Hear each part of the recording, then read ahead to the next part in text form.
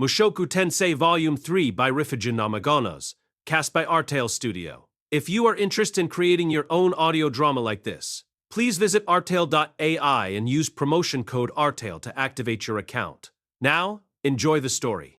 Chapter 1. The Con Artist Who Claimed to be a God. I was dreaming. In this dream, I was soaring through the air, holding Eris in my arms. My mind was hazy, but somehow I knew that I was flying. The world around me was a constantly changing blur of shapes and colors. I rocketed through the air like a sound wave or particle of light, my body randomly bouncing in different directions. I didn't know why this was happening, but I was certain of one thing. No matter what I tried, I was going to lose speed eventually and plunge to the ground. So, I concentrated. I looked at the ever-shifting scenery below us, trying to find a relatively safe place to land. Why did I feel the need to do this? Good question. Something inside me was just screaming that I had to if I wanted to survive. Still, we were going way too fast. It was like staring into the reels of a slot machine, except everything was moving much, much faster. Focusing more intently, I gathered magical energy into my eyes. And for just a moment, we suddenly slowed down. Oh, crap. I'm gonna fall. Panic welled in my chest, but I could now see the land below me clearly. I needed to find a field. Falling into the sea or smashing into a mountain wouldn't be good. Forests were obviously dangerous, but if I managed to aim for a field, I forced myself downward, hoping for the best. Our velocity slowed rapidly as I plunged toward a reddish-brown stretch of earth. An instant later, I lost consciousness. When I opened my eyes, I found myself in a pure white void. I immediately knew this wasn't real. It had to be some sort of lucid dream. Yet for some reason my body felt oddly heavy. Huh? I looked down at myself and my eyes went wide. I was back in the old familiar form I'd spent 34 years in. At the sight of it, memories of my previous life came flooding back. I was the same bitter, vile, insecure, and selfish piece of trash I'd always been. The 10 years I spent as Rudeus suddenly felt like nothing more than a dream. A crushing wave of disappointment washed over me. I'd reverted to my pathetic former self, and I found that fact all too easy to accept. So it really was just a dream, huh? As dreams go, it lasted an awfully long time. But at the end of the day, it was too good to be true. I'd been born into a loving family and managed to get friendly with some very cute girls. Not a bad 10 years by any means. I'd wanted to enjoy that life a little more, though. Oh well, guess it's over now. I could feel the memories of my time as Rudeus beginning to fade. Once you've woken up, even the best of dreams melt away in no time. Had I really expected anything different? Please, a smooth, happy life like that was never in the cards for a guy like me. Eventually, I noticed that a weirdo had appeared in front of me. The individual in question had a blank white face marked only by a big, wide grin. Maybe blank wasn't the right word. I just couldn't make out any distinguishing features. When I looked at any specific part of that face, it slipped instantly out of my memory. My mind refused to form an image of the larger whole. It almost felt as if this person was being blurred out by a pixelated mosaic. Still, I somehow sensed that I was dealing with someone calm and patient. Hey there. Nice to meet you, Rudeus. I'd been so busy feeling sorry for myself, and now I had some weird, censored porno guy chatting me up. Actually, that voice was pretty ambiguous. Could be a guy or a girl. Let's go with girl. That would make the pixelated thing feel kind of sexy, right? Hello, can you hear me? Oh, yeah, sure. Hi there, nice to meet you.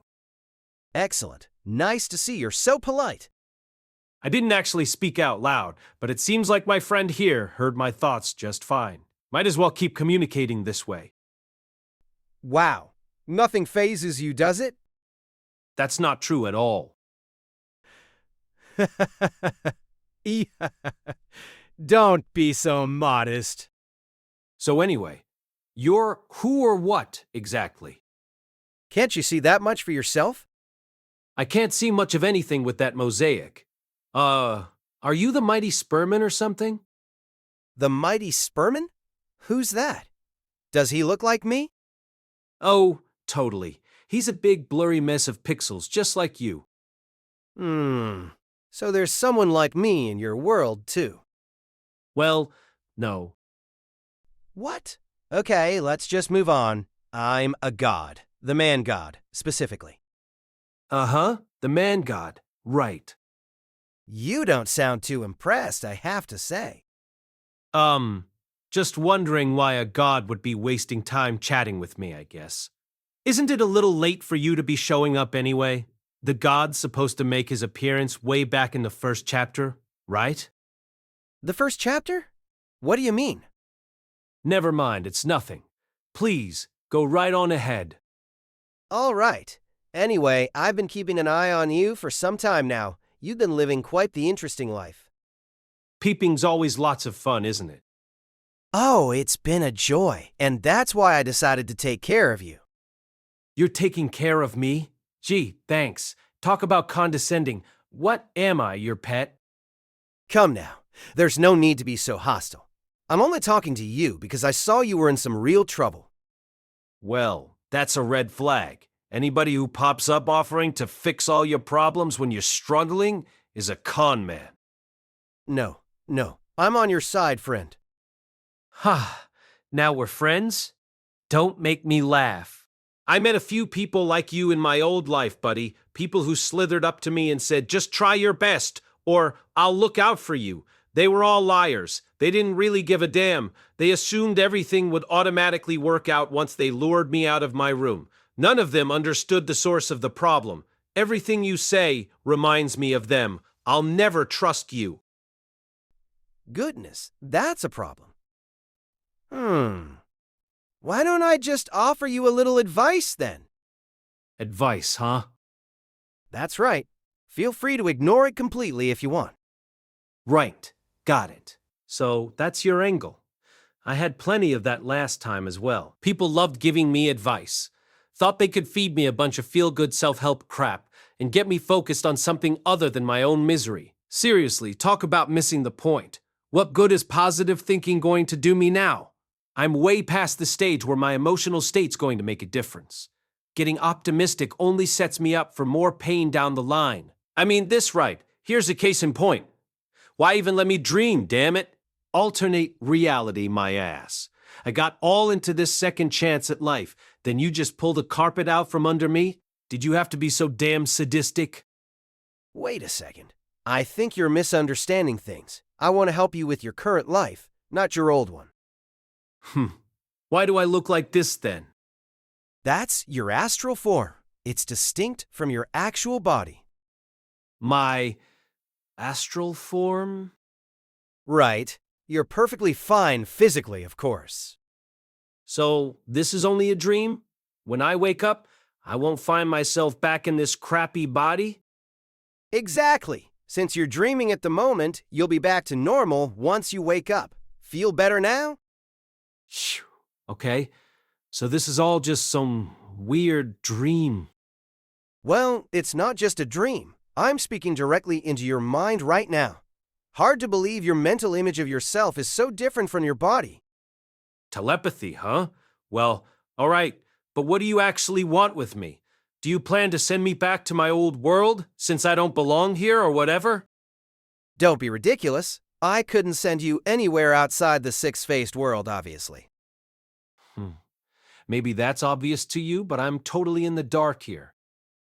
A very reasonable point. Wait a minute, though. If you can't send me back, you can't be the one who reincarnated me in this world, right? True. Reincarnation isn't really my department anyway. That's the specialty of a certain wicked dragon god. Harem. We've got an evil dragon too, huh? Anyway, do you want my advice or not? No thanks. Huh? Why not? I don't know what's going on here, but you're obviously a shady character. That means I'm better off ignoring you completely. Do I really seem that shady? Oh, hell yes. You couldn't act more like a con man if you tried. Reminds me of those scammers I used to run into playing MMOs. The instant you let yourself get into a conversation, they were already messing with your head. I'm not a con man. I won't even ask you to follow my advice, okay? That's just another part of your strategy. Come. Ooh, trust me. You're awfully whiny for a deity. Look, it's not like I even worship you, whoever you are. The only god I care about is the one who actually made the miracle of my reincarnation happen. Why would I trust some other guy who pops into my head and says all sorts of weird crap? Oh, and people who talk about trust are always liars. Words of wisdom from one of my favorite books. Come on, don't be so stubborn. Just give me one little chance. Now you just sound like a loser ex-boyfriend trying to get back with the girl who dumped him. Look, buddy, how many prayers do you think I said in my former life? You never came to the rescue back then. Not even once, right up until the day I died. Why offer me advice now? I'm not from your old world, remember. I'm a god of this world, and I'm saying that I'll help you out from now on. Right. And I'm saying I can't trust you. Talk is cheap. If you want me to believe you, show me a miracle or something. This doesn't count as a miracle? How many people do you know can communicate with you through your dreams? What's so special about a little communication? Anybody can do that. You just write a letter or whatever. Well, true enough. But is that really a good reason for you to ignore me? At this rate, you're gonna die. I am? Why? The demon continent is a rather harsh place. For one, there isn't much of anything to eat. For another, it's absolutely swarming with monsters, especially compared to the central continent. And I know you can speak the language, but things work rather differently here. Are you really confident you can survive? The demon continent? What? Hold on. You mean that huge lump of land way out on the edge of the world? Why would I be way the heck out there? You got caught up in a huge magical disaster. You ended up being teleported here.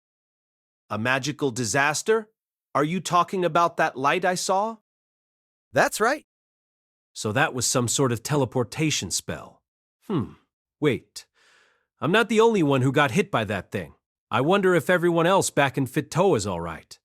Buena Village is pretty far away from Roa, so it's probably fine, but I'm still worried about my family.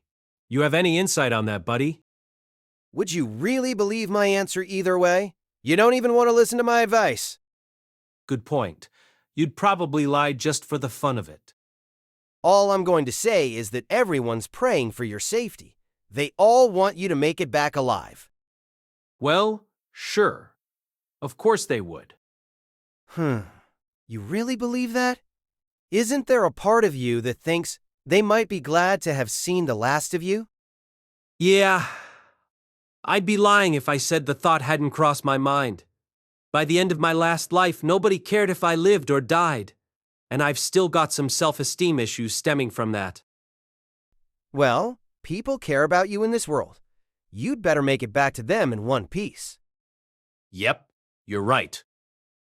I won't make any guarantees, but I think you'll stand a very good chance of getting back alive if you do follow my advice.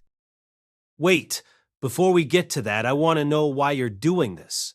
Why do you care so much about me? Heavens, you're persistent. I just think things will be more fun if you stay alive, okay?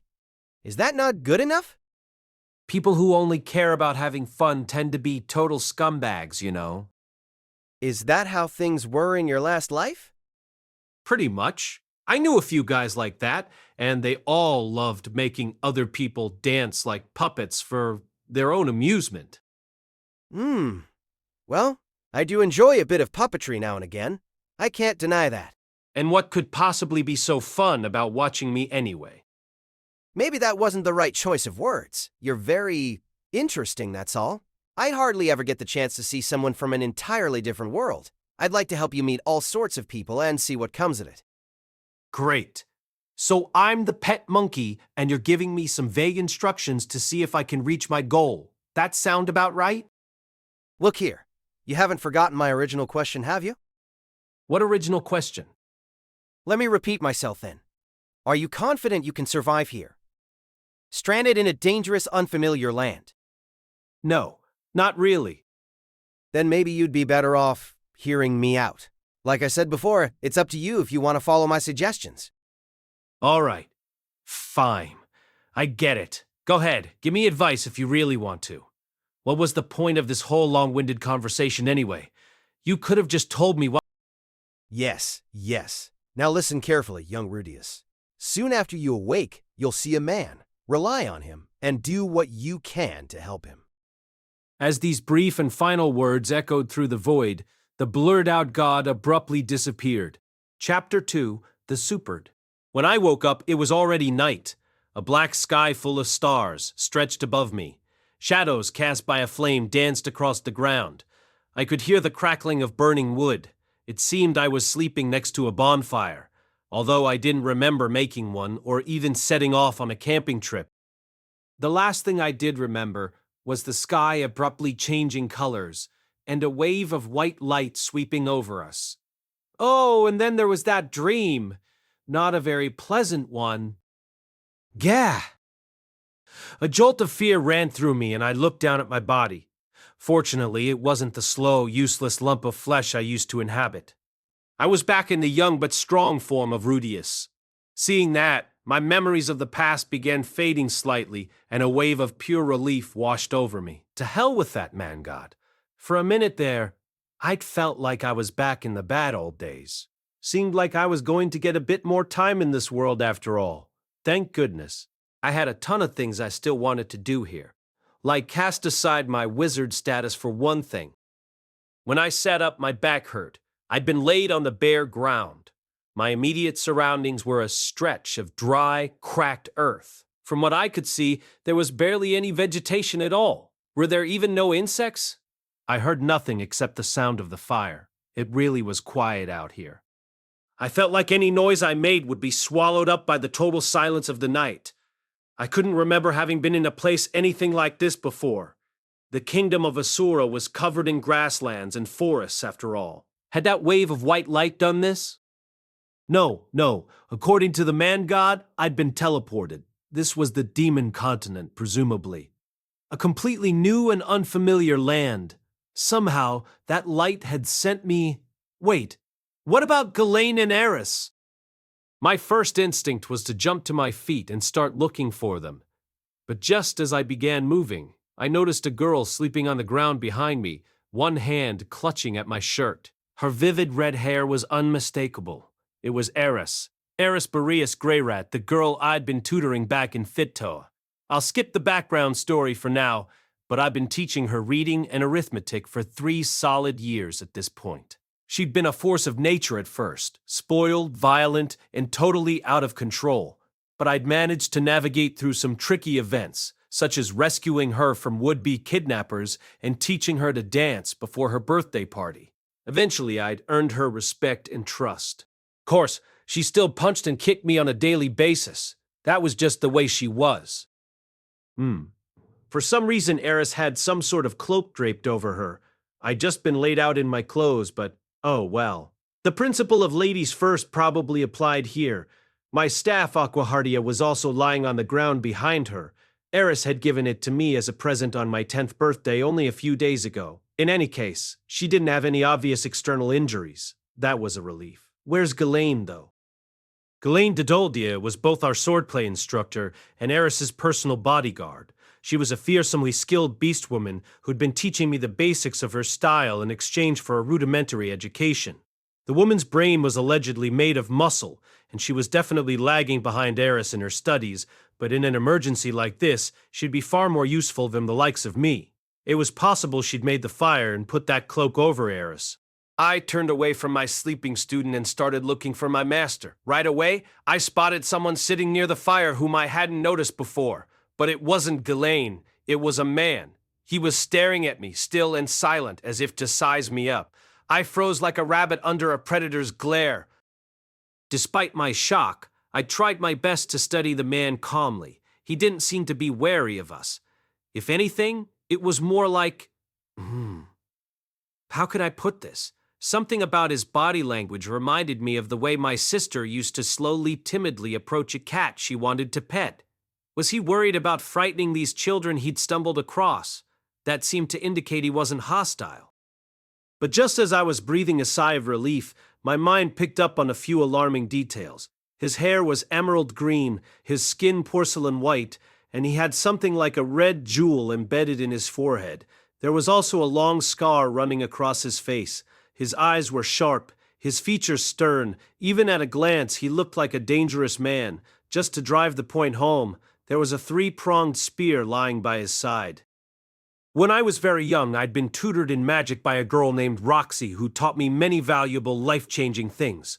One of the things she taught me concerned a certain race of demons, the Supered. I remembered her words perfectly, even now. Don't talk to the Supered. Don't go anywhere near them. I wanted to spring to my feet, grab Eris, and start running wildly. But I managed to suppress that urge at the last moment. The man-god's advice had popped into my head. Rely on him, and do what you can to help him. I had absolutely no reason to trust that self-styled deity, of course. Everything he said to me set off alarm bells, and now he'd left me here with this incredibly suspicious character. How could I trust him? This guy was a Supered for crying out loud. Roxy had explained in great detail just how terrifying and violent they were.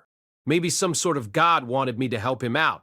Okay, fine, but who was I going to trust here? Some shady character I met in a dream, or my beloved master, Roxy? Roxy, obviously. The question wasn't even worth thinking about, which meant I should be running away now. Then again, maybe that was why the advice was necessary in the first place. If it weren't for that dream, I probably would have fled immediately, but even if I did manage to get away somehow, what would my next move be? I glanced at our surroundings for a second time. It was dark. Everything was completely unfamiliar, and the cracked earth around me was covered in jagged rocks. If I took the man-god at his word, this was the demon continent. That would mean I was a long way away from home. Come to think of it, I'd had another odd dream earlier, although I'd almost forgotten it after that memorable chat with the man-god. I'd been flying across this world at a ferocious speed. I swept past tall mountains, open seas, thick forests, and deep valleys, many places where I could have actually died. Maybe that hadn't been a dream. Maybe I really had been teleported. The demon continent thing seemed increasingly plausible. And of course, I didn't know where on the continent I was. If I ran off now, I'd be wandering aimlessly in the middle of a massive and foreign land. In the end, I didn't have much of a choice. Even if Eris and I could get away from this man, we'd just end up hopelessly stranded in the middle of nowhere. Of course, there was always a chance that we'd find a village nearby when the sun came up. But was it worth gambling everything on that? No, of course not. I knew perfectly well how tough it was to find your way in unfamiliar country. Calm down, man. Deep breaths. You don't trust the man-god? Fine. But what about this guy? Look at him carefully. Look at the expression on his face. He's anxious and a little resigned. He's not some inhuman monster incapable of emotion, okay? Roxy had told me to steer clear of the Supered, but she'd never actually met one herself. I'd learned all about prejudice and discrimination in my old world, and I knew how witch hunts happened. The Supereds were feared, but maybe they were just misunderstood. Roxy surely hadn't meant to lie to me, but there was a chance she had the wrong idea. My intuition told me this guy wasn't going to hurt us. He didn't look nearly as shady or malicious as the man-god. Rather than Roxy's warning or the man-god's advice, I decided to trust my own instincts. I didn't hate or fear this guy at first glance. His appearance was just a little intimidating. In that case, it wouldn't hurt to talk. I'd make up my mind based on how that went. Hello there. Hello. So far, so good. What's next? Are you a servant of God or something? I'm not sure what you mean by that, but I found you two here after you fell from the sky. I know human children are delicate, so I made this fire to keep you warm.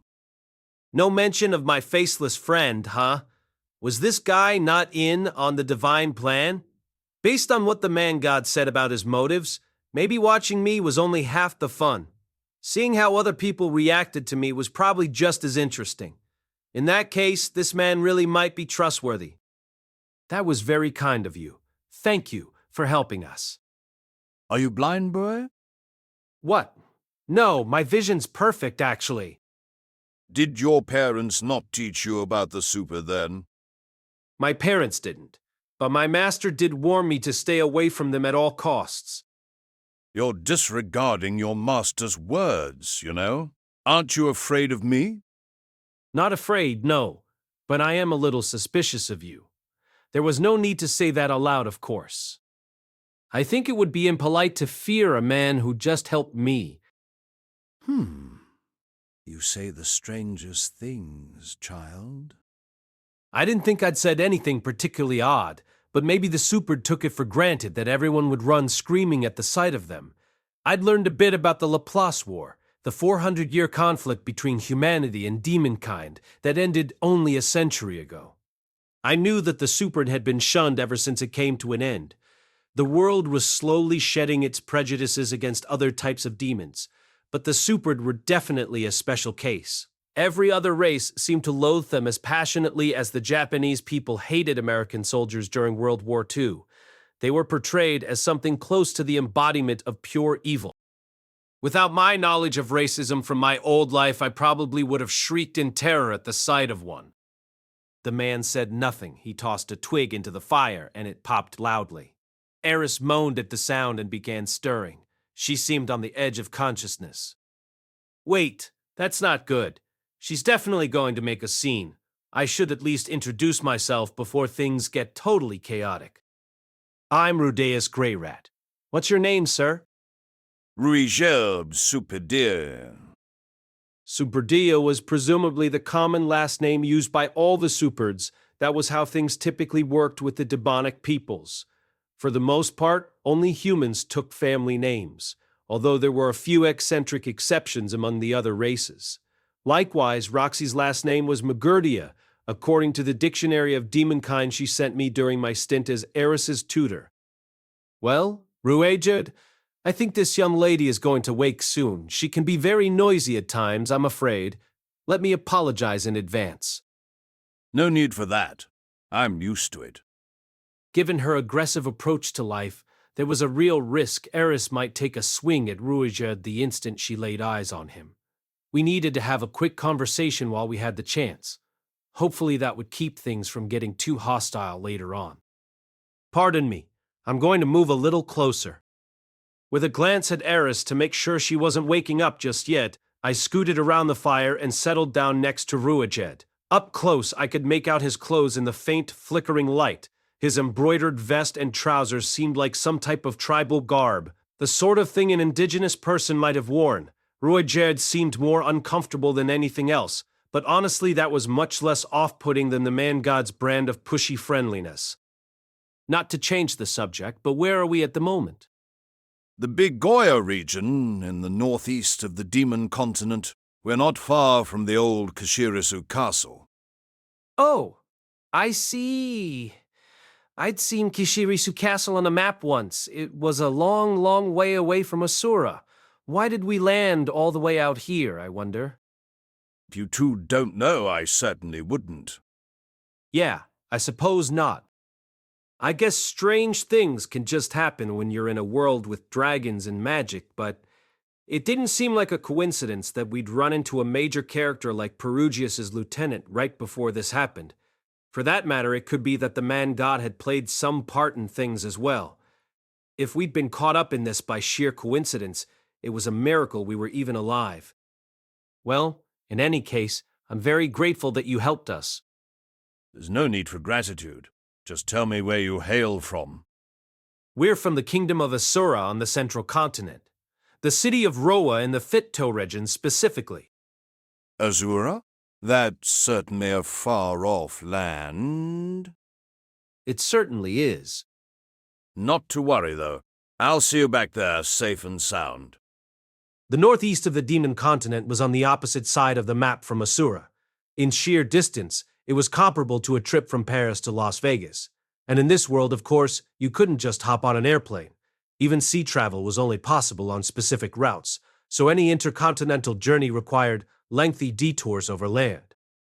Do you have any idea what may have happened, boy?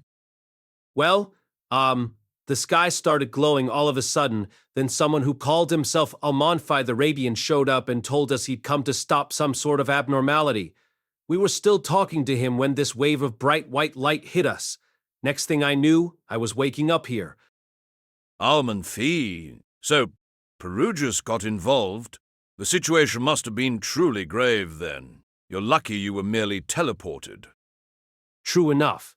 If that had been some sort of explosion, we'd both be dead. I noticed Ruijerd hadn't seemed too surprised by the whole Perugius thing. Maybe it wasn't that unusual for our legendary hero to show up every now and again. By the way, Ruijerd, have you ever heard of a man-god? Man-god? Doesn't sound familiar. Is that someone's name? Never mind. It's not really important. It didn't feel like he was lying to me, and I couldn't imagine why he'd feel the need to. In any case, the kingdom of Asura, is it? It's all right. I wouldn't ask you to take us all that way. If you could just escort us to the nearest town, I think we... No. A supered warrior never goes back on his word. Ruijerd's words were firm, his voice full of stubborn pride. It was enough to make me want to trust him, even putting aside the man-god's advice. Right now, however, I needed to stay skeptical. But we're talking about a journey to the other side of the world. Don't worry yourself about that, child. With that, the man reached out and timidly patted me on the head. I saw relief on his face when I didn't jerk away from his hand. Was this guy just fond of children, maybe? Still, we weren't talking about a 10-minute stroll back home here. I couldn't exactly take his promises at face value right now. Think of it this way. Do you know the language here? Do you have any money? Do you know the roads? Oh, Hadn't even occurred to me until now, but I'd been speaking in the human tongue this whole time, and this demon man was responding fluently. Interesting. I can speak demon god, actually. And I'm a competent magician, so I can earn money for myself. If you take us to a town, I'll find out where we need to go. I wanted to steer this conversation toward a polite refusal if possible. Ruijerd himself might be trustworthy, but I didn't like the idea of things playing out exactly as the man-god wanted. If my cautious words hurt him, the man didn't let it show. I see. At least allow me to protect you, then. Abandoning such young children would blemish the honor of the supered. Well, I wouldn't want to disgrace such a proud people. Not to worry. We've already taken care of that ourselves. I chuckled a little, and Ruijerd's lips curved upwards slightly. Unlike the man-god's hollow, disturbing grin, there was some genuine warmth behind his smile. In any case, I'll take you to the village where I'm staying tomorrow morning. All right? I didn't trust that so-called god further than I could throw him, but this man was different. It couldn't hurt to give him a chance. Until we reached that village, at least. A little while later, Eris's eyes snapped open. Sitting bolt upright, she looked around the area, her expression increasingly anxious. After a moment, her eyes met mine, and I saw relief flash across her face. An instant later, she noticed the man sitting next to me. A Malthala. Shrieking like a banshee, Eris tumbled backward, then tried to get up and run, but her legs gave out under her, and she collapsed to the ground. No. The girl was in a state of total blind panic, but she wasn't thrashing around violently, or even trying to crawl away. She just lay where she'd fallen, trembling in terror, wailing at the top of her lungs. No, no, no, no. Please, please, no. Ghislaine! Ghislaine, help me! Ghislaine, no! I don't want to die. I don't want to die. I'm sorry. I'm sorry I pushed you away. I'm such a coward. Now I'll never get to keep my promise. Ha! After carrying on for quite a while, the girl finally curled up into a ball and began bawling incoherently. Just watching her sent a cold shiver down my spine. I can't believe how terrified she is. Whatever else you could say about her, Eris was a strong-willed, confident girl. As far as she was concerned, the world was hers for the taking. She always tried to bulldoze through every obstacle in her path. As a general rule, the girl threw punches first and talked later. Had I gotten the wrong idea here, maybe? Was running into a supered literally a matter of life and death? A bit unsettled, I glanced over at Ruijerd. That's a more typical reactions and, You can't be serious. So I'm the one who's behaving oddly here? Yes, you are acting rather strangely. However, However? I can't say that I mind. The man's face was a picture of loneliness. I felt a stab of genuine sympathy. I got to my feet and walked to my cowering pupil. Eris twitched in fear as my footsteps drew closer. I squatted down next to her and began gently rubbing her back. It brought back memories from a different life, of a time when my grandma had comforted me in the exact same way. Come on, it's okay. There's nothing to be afraid of. Of course there is. That man's a superd. I still didn't entirely understand why she was so terrified, honestly. I mean, this was Eris, the girl who'd fearlessly attacked Ghislaine, an actual sword king. I thought she wasn't afraid of anything. What's so scary about him, though? Oh, he's a super stupid. They eat children while they're still alive. I don't think that's true. I turned back to Ruijerd for confirmation, and he nodded gamely. We don't eat children, no. Yeah, didn't really think so. You hear that, Eris? But they're demons. Demons. Yes, that's true, but he speaks human just fine, fortunately. Look, that's not the point, okay? Jerking her head up off the ground, Eris looked up at me with fire in her eyes. Much better. Now that's the Eris we know and love. You sure you want to stick your head up like that? Maybe he won't eat you if you stay curled up on the ground. And stop making fun of me. Clearly infuriated by my teasing, Eris shot me another glare, then whipped her head around to do the same to Ruijerd, at which point she started trembling again. Were those actual tears in her eyes?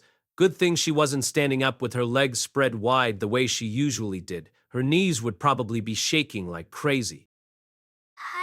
And nice to meet you, sir. I'm Iris Bebo Boreas. Despite it all, the girl still managed to stutter out a polite greeting. It was a little comical, especially coming right after she glared daggers at him. Come to think of it, though, taking the initiative to introduce yourself was never a bad idea when you were speaking to a stranger. Someone had taught me that a long time ago. Eris Boboreus Greyrat, is it? You humans have taken to giving yourselves some peculiar names of late, it seems. No. It's Eris Boreas Grey Rat. I just stuttered a little, that's all. Look, how about you introduce yourself, huh?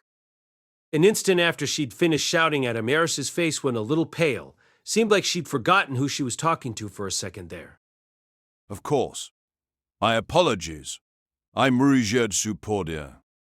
When Ruijerd responded calmly, an expression of relief flashed across Eris's face, then quickly gave way to a confident, cocky grin. It seemed she'd retroactively decided she wasn't scared of him one bit. See, he's not so bad. You can make friends with anyone so long as you can communicate with them. Yep, you're right, Rudeus. Honestly, Mother's such a silly liar. So she'd heard about the Supered from Hilda then? I was a bit curious about the stories she'd been told. They must have been pretty awful. Eris's reaction was relatively understandable. I probably would have freaked out more than a little if I ran into a Tech or Nemahaj in real life, after all. What did Miss Hilda tell you about the Supered? She always said they'd come to eat me unless I went to bed on time. Ah, so they were the classic bedtime boogeyman in this world, huh? Kind of like the put-away man back in Japan. Well, this Supered doesn't seem interested in eating us. We could brag about making friends with him once we make it back at home, right? Oh, do you think Grandfather and Ghislaine would be impressed? Of course. I glanced over at Ruijerd. There was an expression of mild surprise on his face. So far, so good. You know, I think Ruijerd's actually a bit of a loner. He'd probably agree to be your friend right away if you asked him.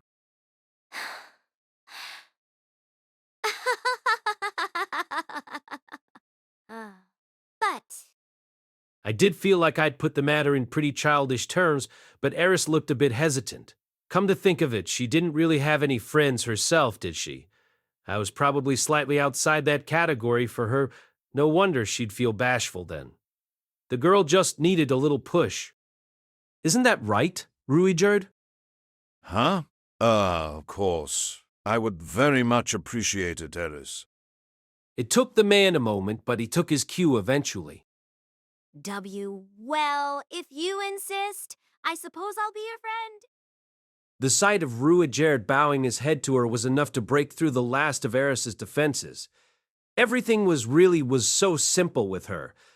It made me feel kind of ridiculous for overthinking things so much. Then again, I guess someone needed to compensate for her impulsiveness. Phew. Okay then. I think I'm gonna get a little more rest if you don't mind. What the heck, Rudeus? You're going to sleep already? Yes, I'm tired, Eris. Very tired. Really? Well, that's a shame. Good night then. I curled up on the ground and Eris gently draped the cape she'd been lying under over me. Presumably it belonged to Ruijerd. For some reason, I really was completely exhausted. Just as I was drifting off to sleep, I caught a few snatches of conversation from the direction of the fire. Are you not afraid of me anymore, girl? I'm fine. I've got Rudeus with me. Right. I'm going to get Eris home safe at least, no matter what. With that final thought, I let myself sink into unconsciousness. Chapter 3. A Master's Secrets. Once again, I was dreaming. This time, I was watching a group of angels descend from the skies above. Seemed pleasant enough compared to my recent nightmares. Then, I noticed that parts of the angels were hidden by pixelated mosaics. As they drew closer, they giggled at me in unison, and creepy grins spread across their faces. The instant I realized this wasn't going to be a happy dream, I woke up. Another nightmare. I've been having many of those recently. I sat up slowly and studied the barren, rocky field of Earth in front of me. This was the demon continent, one half of the supercontinent that was torn apart in a war between humanity and demonkind, and home to the various demonic races once united by the demon god Laplace. Its area was roughly half that of the central continent, but it was a harsher place by far. There was very little vegetation for one thing. The terrain was scarred with cracks and fissures. Changes in elevation were abrupt, with great rock slopes jutting up like steps on a giant staircase. Travelers would often find their path blocked by piles of boulders taller than a man. The place was basically a maze. What's more, its dense, natural concentrations of magical energy meant it was plagued by numerous powerful monsters. From what I'd read, walking from one end to the other would take 3 times as long as a journey across the larger central continent. We had a very tough road ahead of us, and I wasn't sure how to break the news to Eris. But when I looked over, I found her staring out at the bleak landscape with excitement shining in her eyes. Eris? It seems we're on the demon continent, so... The demon continent? What an adventure this is going to be. Was that joy in her voice? Well, all right then. No reason to be a buzzkill and explain just how dangerous this is going to be. Let's move. Follow me. Together, the 3 of us set out across the barren plain. Apparently, Eris had made friends with Ruijerd while I was sleeping. She chattered away at him as we walked, describing her life at home, her lessons in magic, and her sword fighting practice with great enthusiasm. Ruijerd didn't contribute that much to the conversation, but offered polite expressions of interest where appropriate. It was hard to believe Eris had been utterly terrified of the man only the night before. At this point, she didn't seem intimidated by him in the slightest. In fact, she made a few offhand comments that bordered on being outright rude. It made me more than a little anxious, but Ruijerd never seemed to take offense. Who said the Superd had a terrible temper anyway? They were clearly full of it. Of course, Eris wasn't quite as prone to bluntly insulting people as she used to be. Ed and I had basically drilled that habit out of her, so she probably wasn't going to blurt out anything too awful, or so I wanted to believe. Still, it was hard to know what might infuriate a stranger from an unfamiliar culture. I was really hoping she'd tread carefully here. Also, Eris tended to get infuriated pretty easily herself, so hopefully Ruijerd would do the same. As that thought ran through my mind, I heard Eris's voice grow sharp with irritation. Rudeus isn't your older brother, then? Of course not. But you share the name Grey Rat. That is a family name, correct? That doesn't make him my brother. Was he born to a different mother? Sired by a different father? Sired by a different father? No, that's not it either. I don't know how humans view these things, but you ought to be grateful that you have him. Look, you've just got the wrong idea. Regardless, be grateful that you have him.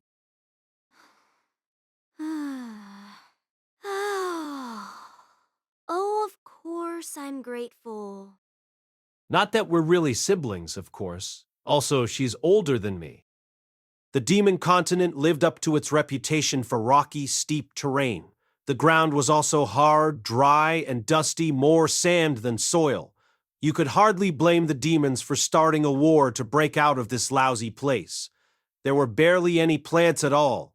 Every once in a while I spotted a weird rocky thing that looked like some sort of cactus, but that was about it. Wait here for a moment. Don't move from this spot, you understand? Once every 10 minutes or so, Ruijerd would order us to sit still and run off ahead. This time, he leapt easily across a series of massive boulders, quickly disappearing from view. The man's physical abilities were unbelievable. I'd always thought of Ghislaine as almost superhuman, but if you translated their raw agility into numbers, Ruijerd might actually come out on top. Sorry to keep you waiting. Let's move on. Ruijerd didn't explain himself, but there was a faint scent of blood on the head of his trident. Presumably, he'd cut down some sort of monster that may have blocked our way forward. From what I recalled of Roxy's dictionary, that jewel-like thing on his head acted like a radar of sorts. He was probably using it to identify potential threats before they got too close, then cut them down before they knew what hit them. Okay, look.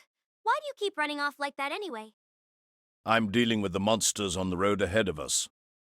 Parting his hair to the sides, he showed Eris the glinting red crystal at the center of his forehead. She flinched in surprise for just a moment, but the jewel was actually a rather pretty thing, and soon she was staring up at it with open curiosity. Oh, right. That must come in handy. I suppose it does, but at times I wish I didn't have one. Well, I'll take it if you don't want it. Come on, let me yank it off. It's not quite that easy, I'm afraid. Eris really had come a long way. She was even making jokes these days. That was a joke, right? That reminds me. Ruijerd, I've heard the monsters on the demon continent are very strong.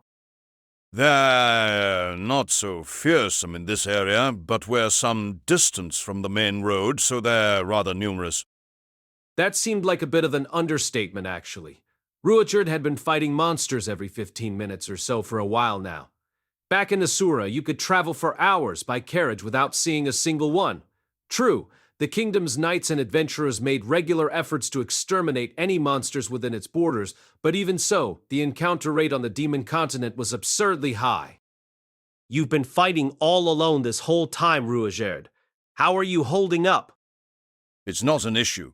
I cut these creatures down in a single strike. Well, all right, but let me know if you're getting tired, will you? I could watch your back at least, and I do know how to use healing magic. Don't worry yourself, child. You just stay with your little sister and keep her safe, all right? Listen, I'm not his little sister, okay? I'm older than he is. Really? My apologies. Ruijerd tried patting Eris on the head as well, but she slapped his hand away sulkily. Better luck next time, big guy. Here we are. The walk had taken about 3 hours in total. We'd followed a long, winding path with a good bit of uphill climbing, so it took quite a while. But as the crow flies, we were only half a mile or so from where we'd started. I was surprisingly worn out. I'd been feeling lethargic since the night before. Was this some sort of after effect of that teleportation spell? Maybe I just needed to work on my endurance. It wasn't like I'd been slacking off on my training with Ghislaine, though. Oh, it's a town. Eris exclaimed, studying the little settlement in front of us with great interest. The girl didn't look even slightly winded. I was a little jealous of her stamina. To my eyes, the place we'd arrived at looked more like a village than a town. There were maybe 10 or 15 houses at most, and the fence surrounding them was crude. I noticed a small field inside as well. It was hard to tell what they were growing, but from the looks of things, it wasn't going to be a bumper crop. Was it even possible to farm on land like this, without a river anywhere nearby? Halt. Who are those two? Ruijerd.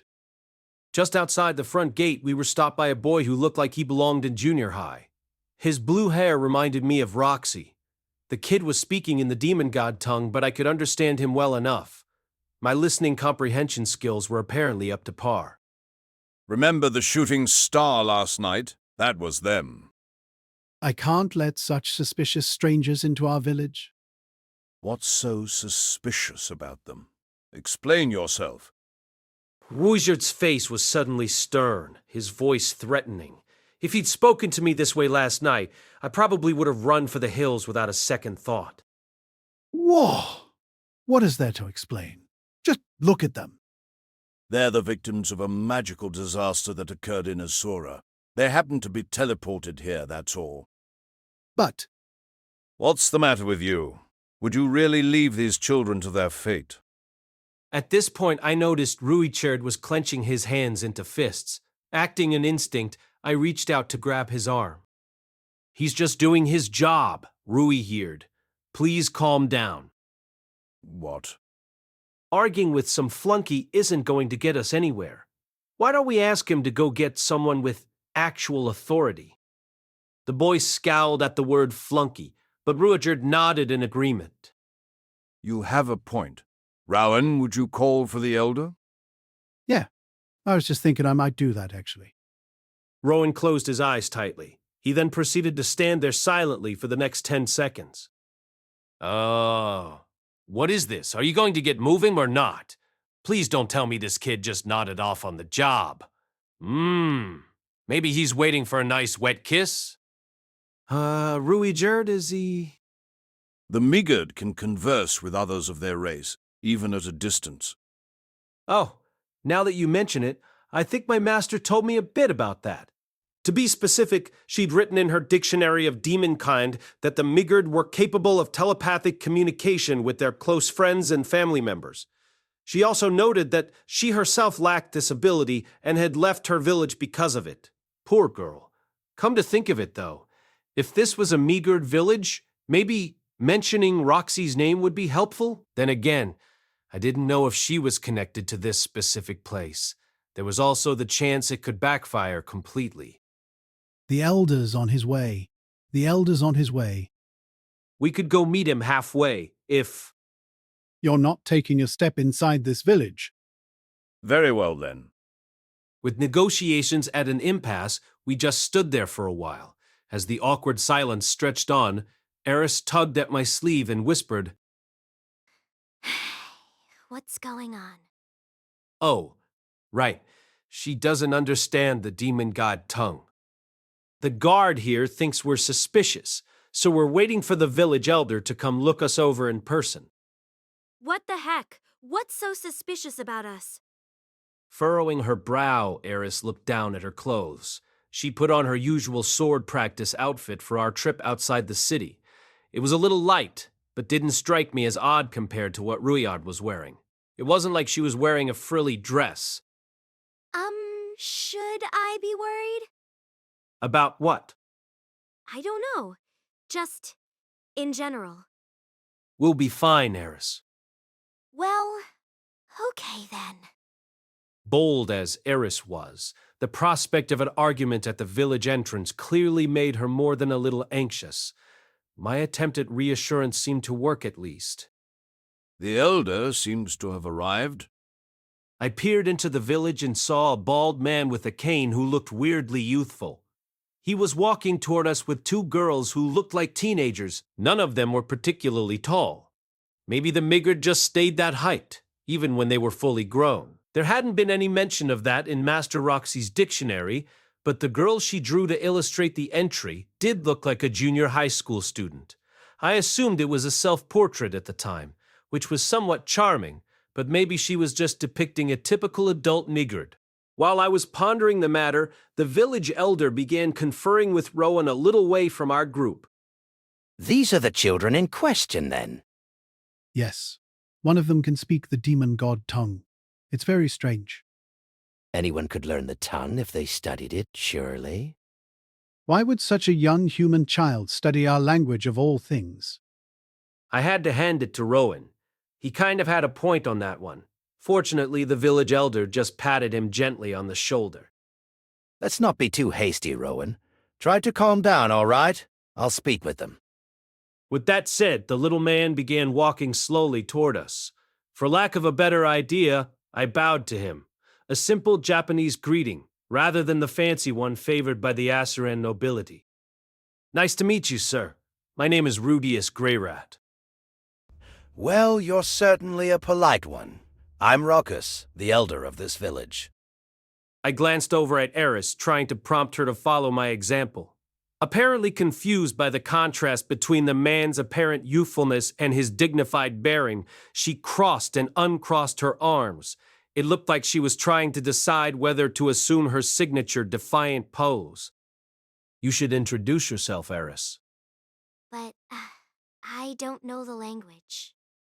Just do it the way you learned. I'll tell him what you're saying. Ugh,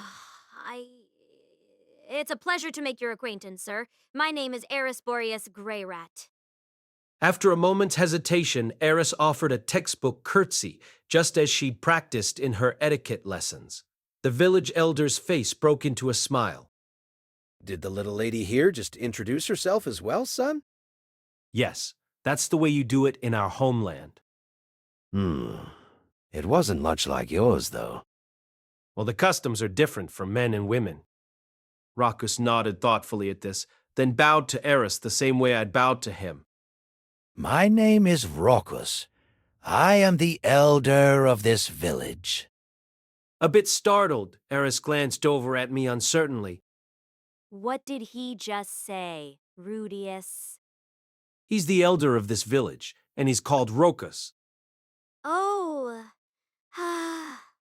for really? So I guess he did understand you. That's good. That probably covered the initial formalities. It was time to get down to business. Would you permit us entry to your village, Roxy? Rather than answering my question at once, the little man began studying me intently from head to toe. Ooh, such a passionate gaze. Cut it out. You're making me want to do a striptease. After a long moment, his eyes came to a stop, fixed on my upper chest. Where did you obtain that pendant you're wearing, young man? It was a gift from my master. And who was this master of yours, if I might ask? Her name was Roxy. The honest answer felt like the way to go here. At the end of the day, I was proud to have studied under her.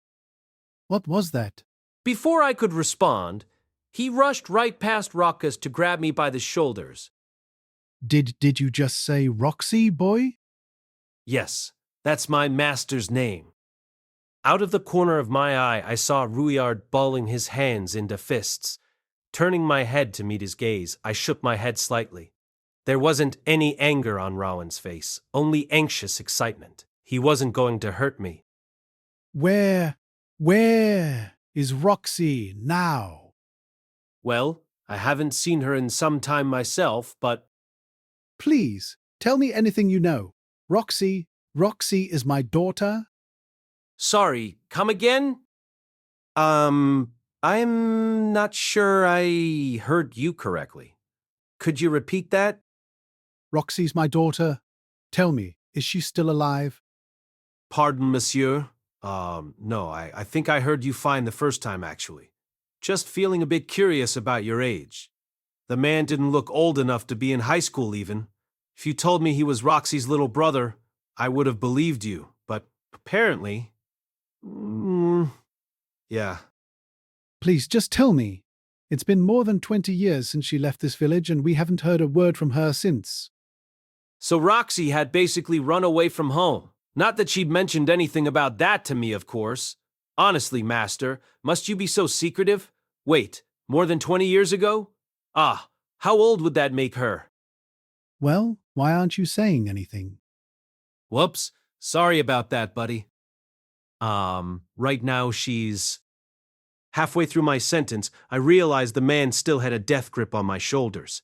It sort of looked like he was trying to squeeze the information out of me, didn't it? That was no good. I didn't want anyone thinking I'd broken under pressure, not quite this easily at least. I mean, if he'd smashed my computer, beaten me up, then barraged me with insults, that'd be a different story. I needed to stick up for myself a bit here. It might make Eris anxious otherwise.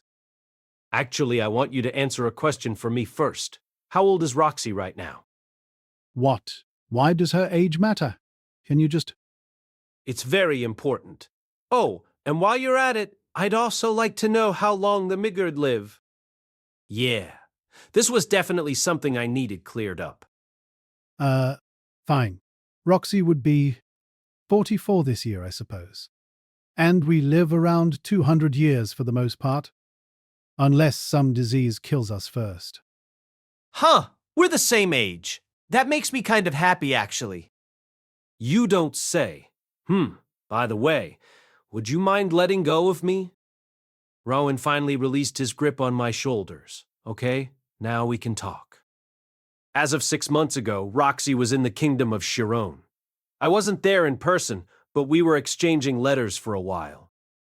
Letters? Can she write in the human tongue? Yes, she knew our language perfectly by the time I met her. That was 7 years ago. Ah, really? In any case, you're saying she's all right? Well, there's always a chance she came down with some sudden illness recently. But as far as I know, she's in perfectly good health. Rowan sank unsteadily to his knees. There was undisguised relief on his face, and tears were shining in his eyes. I see. So she's all right. She's all right. Thank goodness. Hey, I'm happy for you, Dad. I found myself thinking of Paul, wondering if he might react similarly when he learned I was safe. I'd have to send a letter to Buena Village as soon as I could. Turning away from Roxy's weeping father, I addressed Ruckus again. Now that we've cleared that up, would you be willing to let us inside? Of course. We wouldn't turn away someone who brought us such welcome news. Good thing I had this pendant. Never would have thought it'd come in so handy. I probably could have saved myself some time by showing it to them right away. But then again, depending on how the conversation went, they may have gotten the impression that I killed Roxy and stole it from her. Demons apparently had long lifespans, and it probably wasn't uncommon for them to look much younger or older than they really were. In other words, my appearance wouldn't necessarily protect me from suspicion here, especially if they realized my mental age was more like 45. I'd have to do my best to act appropriately childish. For now, at least, we'd managed to gain entrance to the Ruijerd village.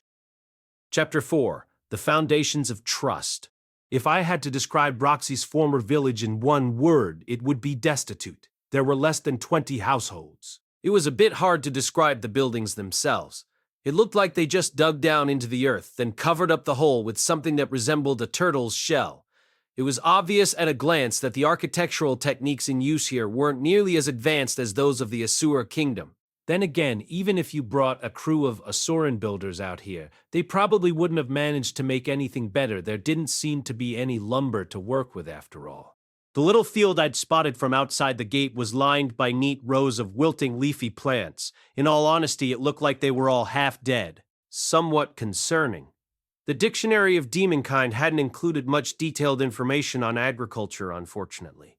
All I could remember was a brief mention that their vegetables tended to be bitter and unpleasant. Apart from the crops themselves, there were also some alarmingly toothy flowers growing at the very edges of the field. They bore a strong resemblance to the deadly plants known to lurk inside green pipes in a certain video game series, but it seemed plausible that these were actually some sort of animal, given the way they audibly gnashed their ugly, uneven fangs together. Presumably, they'd been placed there to protect the crops from hungry animals. Near the village fence, a group of young girls moved busily around a fire. It looked like a bunch of junior high kids out on a camping trip, but they seemed to be focused on cooking a single enormous meal. Apparently, they made their meals in one big pot and then distributed shares to all the villagers. There were almost no men around. I did notice a few children who were ostensibly boys at play, but other than Rowan and the elder, the adults were all women. The others were presumably off securing tomorrow's dinner. From what I remembered, men did most of the hunting in these villages, while the women looked after their homes. What sort of prey is there to hunt around here, Ruijerd? Monsters, monsters. That answer was probably perfectly true, but it felt slightly lacking in detail, like a fisherman telling you he caught fish for a living. Oh well, guess I'll just have to press a little harder. Do those shells on top of their houses come from monsters too? Those come from great tortoises. Their shells are tough and their meat's delicious. You can even make bowstrings from their tendons. Are those the hunters' main targets then? Yes, A tasty tortoise, huh? It was a little hard to picture one massive enough to fit these shells. The one covering the village's biggest house had to be at least 60 feet long. As that thought ran through my head, Ruijerd and Rokus stepped into that very building. One thing never seemed to change, no matter where I ended up. The guy in charge always had the nicest house. Pardon me. Thank you for having us. Mumbling some vaguely polite words, Eris and I went in as well. Whoa. The interior of the dugout was much more spacious than I would have guessed from the outside. Its floor was covered with furs, and the walls were decorated with colorful works of art. A fire blazed in a sunken hearth at the center of the room, lighting the interior quite nicely. There were no separate rooms or dividing walls. At night, you probably just wrapped yourself up in a fur and curled up by the fire. I noticed a number of swords and bows placed carefully near the outer walls. You could certainly tell this was a community of hunters. For some reason, the two girls who'd followed the elder to the gate didn't follow us inside. Well then, let's hear your story. Raka said, plopping himself down next to the hearth. Ruijerd took a seat directly facing the elder. I sat cross-legged next to the Superd. I glanced back looking for Eris, and found her standing awkwardly near the entrance, unsure of what to do. Do we just sit on the ground, even inside the house? We sat on the floor all the time during sword practice, didn't we? Yeah, I guess you're right. Eris wasn't the type to get too flustered about this sort of thing, really. She was probably just thrown off by the difference between how things worked here and what she'd learned in her etiquette lessons. Watching her drop down to the ground, I found myself slightly concerned that the girl might completely forget the concept of manners by the time we made it back home. Shaking my head slightly, I turned back to face Elder Rokus. I started off by stating my name, age, profession, and place of residence, then explained that Eris was my pupil and the daughter of a noble family. I also made it clear that we'd been sent very suddenly to this continent by events beyond our control. I decided against mentioning the whole man god thing. I had no way of knowing how the Migard viewed that particular deity, and the last thing I needed was to brand myself as the messenger of an evil god. Well, there you have it.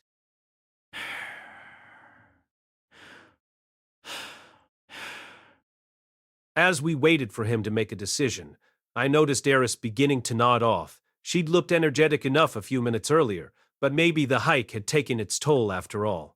It wasn't really surprising. This sort of travel was new to her, and it seemed she'd never gone back to sleep the previous night. The girl was probably running on fumes. Eris, I can handle the talking. Why don't you take a nap? How am I supposed to do that? You just wrap yourself up in one of the furs, I think. But there aren't any pillows. Hey, my lap's available. Hey. What's that supposed to mean? It means you can rest your head on my legs. Really? Well, thanks. Normally, Eris would have kicked up a royal fuss at the very suggestion, but it seemed she was too drowsy to care. Without much hesitation, she plopped her head in my lap. For a moment, her face tensed, and she clenched her hands into fists, but once she closed her eyes, she was sound asleep within seconds. The girl must have been seriously exhausted. I took the opportunity to gently stroke her long red hair, and she squirmed a little as she slept. After a moment, I realized that Rokus was watching me from across the hearth. There was a warm, amused smile on his face. I couldn't help feeling a little self-conscious. What is it? You two certainly seem to get along. Oh, yes, absolutely. That said, we were still in hands-off mode for now. The little lady here had some firm ideas on the subject of chastity, and I wasn't about to disrespect that. In any case, how are you planning to make your way back home? He'd gone straight to the same question Ruijerd had brought up the night before. We'll travel on foot, earning money as we go. You think a pair of children can earn enough to support themselves? Actually, I'm planning to handle that part on my own. Not that I was exactly street smart myself, but I couldn't very well expect a sheltered little rich girl like Eris to deal with the practical realities here. They won't be alone. I'll be going with them. It would definitely be reassuring to have this guy in our corner, but the man-god thing was still a point of concern. No matter how much I wanted to trust him, it was probably better for us to go our separate ways at this point. For all I knew, he was a ticking time bomb. That said, how exactly was I supposed to turn down this offer? Before I could think of anything, Elder Rockus voiced his own disapproval. And what purpose would that serve, Ruijerd? What do you mean? I'm going to keep these two safe and bring them back to their home. But you can't enter any towns, can you? Wait, what? He can't go into town? Think about what might happen if you approached a city with these children. You remember what happened 100 years ago, don't you? When the garrison chased you off and formed a squad to hunt you? 100 years ago? Well, yes, but I could just wait by myself outside. And know nothing of what befalls these two within. That's no way to keep them safe. Rockus said, shaking his head in exasperation. Ruijerd grimaced and ground his teeth. Apparently, the Superd were just as feared and hated on the demon continent as they were in Asura. Had they really formed an entire squad just to hunt down a single man, that seemed somewhat excessive. You'd think he was some rampaging monster. If anything should happen to them inside, Yes? What would you do? I'd go in to rescue them even if I had to kill everyone living in the city. The man's eyes were deadly serious. He wasn't even exaggerating. I could tell he meant every word literally. There's no reasoning with you when children are involved. Come to think of it, you first earned our trust by rescuing some youngster from a vicious monster, didn't you? True. Has it already been 5 years since then? Ah, how the time does fly. Sighing, Rockus shook his head wearily. I knew the man was currently on my side, but I found myself a little irritated anyway. He just gave off the same aura as an obnoxiously precocious junior high kid expressing his exasperation at the stupidity of adults. In any case, Ruijerd, do you really think you can accomplish your goal by such violent means? His goal? This sounded important, so I decided to butt in. Your goal? What's that, Ruijerd? It's very simple. He wants to convince everyone that the Superd aren't the wicked monsters they're made out to be. With effort, I managed to keep myself from blurting out, well, that's not going to happen. Systematic prejudice wasn't the sort of thing a single person could overcome, no matter how hard they tried. Hell, a single kid can't even stop their class from bullying someone, and hatred of the Superd had apparently spread across the entire world. I mean, even bold little Eris screamed at the sight of Ruijerd. Humanity and demonkind alike were positive that his race was evil. How were you going to convince them all otherwise? Well, it's true that the Superd attacked friends and enemies alike during the war, right? Wait, that wasn't... I know rumors can get out of control, but it does seem like there's a good reason everyone's afraid of. No, that isn't true. Ruijerd shouted, suddenly grabbing me by the front of my shirt. His eyes were burning with anger. I felt myself trembling. Oh, crap. We were victims of Laplace's plot. The Superd are no race of monstrous beasts. What the heck? Stop yelling at me, man. You're freaking me out. Crap, I can't stop trembling. What's this about a plot anyway? Is this guy conspiracy theorist or what? And this Laplace guy lived like 500 years ago, right? What did this Laplace do exactly? He repaid our loyalty with betrayal. Ruijerd's grip on my shirt began weakening. I reached up and tapped his arms a few times, silently asking him to release me. He complied immediately. Still, I could see his hands shaking with fury. That man! That cursed man! Would you mind telling me the whole story, Ruijerd? It's a long tale. Well, I've got plenty of time. The story Ruijerd proceeded to tell me described a hidden side of this world's history. The demon god Laplace was known as a hero who united the demonic races, winning them the rights humankind had long denied them. The Superd had rallied to Laplace's banner very early in his campaign. They possessed outstanding agility and a capacity to sense the presence of their foes. In addition, their strength in battle was second to none. They served as one of Laplace's personal forces, specializing in ambushes and nighttime raids. Thanks to the third eye on their forehead, they were always aware of their surroundings. It was impossible to take them by surprise or to avoid their deadly attacks. In other words, they were an elite group. At the time, the word Superd was spoken in tones of respect and awe throughout the demon continent. But then came Laplace's war. In the middle stages of the conflict, just as the demons were beginning their invasion of the central continent, Laplace called upon his warriors bearing a certain type of weapon, one that would later come to be known as the Devil Spears. He offered these spears to his soldiers as gifts. They closely resembled the tridents the Super wielded in combat, but they were jet black in color. Even at first glance, there was clearly something ominous about them. Naturally, some among the warriors objected to their use, insisting that a Supered spear was their heart and soul, that they could never cast aside their weapons for some cursed thing. But this was a gift from Laplace, their master. In the end, Ruijerd, the group's leader, ordered his soldiers to use their new spears out of sheer loyalty to Laplace. Did you just say Ruijerd? Yes, I was the leader of the Supered warriors at the time. How old are you right now? I lost track after I reached 500. Okay. Had Roxy's dictionary mentioned anything about the Supered being that long-lived? Well, whatever. In any case, the group stuck their old spears in the ground somewhere or other and began to use the Devil Spears in battle. These new weapons were enormously powerful. They amplified their bearers' physical capabilities several times over, nullified the effects of the human's magic, and heightened the Superd's already sharp senses even further. The Superd were now nearly invincible, but in exchange they were gradually transformed. The more blood their new spears tasted, the more corrupt their souls grew. The warriors didn't even realize what was happening to them. They lost their sanity in increments, none more quickly than any other, and so no one noticed how they, or those around them, were changing.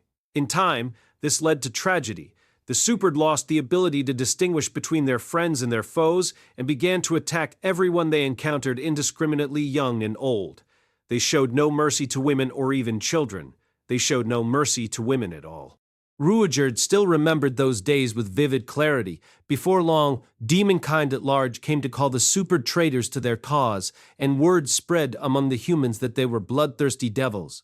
At that time, Ruijerd and his companions smiled happily at these insults, taking them to be the highest praise. The Superd were surrounded by enemies, but their cursed spears made them a force to be reckoned with. Every warrior in their band now fought with the strength of 1,000 men. No army could hope to destroy them. They quickly became the single most feared combat unit in the entire world. However, that didn't mean they suffered no losses. Now, a hated enemy of both humanity and demonkind, they were forced to endure near constant battles day and night. Slowly but steadily, their numbers began to decrease. Still, none of them questioned the path they were following. In their madness, the thought of death in battle brought them bliss. After some time, a rumor reached the Superd band that one of their villages was under attack, Ruijerd's home village, in fact. It was a trap meant to lure them to their doom, but by this point, none of them were clear-headed enough to suspect anything. Mushoku Tensei Volume 3 by Rifujin Namagonote. Cast by Ariel Studio. If you are interested in creating your own audio drama like this, please visit artail.ai and use promotion code ARTAIL to activate your account. Now, enjoy the story. The warriors returned to their home for the first time in a while and proceeded to attack it. It was simple. They'd found people, which meant they had to kill them. Ruijerd murdered his parents, his wife, his sisters, and finally his own child. Ruijerd's son was still young, but he'd been training to become a warrior. It was far from an even fight, but in his final moments, the boy managed to break his father's jet-black spear.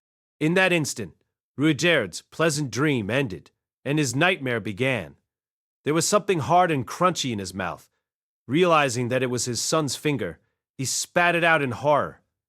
His first thought was of suicide, but he forced it from his mind. There was something he simply had to do before he could die, an enemy he had to destroy, no matter the cost. By this point, the Superd's village was totally surrounded by a demon army sent to exterminate them. Only 10 of Ruijerd's soldiers remained. When they first received the Devil's Spears, this had been a band of nearly 200 daring, valiant fighters. Now a bare handful survived. And they were all in rough shape. Some had lost an arm, others an eye or the jewel on their forehead, but even battered, bruised, and utterly outnumbered, they stared belligerently at the 1,000-strong force surrounding them. They were all going to die, and they were going to die in vain. Ruijerd snatched the Devil's Spears from his companions' hands and broke them apart. One by one, the others came to their senses, and their aggressive glares gave way to expressions of shocked disbelief. Many began to weep uncontrollably, lamenting their murder of their families. Still, none asked to be returned to the oblivion of their trance. They were made of sterner stuff than that. Together they swore an oath to have their vengeance on Laplace. Not a single one blamed Ruijerd for what had transpired. These were no longer mindless killers nor proud warriors. They were fallen, ruined creatures with only revenge to live for. Ruijerd didn't know what had become of the other 10, but he suspected they were dead.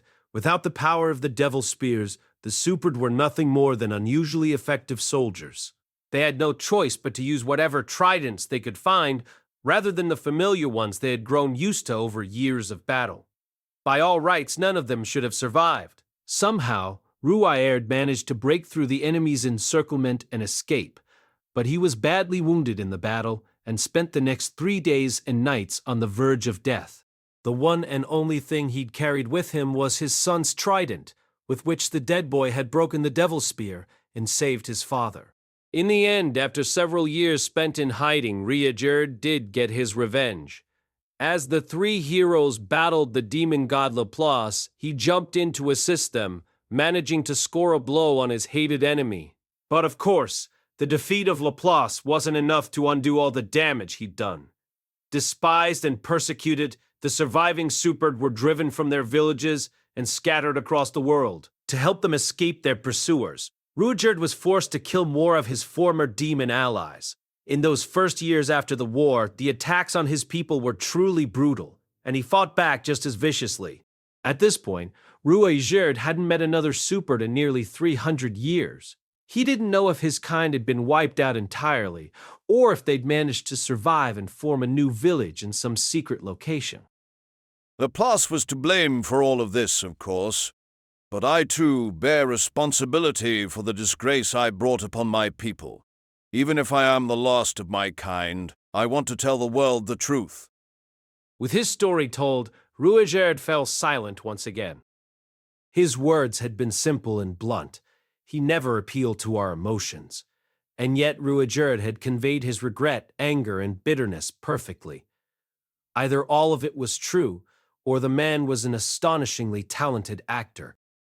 What an awful story. If we took Ruijerd at his word, the Superd weren't some inherently bloodthirsty tribe. It wasn't clear why Laplace had given them the Devil's Spears, but maybe he'd been planning to use them as a scapegoat for any crimes committed by his armies once the fighting reached an end. What a vile thing to do. The Superd had clearly been deeply loyal to Laplace. They would have given their lives at his request. Betraying them so cruelly just seemed unnecessary. All right, I'll help you as much as I can. A little voice inside me whispered an objection. Are you really in a position to be helping him? How about you focus on saving your own skin? This trip's going to be way tougher than you think. It wasn't enough to keep my mouth from moving. I don't have any real ideas, but maybe having a human child on your side will open up some new possibilities. Of course, I wasn't acting solely out of pity or compassion. We did stand to gain from this arrangement in some respects. Ruijerd was a powerful fighter in the same class as the three legendary heroes, and he was offering us his protection. At least with him around, we wouldn't get killed by some random monster on the way to our next destination. His presence would make things easier on the road, and more difficult when we reached a city. So long as we found some way to work around the city issue, he'd make an excellent ally. Not only was he strong, it was impossible to ambush or sneak up on him, even at night. That would make it much easier for us to avoid thugs or pickpockets in unfamiliar towns. Also, though this was just intuition on my part, I got the sense the man was basically incapable of telling a lie. It felt safe to trust him. I'll do what I can for you, Ruijerd. That's a promise. Thank you. Maybe he'd noticed the suspicion in my eyes fading away. Well, whatever. I decided to trust you, all right? I fell for it, hook, line, and sinker. In my previous life, I used to laugh off sob stories all the time, but for some reason, this one really hit home for me. If the man was tricking me somehow, so be it. I felt like being stupidly trusting for once. But my boy, the super truly are... It's all right, Rokus. I'll figure something out. Ruijerd would protect us on the road, and I'd protect him in the cities. This would be a give-and-take relationship. Let's set out tomorrow, Ruijerd. Glad to have you with us. There was only one thing about this arrangement that made me feel a little anxious. Namely, it felt like I was doing exactly what the man-god wanted. Chapter 5. 3 days to the nearest town. The next morning, as the three of us were leaving the village, I spotted Rowan standing at his post by the gate. Good morning. Are you on guard duty again? Yes, I'll be out here until the hunting party returns. The other men of the village still hadn't shown up since yesterday. Had Rowan been out here all night, like some NPC guard from an RPG? That always seemed like a pretty simple job, just standing in the same place all day, never moving an inch. Still, was he seriously going to be handling this all alone until the others got back? Oh, I guess there's Elder Rokus. In a village this small, he probably has to pitch in too. Are you leaving already? Yes, we managed to talk things through last night. Ah, I was hoping to ask you more about my daughter, but... Ordinarily, I'd love to talk, but I'm afraid we need to get on the road soon. Right. The man was clearly disappointed. The feeling was mutual. I would have loved to hear some embarrassing stories from Roxy's childhood. If I see her again, I'll make sure to tell her to get in touch with you. Please do. Oh, that reminds me. Wait just a minute. He ran into the village and into one of the houses, presumably Roxy's childhood home. After several minutes, he emerged with a girl who bore a striking resemblance to my master. At first, I wasn't sure why he hadn't just used telepathy to call her outside, but then I noticed that he was also carrying some sort of sword. Were they giving us a present? This is my wife. Nice to meet you.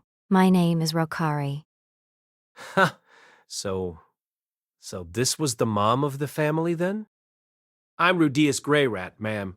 I have to say, I didn't expect Roxy's mother to be so young.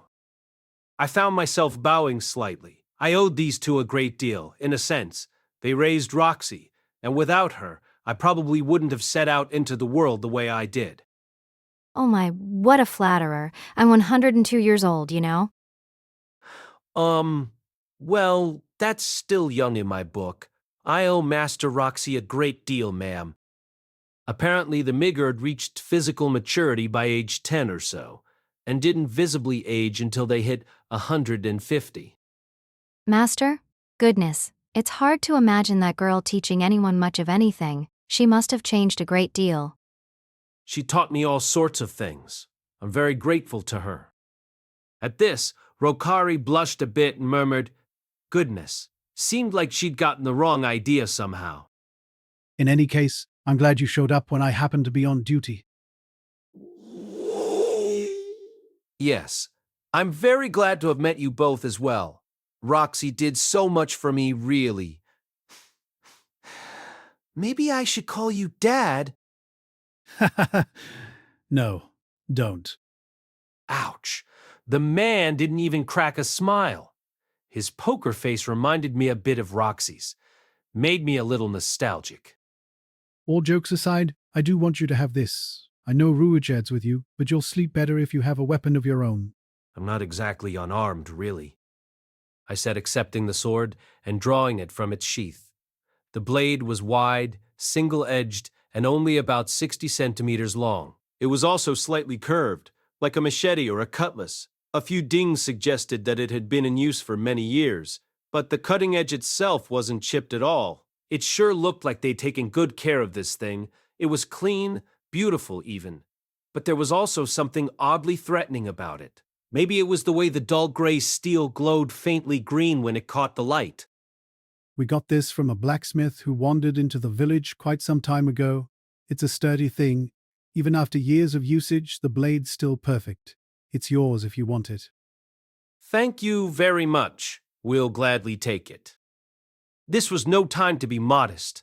Right now, we needed all the help we could get. I could fight just fine as I was, but Eris could certainly use a weapon. She'd trained in the sword god style after all. It'd probably make her feel less anxious to have a sword, even if she didn't need to use it. Here's a bit of cash as well. It's not much, but it should cover 2 or 3 nights in a decent inn, at least. Ooh, we got some pocket money.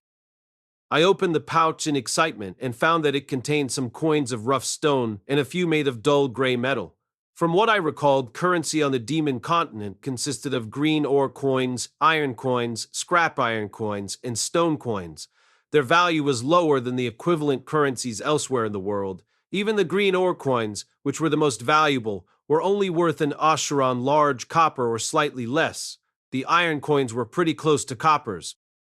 If we said 1 stone coin was worth 1 Japanese yen, the currencies would probably look something like this. Asheran gold coins, 100,000 yen. Asheran silver coins, 10,000 yen. Asheran 0,0000 yen. Iron coins 1,000 yen.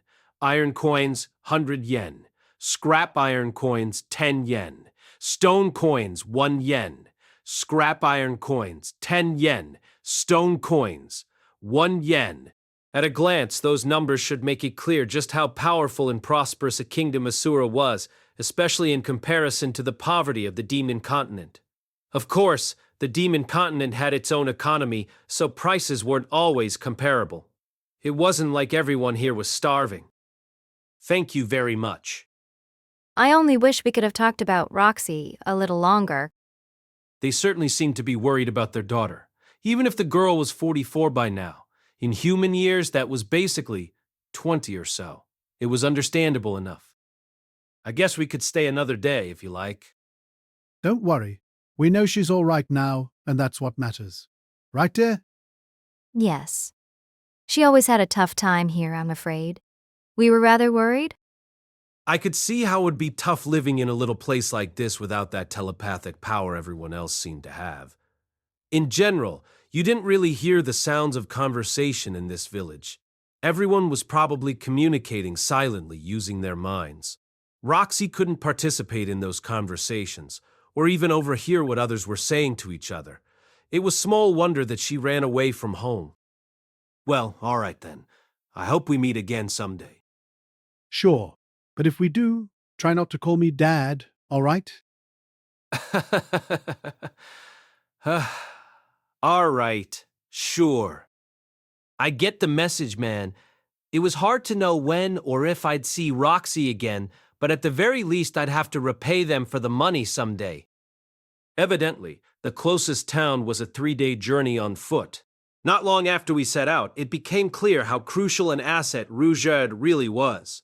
The man had been traveling the area on his own for many years now. He knew all the roads, and he knew exactly how to set up a proper camp. Not to mention his biological radar, which alerted us to incoming threats well in advance. It was ridiculously convenient to have him around. Ruijerd, would you mind teaching us about the things you're doing? Why? So we can make ourselves useful. Given the long journey ahead, Eris and I were both in need of a crash course in basic camping skills. Fortunately, Ruijerd proved a willing enough teacher. Let's start with making a fire. Unfortunately, the demon continent doesn't have any wood suitable for the purpose. Our first meeting had been around a campfire, so there was obviously some other way, but... Is there something else you use instead? Yes, we burn parts of a certain monster. That should have been my first guess, honestly. Out here, almost everything you needed to survive seemed to come from hunting monsters. Fortunately, there's one close nearby. Wait here for a moment, boy. Wait, Ruijerd! The man was already turning away, but I managed to grab his shoulder before he could run off.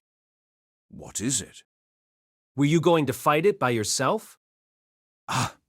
Matter of fact, of course. Hunting is warriors' work. The children stay behind. Okay, so he was apparently planning to keep doing things this way forever. To be fair, the man had been alive for more than 500 years.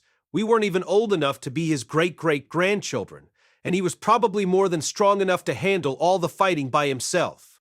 Still, there was always a chance something could go wrong.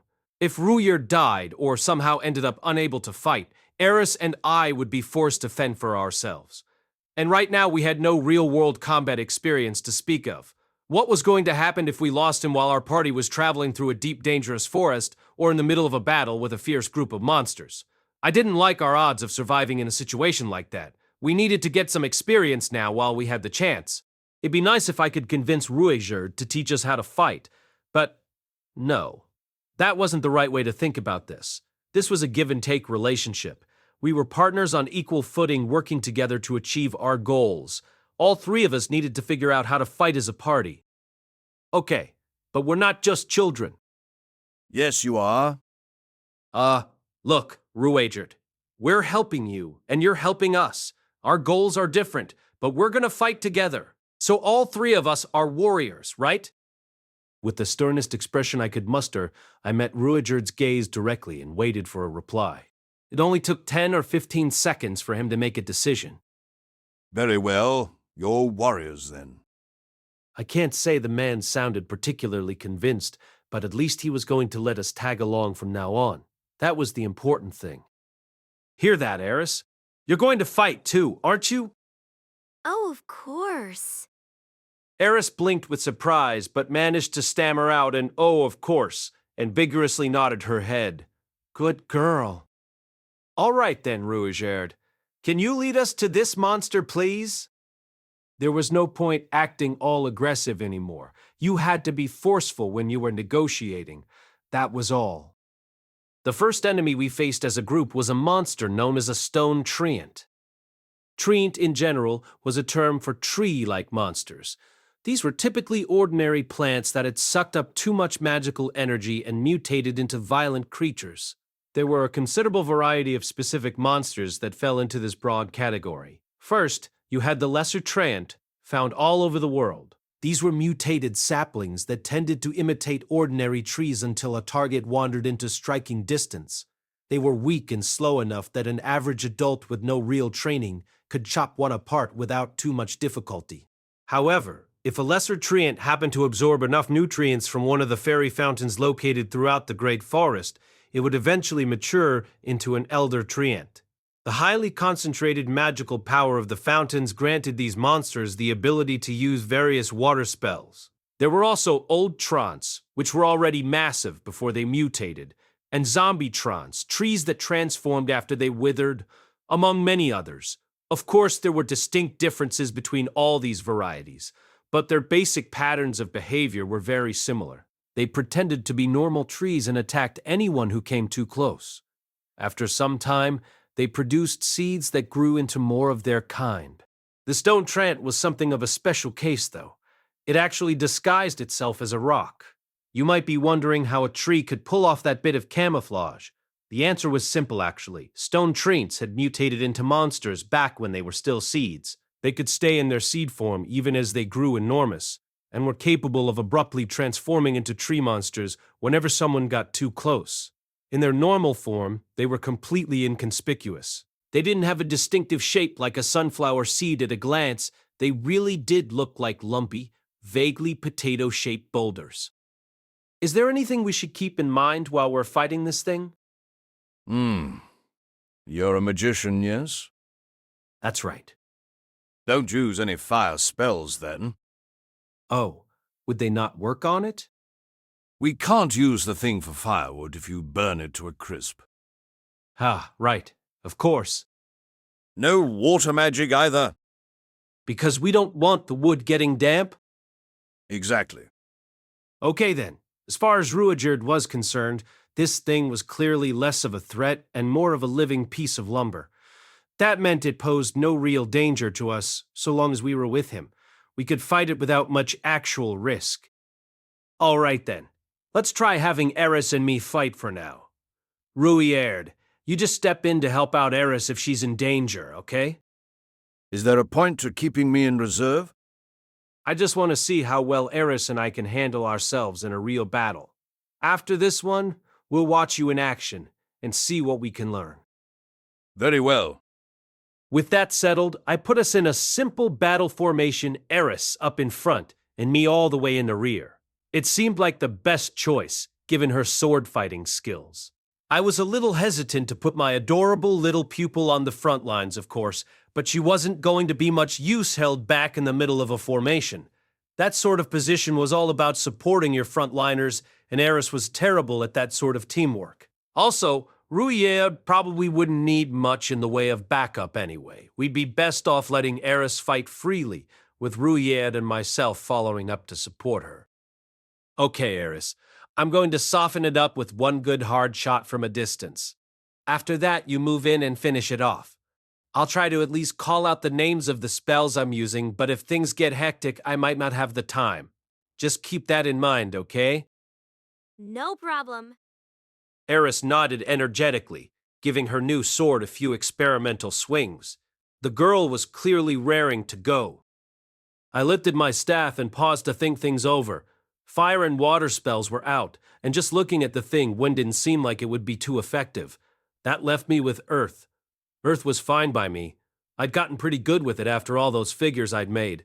Still, this was the first time I was fighting an actual monster. Better give this my all. Closing my eyes, I drew a single deep breath and channeled my magical energy to and through my hands. It was something I'd done tens of thousands of times by now. At this point, I could have cast spells with both my legs cut off. All right, projectile, bullet-shaped rock, toughness, as hard as possible, shape, snub-nosed, with multiple grooves, modification, size slightly larger than a man's fist, velocity, as fast as possible. Stone cannon. As the words left my mouth, a rock shot from the end of my staff with a ferocious bang. It zipped forward in a nearly perfect horizontal line and smashed into the camouflaged stone trant that lay in wait ahead of us. I'd killed it extremely dead. Eris had already started running forward, but after my attack landed, she stopped in her tracks and turned to glare sulkily in my direction. What happened to softening it up, Rudeus? Am I supposed to chop up the corpse? Sorry. I've never done this before either, you know? I guess I used too much force. Get it together. Eris wasn't exactly pleased that I'd ruined her first real battle, but I seriously hadn't expected to kill the poor thing quite that easily. All I'd really done was tweak the standard stone cannon spell by making the projectile a bit more like a hollow point bullet. People back home on Earth sure came up with some nasty stuff. At this point, I noticed that Ruijerd was gazing at me as well, or at my staff to be more precise. Is that weapon some sort of magical implement? No, it's just a staff. A very high-quality one, though. But you didn't recite an incantation or use a magic circle. Right? It isn't possible to change the shape of the projectile if you use the incantation, so I just skipped that part. I see. At this point, Ruijerd fell into a thoughtful silence. The man may have been around for more than 500 years, but it seemed like silent spellcasting wasn't something he'd seen too many. In any case, is that your magic at its most powerful? Well, no. I could also make that projectile explode when it hit the target. I think it might be best to refrain from using your spells when the enemy's close to your allies, Rudeus. Yeah, good point. This was the first time I'd actually hit something with that spell, but it was definitely more destructive than I'd expected. Even grazing someone with it might kill them instantly. Ideally, I would have switched over to some support-type spell, but nothing really came to mind. Up till now, I'd only really thought about fighting on my own. How did other magicians approach their role in combat anyway? Ruijerd, if I wanted to support you two with my magic, what sort of things should I be doing? I don't know. I've never fought alongside a spellcaster before. Well, whatever. We had a seasoned supered warrior on our side. We didn't need to imitate the way normal parties did things. I could think about getting us coordinated later. For now, it was more important that Eris and I got some real combat experience. Okay, I hate to impose, but would you mind finding us another enemy? Very well, there's something we need to do first, however. Oh? What's that? We have to gather the wood. You scattered it all over the place. Using wind magic, I proceeded to gather up the shattered pieces of the train. Our party kept moving until the sun set, fighting a total of 4 battles. We faced another stone trent, a great tortoise, an acid wolf, and a group of pax coyotes. Ruijerd brought down the great tortoise with a single attack. He just ran right up to the thing and jabbed his trident up through its skull. His movements were beautifully fluid and efficient. The man had been in the solo monster hunting business for 500 years, and it really showed. I felt a little stupid for having gotten smug over blowing up a single stone trant. Acid wolves were large canines that could spit some kind of caustic fluid from their mouths. We only ran into one, so Eris took it down, stepping forward sharply to send its head flying with a single slash. Compared to Ruijerd, it wasn't exactly elegant, but it was still an instant victory. Unfortunately, the wolf's blood sprayed all over Eris, so she wasn't in any mood to celebrate. I was concerned that its blood might be dangerous as well, but apparently that wasn't the case. She'd done well enough given that it was her first real battle, according to Ruijerd at least. On that note, I took out the second stone trant in one shot. I was hoping to deal some moderate damage so Eris could get more practice in, but it proved surprisingly tough to make my spell less lethal. Until I got the hang of moderating its power, I'd have to avoid using it on people. Even if I needed to kill someone, there was no need to make it gruesome. The Pax Coyotes were our final encounter of the day, and the most challenging. These monsters tended to come by the dozens. They weren't exactly pack animals, though a single coyote formed its own group by reproducing through division, almost like an amoeba. Thankfully, it wasn't like new ones would constantly pop out in the middle of battle. They could only reproduce once every few months or so. Even so, any given group would steadily swell in size over time, with all the new coyotes under the complete control of their leader. If that leader happened to fall in battle, a different coyote would instantly assume its position. Their strength was mostly in their sheer numbers, but their perfect coordination and discipline made them genuinely dangerous. The group we fought numbered about 20. They probably could have killed any run-of-the-mill adventurer, but Eris faced the challenge cheerfully, swinging her new sword to and fro as Ruijerd offered a steady stream of advice. The girl had never put her life on the line in battle before today, but she didn't look particularly tense. All that practicing with Ghislaine had clearly imbued her with quite a bit of confidence, and it seemed like the act of killing didn't bother her much. For my part, I just hung back and watched as Eris cut down one coyote after another. I'd been planning to step in and help if necessary, but Ruijerd was playing a supporting role so flawlessly that it might have been counterproductive. Still, doing nothing was pretty boring, and I started to feel a little left out after a while. Coming up with some way for us to fight as a group definitely needed to be my top priority. In any case, Eris really was a remarkable fighter. She'd reached the advanced level in the Sword God style just before my birthday, right? At this point, I probably didn't stand a chance against her unless I was using magic. Heck, even Paul was only an advanced level swordsman, although he'd reached that rank in all 3 styles and had much more real-life combat experience. Still, Ghislaine said Eris had more raw talent than Paul ever did. She'd probably leave him in the dust in no time. Eat it, old man. Rudeus, over here! At some point, they'd finished off the last of the monsters. Ruijerd was taking out his knives as I approached. Pax coyote pelts are valuable. We were fortunate to find such a large group. Help me skin them. Hold on just a second. Walking over to Eris, I found her panting for breath and wounded in 3 distinct places. Less than 30 minutes had passed since the battle began, but with Ruijerd devoting himself to his backup role, it had fallen to her to actually kill the vast majority of the monsters. Of course she'd be exhausted. Let this divine power be a satisfying nourishment, giving one who has lost their strength the strength to rise again, healing. Thanks. Are you all right, Eris? Of course. I barely even broke a me. That smug grin of hers looked a little gruesome with monster blood all over her face, so I wiped some of it off with my sleeve. The experience hadn't shaken her in the slightest. That was pretty impressive. Personally, I was about ready to puke just from the smell. No sweat, huh? That was your first real battle ever, you know. So what? I know how to fight. Ghislaine taught me everything. Right. Practice like you play and play like you practice. Eris always absorbed every word of Ghislaine's lessons. Maybe it wouldn't be that surprising if she could apply everything she'd learned in actual battle. I mean, if you focused on fighting just like you'd been taught, what difference did it make if your enemies actually bled? Good grief.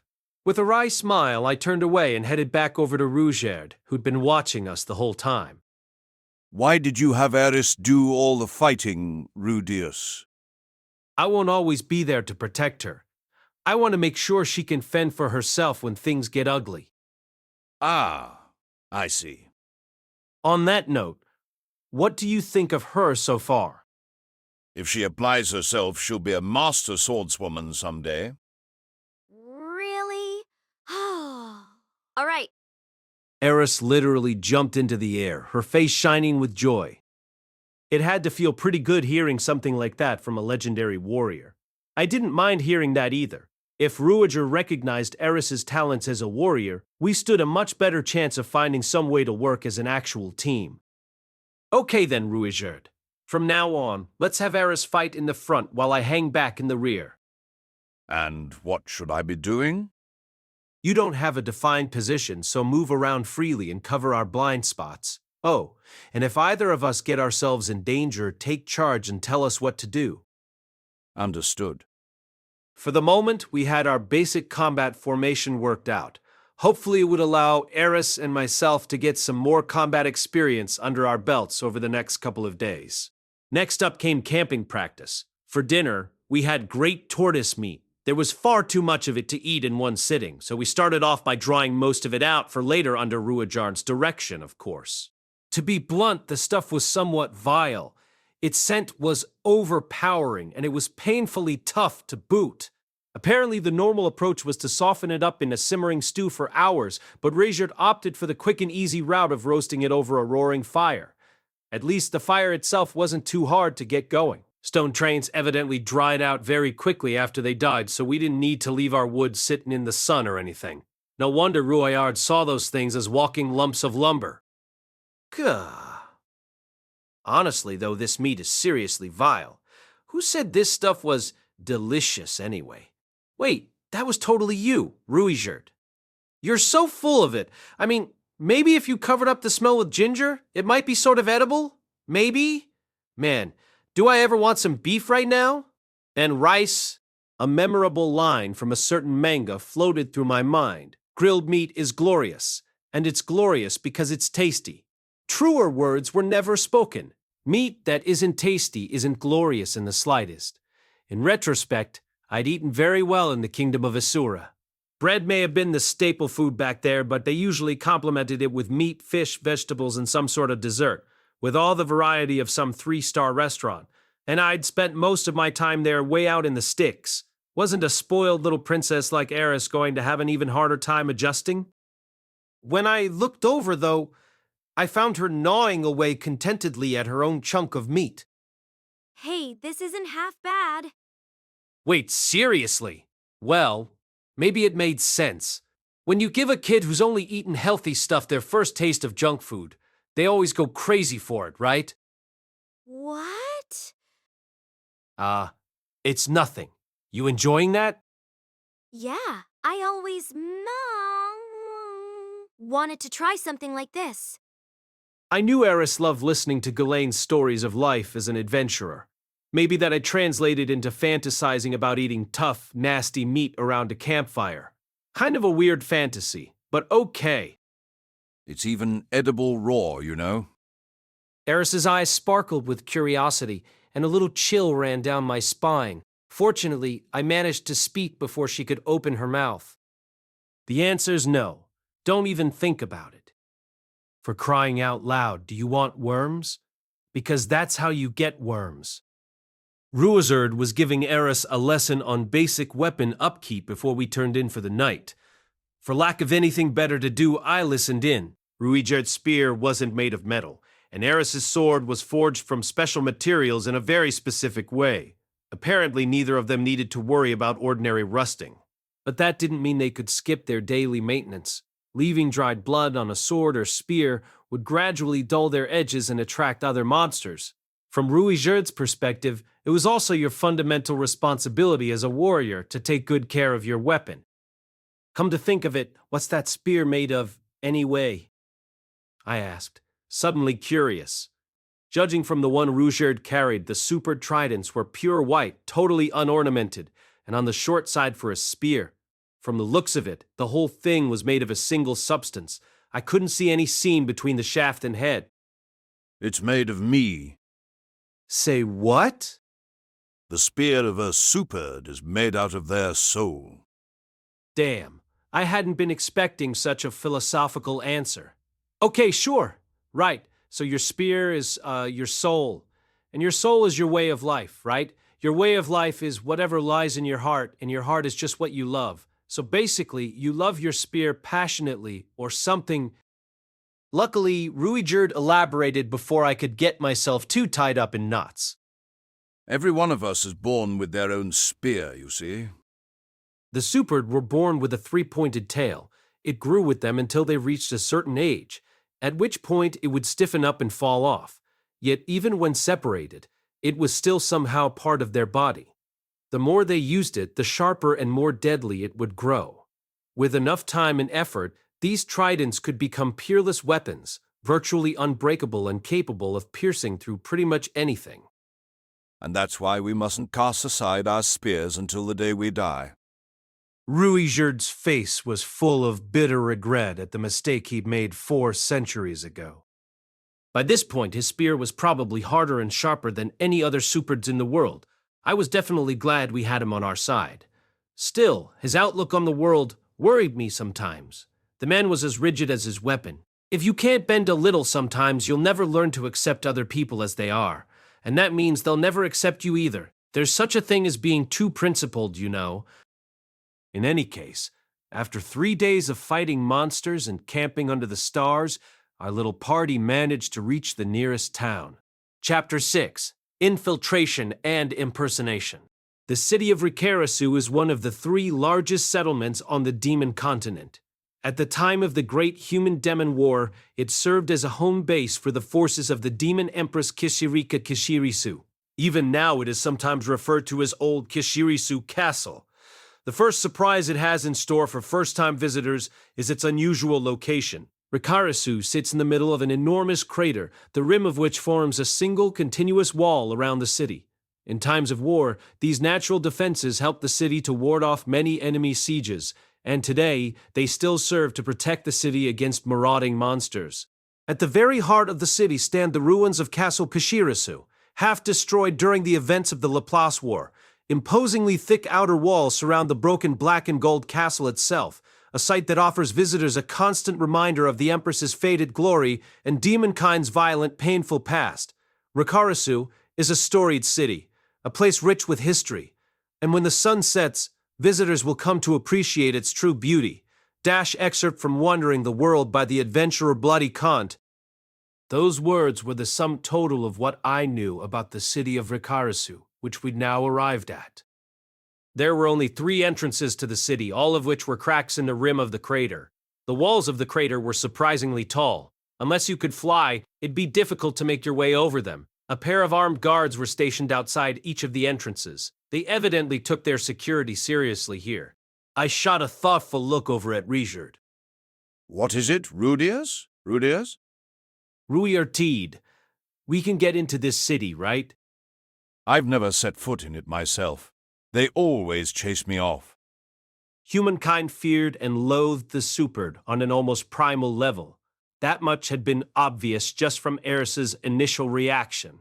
I'd been hoping it might be a little different with other demons, but based on what I'd heard back in the Migard village, that was probably just wishful thinking. Just curious, but what does chasing you off usually involve? The guards start shouting at me when I approach. Before long, large numbers of armed adventurers come running out. Okay, so we probably weren't going to get a chance to explain ourselves. The guards would probably just scream, "Halt!" then call for backup, at which point we'd be crushed under a massive wave of burly men. In that case, I guess we'd better go with some sort of a disguise. A disguise? Was that going to be an issue? Look, hear me out. For the moment, our top priority is just getting inside, right? I'm not objecting. I just don't know what you mean by a disguise. Huh? Wow. Apparently he wasn't even familiar with the concept. Then again, I guess he could have gotten into the city easily enough otherwise. A disguise is just a way to alter your appearance and hide your real identity. I see. And how would we go about doing this? Good question. Why don't we just hide your face for now? I squatted, put my hands to the ground, and began channeling my magical power into it. Halt! There were 2 soldiers guarding the gate we approached. One was a stern-looking man with the head of a snake, the other a cocky-looking guy with the head of a pig. "Who are you people? What business do you have here?" shouted Snakeface, one hand already on the sword at his hip. Pighead, on the other hand, was busy silently leering at Eris. "Damn dirty animal, you better not do anything funny, or else." As we decided beforehand, I stepped forward to do the talking. "Hi there, we're a group of travelers. You adventurers, or what? You, no. Just ordinary travelers." I'd very nearly answered yes, but we didn't have anything to back up a claim like that.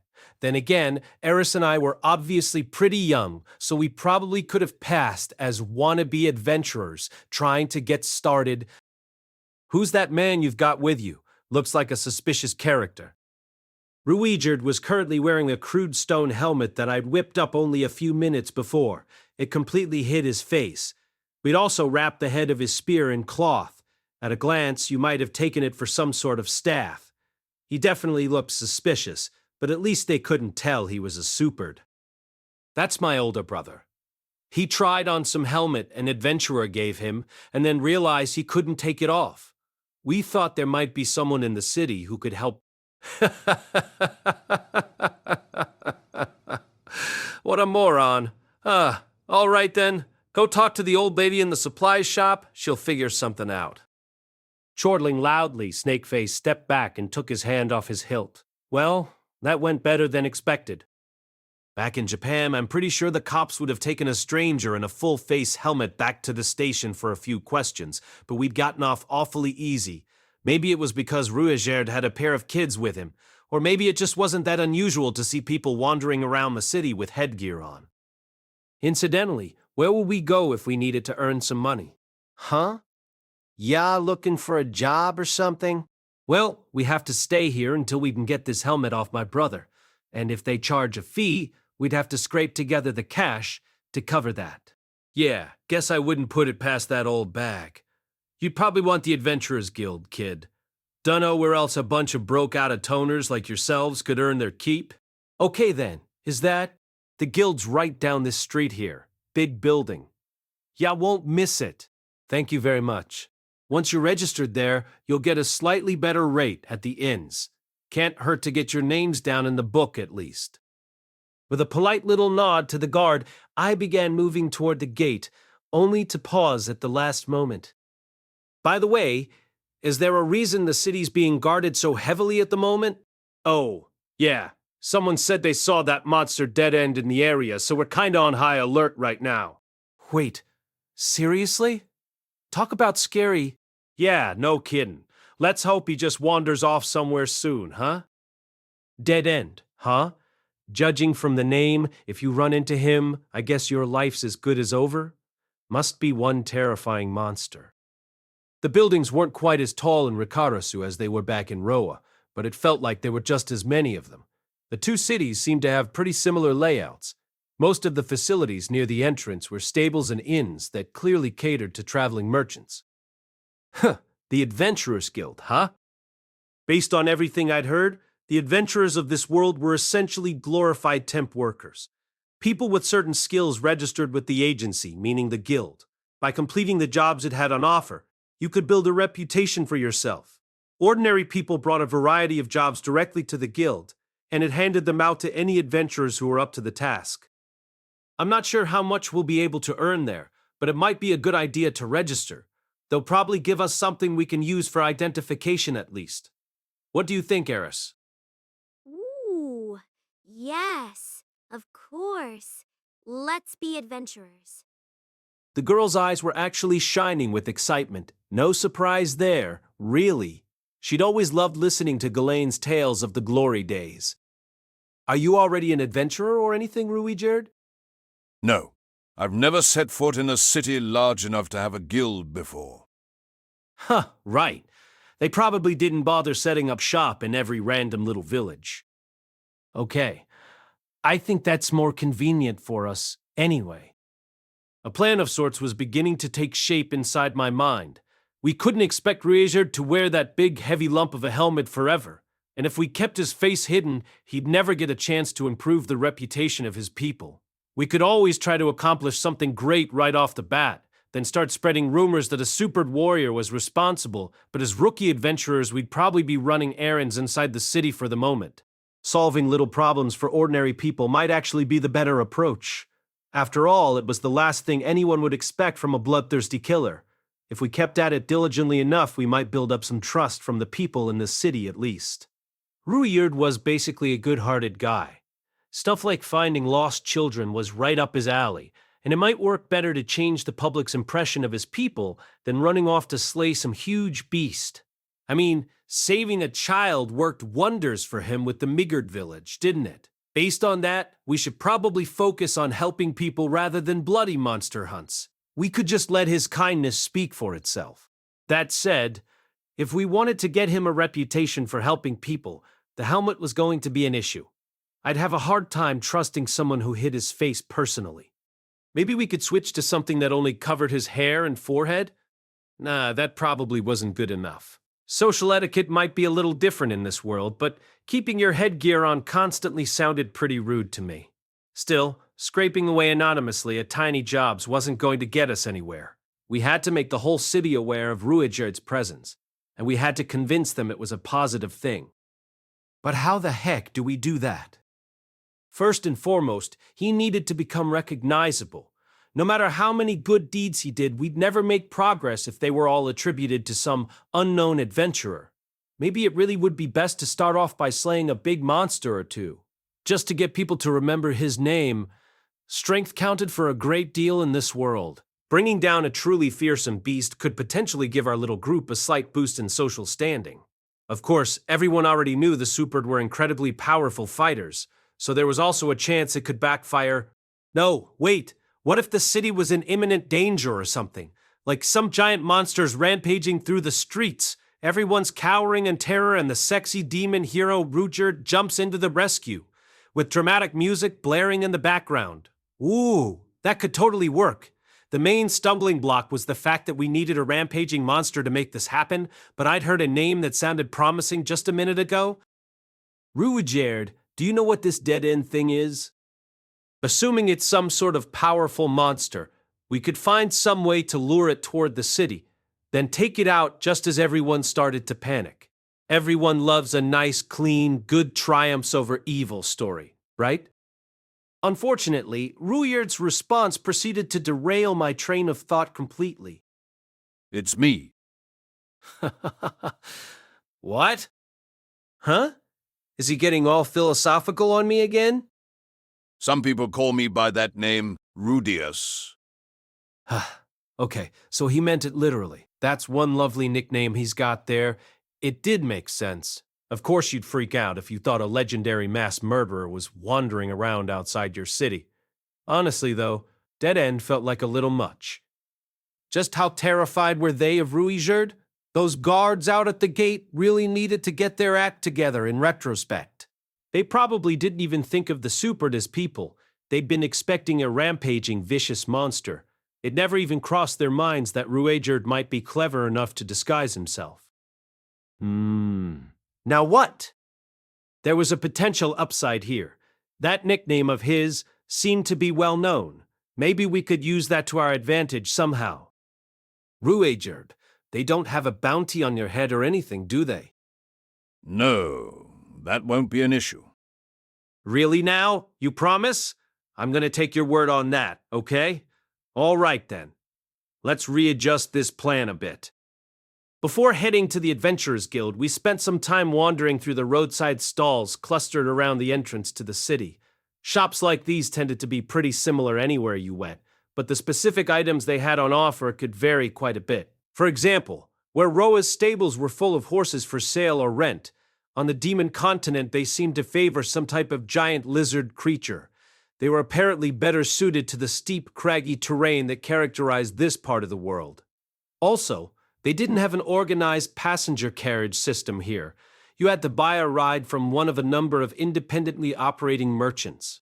We had a very long journey ahead of us. There were all sorts of things I was dying to purchase, but I already knew what we were looking for on this particular trip. We'd just have to pick up the rest a little bit at a time. After a quick look to get a sense for the market prices of various items, I started hunting for an affordable stall that had the things we needed. We weren't in a huge hurry or anything, but I didn't want to waste hours and hours out here. All I wanted to buy was a hood and some dye. Oh, and ideally some sort of citrusy fruit. Hey, Pops, aren't you asking a bit much for this dye? Feels like a bit of a ripoff. Put a sock in it, kid. That's the going price right there. Really? You son? Of course I'm sure. Damn it. They were selling something really similar over there for half the price. You know? You serious? Well, I'm sure your stuff's just higher quality, right? This hood's kinda nice. Look, I'll buy the dye and a couple of those lemony things over there, so why don't you throw— Huh, what a little haggler. Fine, you win. Take it. Oh, and while we're here, any interest in buying a few things from us? These are genuine Pax Coyote pelts, and we've got a few Acid Wolf fangs too. Damn, look at 'em all. Give me just a moment here. 2, 4, 8. Alrighty, how's about 3 scrap iron coins for the bunch? Come on, they're worth at least 6. All right, I'll give you 4. Okay then, pleasure doing business with you. It took a bit of doing, but I'd managed to wrap the whole thing up in a single transaction. Since I didn't really know what prices for most things were like around here, I wasn't entirely sure how much money I'd just spent. To be honest, I had a sneaking suspicion the guy had ripped me off. Oh well, in any case, this left us with 1 iron coin, 4 scrap iron coins, and 10 stone coins. This money was a gift from Master Roxy's parents. I'd have to spend it thoughtfully. With our shopping trip at an end, the 3 of us slipped into a quiet back alley. I was a little worried we might run into some stereotypical hoodlums. But then again, Ruijerd would take care of that for us, wouldn't he? Might even be a chance to earn ourselves a little pocket money. Hey, Ruijerd, if anyone tries to mug us, could you just beat them black and blue? Until they're nearly dead, you mean? No. Just knock them around a little bit, thanks. Sadly, nobody actually showed up to hassle us. But now that I thought about it, guys desperate enough to rob people probably wouldn't have much cash on them in the first place. Okay, Ruijerd, let's start off by dyeing your hair. Dyeing my hair? Right? That's what this stuff is for. I see. So you're going to change its color. That's a clever idea, to be sure. However, wouldn't it have been better to choose a color that's less similar to my own? He seemed genuinely impressed. I guess people didn't really dye their hair in this world. Either that, or Ruijerd just wasn't aware of the concept. He clearly didn't spend much time in towns or cities. Nah, the Migard village is only 3 days' walk away from here, so there are probably a ton of people here who know about them. I figured we'd make you into one of them, Ruijerd. What about the two of you? Oh, we're just your lackeys. You helped us out and took us in at some point. Lackeys? I thought you were warriors, on equal standing with myself. Well, yes, we are. I'm just talking about our cover story. Don't worry, you don't really have to remember all this. I'll just be acting like your henchman when we're around other people, basically. Our next step was going to be putting on something of a show. I took some time to explain the premise of our act to Ruijerd. From this point on, he was going to be a young Ruijerd man named Royce who'd recently begun impersonating the infamous supered warrior Dead End. Royce had always yearned to inspire fear and awe in people. Not long ago, he'd happened across a pair of lost children in the wilderness, one who was capable of using magic, and another who proved to be talented with the sword. He'd saved their lives, and they'd idolized him ever since. You idolize me. I wouldn't go quite that far personally. I see. In any case, these two children were actually very powerful fighters for their age. Once he realized this, Royce hit on a clever idea. Why not assume the identity of the legendary warrior Ruijerd? It seemed like the easiest possible way to strike fear into the hearts of everyone he met. Royce had always been unusually tall for a Ruijerd after all, and his two young companions were very competent. If he just claimed their achievements as his own, he'd be famous in no time. This man's a lowlife.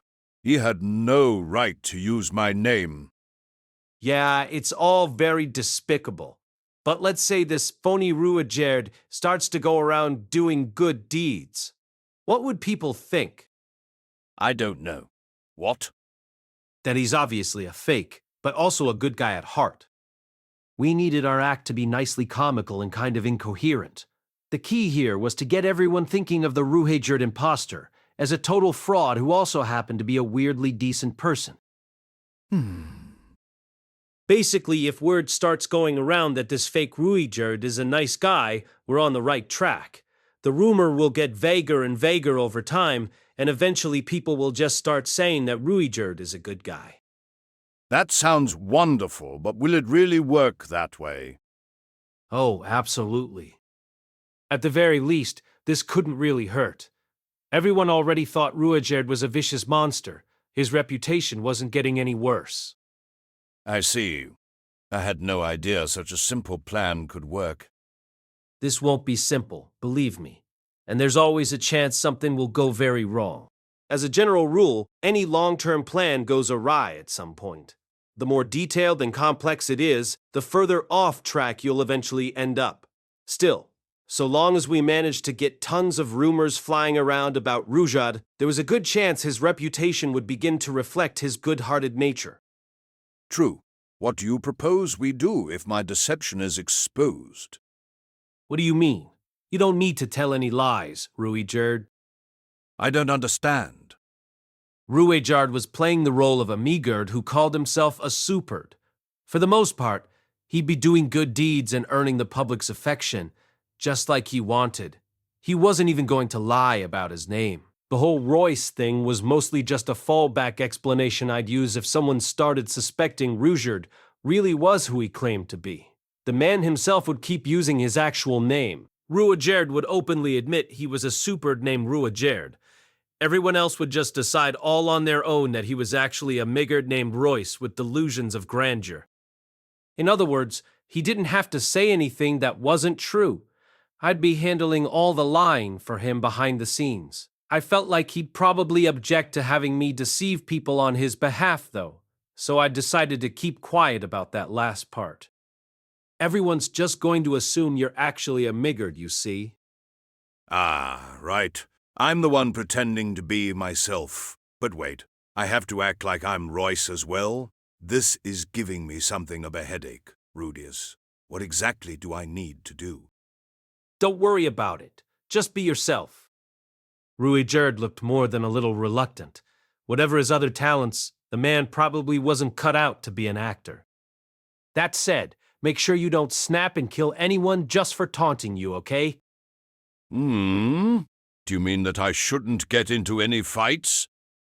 You can scrap if you need to, but pretend that you're having a tough time. Take a few punches. Start breathing heavily, that sort of thing. In the end, try to make it look like you just barely scraped out a win.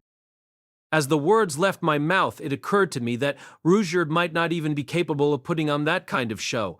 But You want me to go easy on them? What's the point of that? apparently it wouldn't be an issue. We want people to think you're too weak to be the real Ruijerd, and we want your opponent to think, hey, what if he's the real deal, though? Wouldn't that make me pretty awesome? I don't think I understand. It's a way to convince people you're a fake, while also making them feel good about themselves. But what does making them feel good accomplish? It'll encourage them to spread rumors that the Superd are actually pushovers. The Superd are not pushovers. Believe me, I know, but your strength is part of what makes people so afraid of you. If they think you're weak, it might help us resolve conflicts peacefully, like we just did at the gate. That said, we didn't want everyone thinking his people were totally powerless either. That might end up encouraging more harassment of the surviving Superd villages, assuming there were still some out there somewhere. This was going to be a delicate balancing act. Well, if you say so, Rudeus. Okay then. I think that just about covers it for now. I didn't feel the need to issue too many specific instructions at the moment. It would only increase our odds of screwing something up. Anyway, I'll give you all the support I can, Ruijerd, but the outcome's ultimately going to depend on you, okay? Of course. My thanks, Rudeus. With the initial explanations at an end, I proceeded to bleach Ruijerd's hair using juice from the lemon-like fruits we'd bought a few minutes earlier. The results weren't perfect, but his natural emerald green hair color did fade away for the most part. I went ahead and slathered on the blue dye. Not the prettiest job I've ever seen. Still, at least it didn't look particularly green anymore. Maybe he sort of looked like a Meagard at a distance. If you totally ignored how tall he was, well, he didn't really look like a Superd, and that was the most important thing. An ambiguous disguise was probably what we wanted anyway. The ideal reaction would be something like, this guy kinda looks like a Meagard, but not really. And he's calling himself a super, but that doesn't look righties. But that doesn't look righty-ID. So what the hell? Also, I think you should be wearing this, I said, taking off my pendant and placing it on Ruijerd. This is a Meagard amulet, isn't it? Yes. My master gave it to me as a graduation present, and I've been wearing it ever since. With this dangling around Ruijerd's neck, everyone would at least assume he was somehow connected to the Meagard. It must be precious to you, then. I'll make sure to return it to you safely. Yeah, you better. Of course. Fair warning, I might have to murder you if you lose it. Understood, Rudeus. Specifically, I'd block all of the city's exits using earth magic, then fill this entire crater to the brim with magma. What? You'd kill all the people living here as well. There are children in this city, you know. Right, so if you want to keep them safe and sound, you better take good care of that amulet. If you're really that worried about this, perhaps you shouldn't let me borrow it in the first place. Come on, Ruijerd. I'm only kidding around, obviously. Now then, the next step was to get Eris in the hood I'd bought earlier. That red hair of hers was very eye-catching, and we wanted everyone's attention to stay focused on our leading man. So Eris, I was thinking... At this point, I unfolded the thing for the first time and realized it had little kitty ear bags, sort of like the cowls white mages wore in Final Fantasy III. Was this intended for a beast person or something? Damn, I may have messed this up. Eris wasn't especially picky about her clothing, but from what I remembered of the traditional Boreas family greeting, she absolutely hated cosplaying as a cat girl. Well, about this hood... Huh? What about it? I was thinking, maybe you could wear it... Really? For some reason, the girl actually seemed overjoyed. Maybe she didn't hate that pose itself as much as I thought she did. She immediately pulled on the hood, smiling happily. I'll take good care of it. Well, okay then. I didn't really understand why, but that worked out. Excellent. Now then, it seemed we were ready to head over to the Adventurers Guild. This needed to be comical. Just had to keep that in mind. God, I hope this goes smoothly.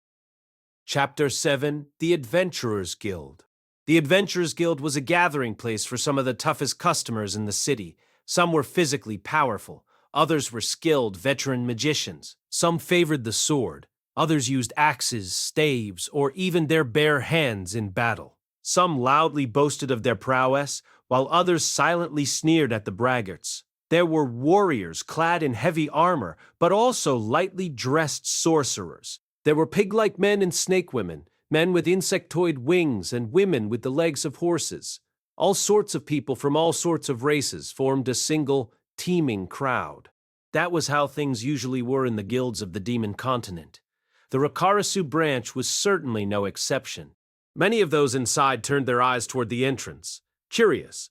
It wasn't unusual for people to throw those doors open dramatically, but the reasons why they did so varied. Had some party just returned victorious? Perhaps a group of monsters were launching an attack and the guards at the gate had called for aid, or was it just the wind playing tricks on everyone?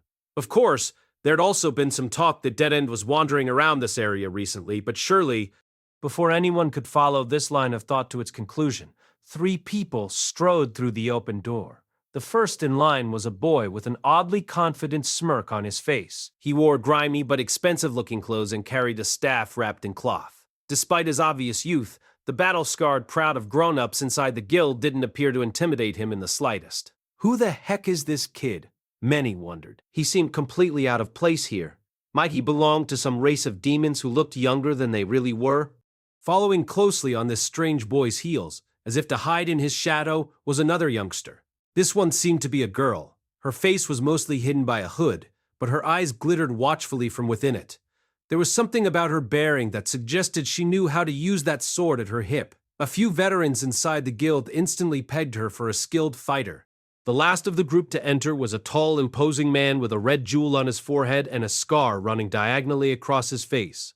These were the same distinguishing features as the infamous monster known as Dead End. Some adventurers nearly cried out in alarm, only to notice at the last moment that this man's hair was blue rather than green.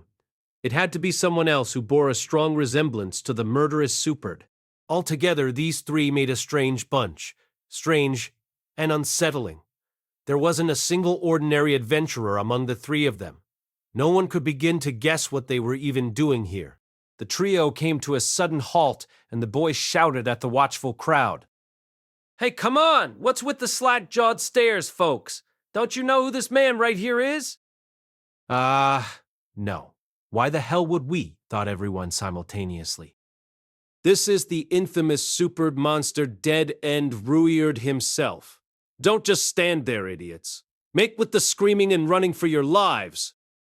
Come on, do you really think we're gonna buy that? Thought everyone in unison. Everyone knew the Super's hair was vivid green, not some dirty shade of blue. Can you believe these country bumpkins, boss? They don't even know the face of terror when they see it. What a joke! All those rumors flying around, but we walked right in and no one even recognized you. Okay, so apparently this kid is hell-bent on claiming that his pal here is a vicious, bloodthirsty devil. The more they thought about it, the more hilarious his high-pitched little tirade seemed. The unsettling aura this little band had previously projected faded away almost instantly. The kid's boss had the red eye on his forehead, sure, and the scar across his face. They both looked pretty convincing even, but he'd gotten some really basic details completely wrong. Hey, what's your problem? Did I say something funny, punk? It was just too ridiculous. Stifled chuckles began spreading throughout the crowd. After a long moment, someone finally offered a reply. Snort. Jade, just a tip, kid. The Super have green hair. Judging from the gales of laughter buffeting us from all sides, our act had gotten off to a decent start. At a glance, the Adventurers Guild seemed to be even more of a rough-and-tumble place than I'd expected. The crowd was incredibly diverse, although that was probably typical for any gathering place this deep inside the Demon Continent. I'd noticed a man with a horse's head, a guy with the scythe-like arms of a praying mantis, a woman with butterfly wings, and a girl who was all snake from the waist down. They were mostly human in appearance, but there was always at least one strikingly unusual feature to be found. Even the people without animal body parts weren't exactly regular human beings. I saw people with spiky thorns growing out of their shoulders, and others with totally blue skin. There were even a few with 4 arms or 2 heads. Based on what I was seeing, the Ruijerd and Superdia were probably some of the more humanoid demons, in terms of appearance. Stupid jerks! Don't you dare laugh at our boss! He took down a whole bunch of monsters that were attacking us out in the wastelands, all by himself. Rather than flinching under the crowd's scrutiny, I strode further into the lobby, trying to act convincingly furious. You hearing this, guys? Dead ends going around rescuing lost kids, apparently. Ha ha ha! Damn! I never knew the guy was so soft-hearted. Seriously, though. Maybe he'll come save my bacon sometime, too. Normally, I would have frozen up in the face of all this mockery, but this time it wasn't really getting to me. Was it because I was only playing a part because the crowd around me was so surreal? Or maybe I'd actually become a more confident human being? Nah, let's not get carried away here. They were mostly laughing at Ruijerd, not me. There was no reason to pat myself on the back until I could shrug off cruelty that was actually aimed at me. A quick survey of the room told me that no one in it suspected Ruijerd really was the genuine article. That meant it was time for me to trot out Scene A, one of the bits of dialogue we'd worked out beforehand. I've had enough of these morons. Come on, boss, teach them a lesson. Let the fools laugh if they want to. Incidentally, we'd also practiced a Scene B in case there wasn't any laughter beforehand. Let the fools laugh. Oh man, what a badass. Holy crap, he's already acting like a big shot. Poor guy. Poor guy. I almost want to apologize. You'd probably be apologizing right now if you knew the truth, man, with tears running down your face. You idiots are lucky our boss is such a big-hearted guy, I announced, then promptly turned to examine the room. To our left, there was an enormous bulletin board covered in pieces of paper. To our right, there were 4 wooden counters, staffed by a handful of clerks who were staring at us in astonishment. That looked like our initial destination. I strode confidently over to the right side of the lobby with my companions in tow, only to realize that they used some pretty damn high counters. I nodded up at Ruijerd, and he promptly hoisted me up. Hey, you there! We want to register as adventurers. Dead end's a friggin' newbie, huh? Hack! Wheeze! Ah! My aching sides! Oh, man. Am I gonna have to show Dead End the ropes? Now that's something to write home about. Will you people pipe down? I can't hear the clerk. After I shouted at them, the crowd did start to quiet down, although the smirks on their faces showed no signs of fading. Sure, kid. And no problem. Gee, gotta pay attention to the rules and everything, right? Snort? I could still hear some quiet chuckling behind my back, but that wasn't really a problem. So far, so good. And so, after roughly 44 years of obstinate struggle, I finally realized my long-cherished dream of setting foot inside an employment office, sort of. I had my credentials as a water saint tier magician up my sleeve, a trusty new companion who hadn't worked in centuries at my side, and a somewhat spoiled little lady behind me who I needed to provide for. At the end of the day, a man's gotta work if he wants to eat. But anyway, let's get started. I'm sorry for the commotion, miss. Mind helping us out? The clerk across the counter from me had orange hair and a striking pair of fangs protruding from her mouth. Her top was also rather low cut, and she happened to have 3 breasts, which meant 2 times the cleavage. What an efficient innovation. Huh? Oh, of course. You want to register as adventurers, correct? The clerk seemed a bit taken aback by my tone suddenly becoming much politer. Still, it probably wasn't wise to try and keep up the belligerent act forever. It'd be much too easy to slip up and give myself away at some point. She'd probably assume I'd just been trying to show the crowd I wasn't a pushover. That's right. We're totally new to this, actually. In that case, would you please start off by filling out these forms? The clerk reaching under the counter and retrieved 3 sheets of paper plus 3 slender sticks of charcoal which she handed to me. The forms all looked identical. There was a line for your name, a line for your profession, and some text describing the guild and summarizing its rules. I can read that out loud for you, if you can't read it yourself.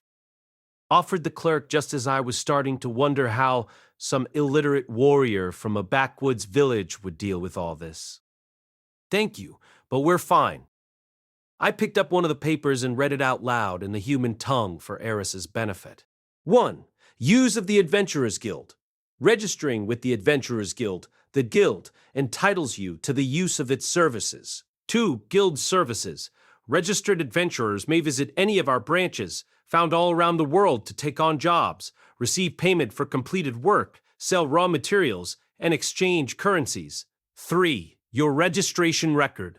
All information related to your registration with the guild will be recorded exclusively on your adventurer card, for which you are personally responsible. Should your card be lost or destroyed, a new one can be issued. However, your rank will be reset to F, and a region-specific fee will be imposed. 4. Leaving the guild. Registered adventurers may withdraw from the guild at any branch. Re-registration at a later date is permitted, but your rank will be reset to F5, prohibited conduct. Adventurers are strictly prohibited from violating local laws, taking any action severely prejudicial to the reputation of the guild, obstructing another adventurer from carrying out their tasks, buying or selling guild jobs. Any violation of this policy will result in the assessment of a fine and the revocation of your status as an adventurer. 6. Breach of contract. Any adventurer who fails to complete a job they undertake is required to pay 1/5 of the listed reward as a breach of contract penalty. This fee must be paid in full within half a year. Failure to pay by this deadline will result in the revocation of your status as an adventurer. 7. Rank. Adventurers are ranked in 7 tiers based on their experience and abilities, beginning with rank F and advancing to rank S. As a general rule, adventurers can only undertake jobs rated within 1 rank of their current rank. 8. Promotion/demotion. By completing a preset number of jobs based on their current rank, adventurers can secure promotion to a higher rank. If an adventurer does not feel ready to take on a higher rank, they may decline promotion. In addition, failing to complete a certain number of jobs consecutively may result in demotion to a lower rank. 9. Duties and responsibilities. Should the local authorities call for aid in the event of a monster attack or similar crisis, all adventurers are obliged to offer their assistance. In addition, adventurers are expected to obey any orders issued by their local guild in the event of an emergency. By the time I was halfway through the list, Eris was looking increasingly fed up. This sort of stilted, formal writing wasn't exactly her forte. I didn't enjoy it much either, but this stuff seemed like it could be important. I hadn't noticed any particular problems yet, but...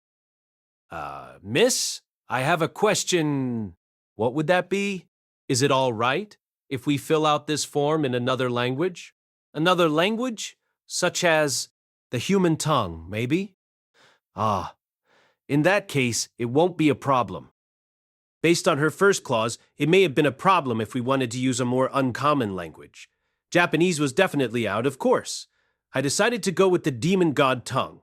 It seemed like a good idea to give them the impression that I might be some sort of youthful-looking demon rather than a human child. Go on, Eris. You should fill yours out too. I could have done it for her probably, but it was usually best to personally sign documents like this. In any case, all the conversations inside the guild so far had been in demon.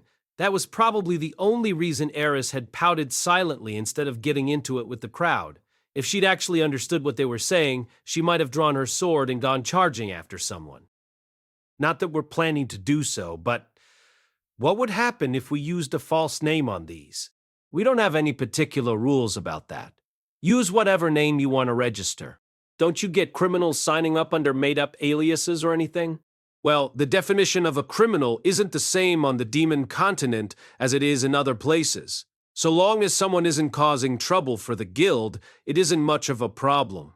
However, if you're ever stripped of your status as an adventurer, you'll find it impossible. Mushoku Tensei Volume 3 by Rifujin Namaganote, cast by Artail Studio.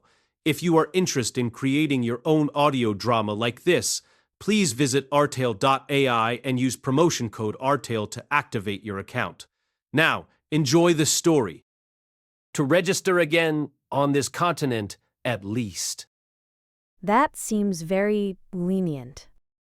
It does cause us issues, of course, but many people on this continent weren't maimed at birth, and a stricter policy would prevent them from registering at all.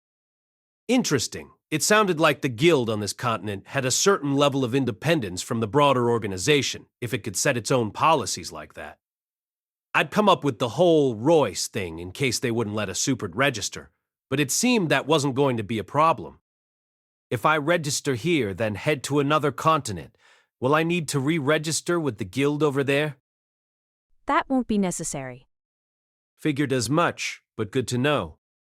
If you're finished with that form, please place your hand on this. This time, the clerk took out a transparent board about the size and shape of an erotic game box, with a magic circle engraved at its center. I could see a small metal card sitting underneath its surface. What's all this then? Like this? As I pressed my hand flat against the center of the plate, the clerk tapped the button on its far edge. Name, Rudeus Greyrat. Profession, magician, ranked F. After reading out the contents of my form in a flat, steady voice, she pressed the button a second time, and the magic circle glowed faintly red for just a moment. Here you are. This is your adventurer card. The ordinary-looking metal card was now marked with faintly glowing letters. Name, Rudeus Greyrat. Sex, male. Race, human. Age, 10. Profession, magician. Rank, for some reason, it was all written in the human tongue. Ah, I see. So that thing's basically some sort of magic printing press, huh? Wouldn't it be really convenient to use it for books, too? If they've got them in public facilities like this, I wonder why they're not all over the place.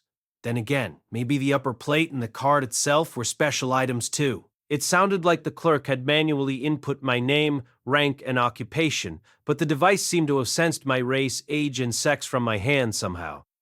That was kind of a bummer, actually. So much for hiding the fact that I was a human. Well, whatever. I'd just have to roll with it. Name, Ruijerd Superdia.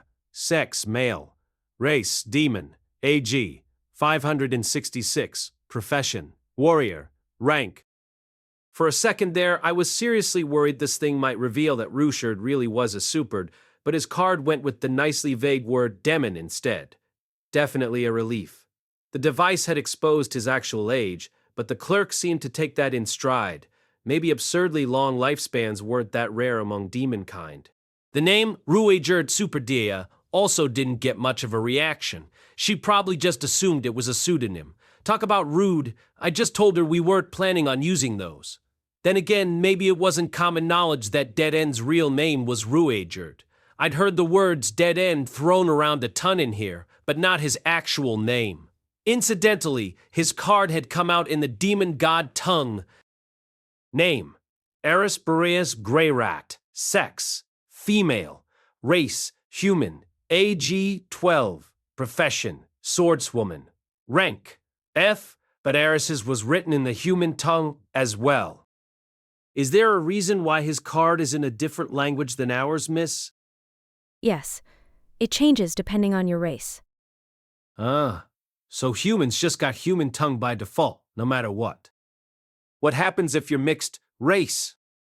Sometimes it might use a bit of both the relevant languages, but typically it would pin you as the race more of your ancestors are from. But what if you're a human who can only speak demon god or something? In that case, you can just press your finger against the center of the card and speak the name of the language you'd prefer. Just to try it out, I pressed my finger to my card and said, Beast God Tongue. The words on my card changed instantly. This is kind of fun. Demon God Tongue. Fighting God Tongue. Try not to do that too often. The clerk interjected. You'll use up the card's magical energy more quickly. What happens if it runs out? You'll need to have it recharged at a guild branch. Right, so the card itself was definitely a magical implement as well. There was probably some tiny crystal embedded inside it or something. Would the information recorded on it disappear? No, fortunately. If you keep using the same card for a long time, does the battery start draining faster or anything? The battery, if you're referring to its magical energy, then no. The supply is usually good for about a year, but will replenish it every time you stop by to report a completed task, so it typically won't run dry at all. How much does that service cost? Well, there's no fee of any sort. Okay, so why did you tell me off for playing around with it? Maybe people had been known to storm in and yell at the clerks when their cards ran out of juice. Customer service jobs always sucked, no matter what world you landed in. The best quick set, no matter what world you landed in, Talath. Okay, got it. I'll be more careful from now on. I had no idea who invented these things, but it was an interesting little system. I felt like there were probably all sorts of other applications for rechargeable magic tools, but maybe the guild was monopolizing the technology? Ah, well, no point thinking about it right now. Eris, meanwhile, had been gazing at her little card with a big smile on her face for some time now. I know you're happy, but don't lose that thing, okay?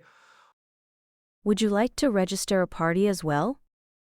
A party? Oh, yes. Please. Somehow, that part had slipped my mind completely, probably because there wasn't anything about it on the initial paperwork.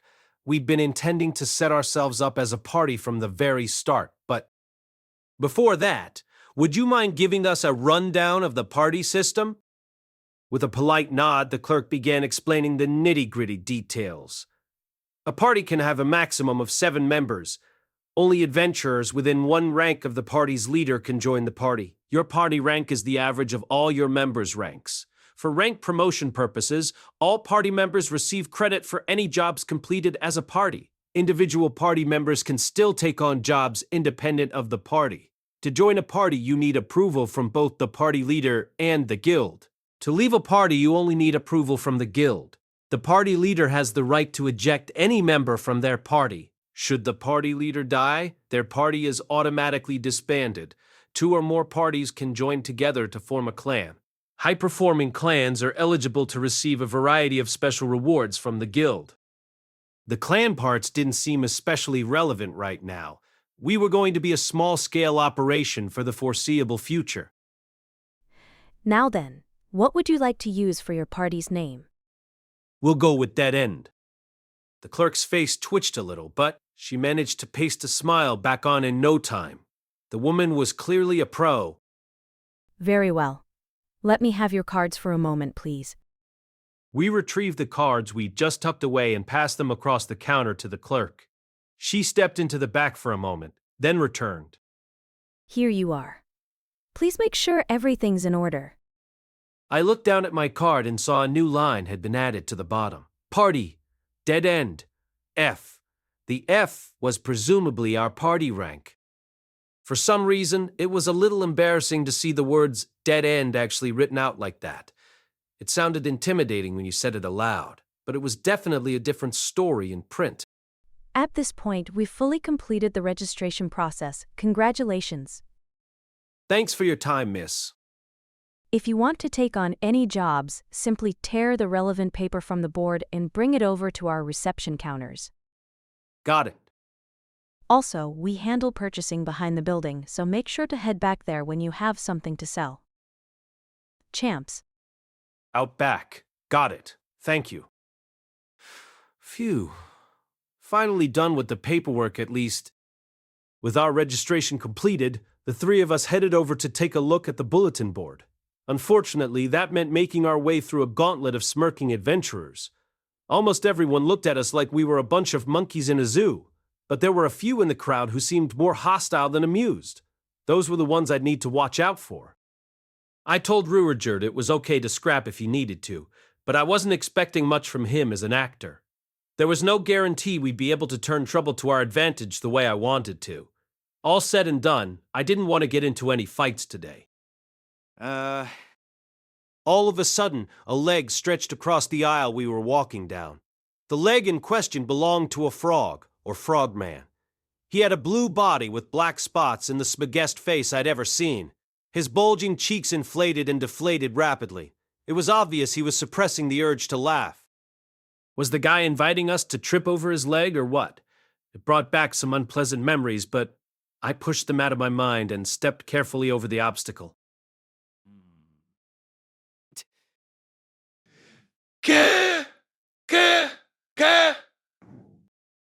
For some reason, this prompted a burst of laughter from all around me.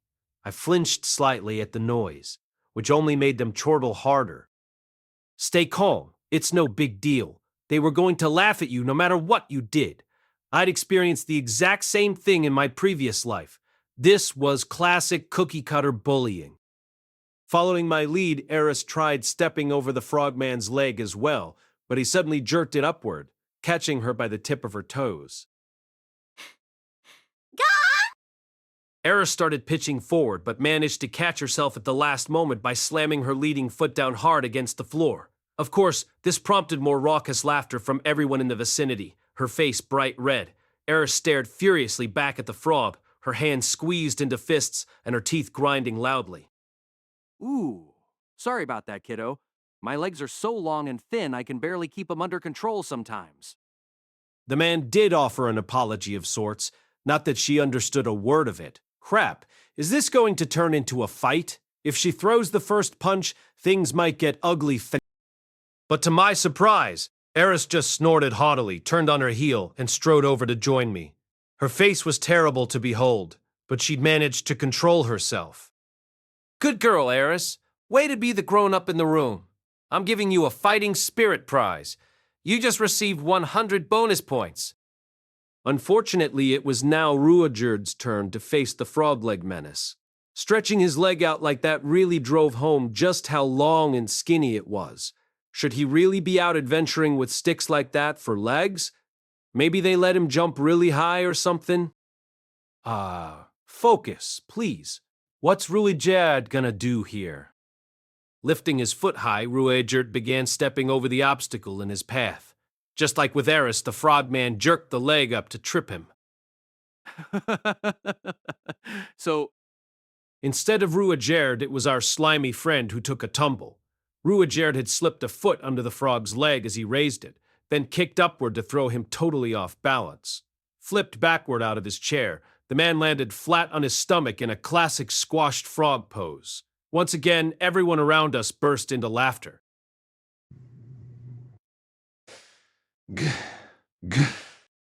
why a way to get knocked down by a newbie, man?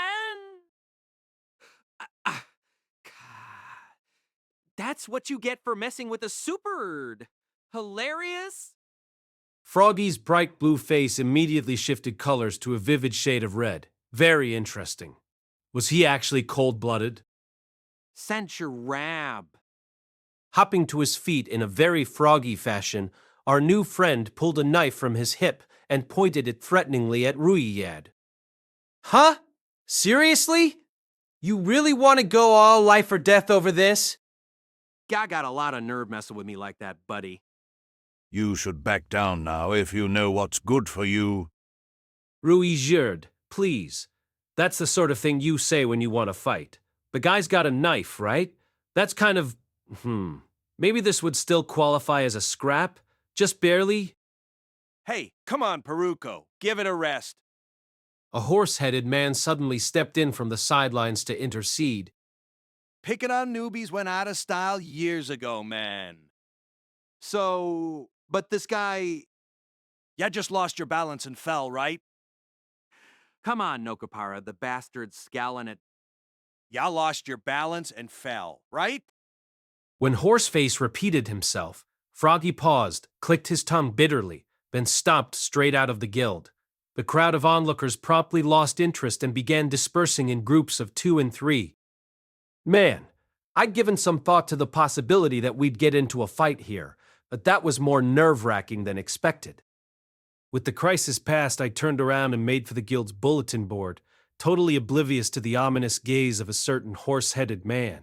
The board was absolutely covered with dozens of pieces of paper. There was a mountain of work that needed doing, apparently. As a brand new party, however, we could only take jobs ranked F or E, and there weren't any particularly epic-looking quests in those categories. The majority were just odd jobs around the city, stuff like organizing a warehouse, helping out in someone's kitchen, basic bookkeeping, looking for a lost pet, and exterminating insects. None of them looked especially challenging, but the rewards were also low. The actual forms looked like this, for example. F. Task, warehouse organizing. Reward, 5 stone coins. Dip ties, manual labor, heavy lifting. Location, Ricirasu Block 12, the warehouse with the red door. Duration, half a day to a day. Deadline, not slash a case, dog. Dagamo of the Ort. Notes, I've got a ton of stuff to move around and not nearly enough manpower. Someone help me out. Ideally someone strong. F. Task, kitchen help.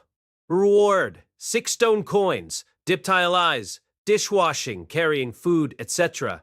Location, Ricirasu Block 4, the Footfall Restaurant. Duration, 1 day. Deadline, before the next full moon. Plekel, Shinatora of the Kanande. Notes, we've been getting a ton of reservations lately. I need some extra hands in the kitchen. If you're up for a little taste testing too, I'd appreciate it. E-Task, Lost Pet. Reward, 1 scrap iron coin, dip tiles, find and catch a missing pet. Location, Ricirasu Block 2, Kirip House, Room 3. Duration, until the pet's located. Deadline, none in particular. Kalef, Mycel, of the Huga. Notes, my pet vanished and won't come home. I'm using up all my allowance money on this request. Someone please help. They didn't seem like the sort of jobs you'd undertake as a party, really. It looked like low-ranked jobs tended to be solo quests for the most part. Any jobs we completed would count for all of us for rank promotion purposes. At lower ranks, maybe people tended to take on a whole bunch of jobs as a party, then divide the work up among the members. Well, I guess we'd want to start with something nice and simple. Still, why's the Lost Pet 1E rank? Oh, right. I guess the city's pretty big. The whole until you find it thing could also be a little awkward. There was a possibility the thing was dead after all. But that bit about the allowance had to mean that the client was a sweet, adorable little girl, right? It'd be pretty sad if no one helped her out. Aren't there any about fighting dragons or something? There is one, but it's S rank. Over here. Ooh, really? Wait, I can't read this. It says, a stray dragon's taken up residence to the north of the city. Think we could take it down? It would be best not to try. Dragons are fearsome foes. Right. Still, I kind of want to try slaying something. The monster hunting quests start at rank C, I'm afraid. There aren't any ranked lower than that? So it would appear. But I heard you're supposed to start off by fighting goblins and stuff.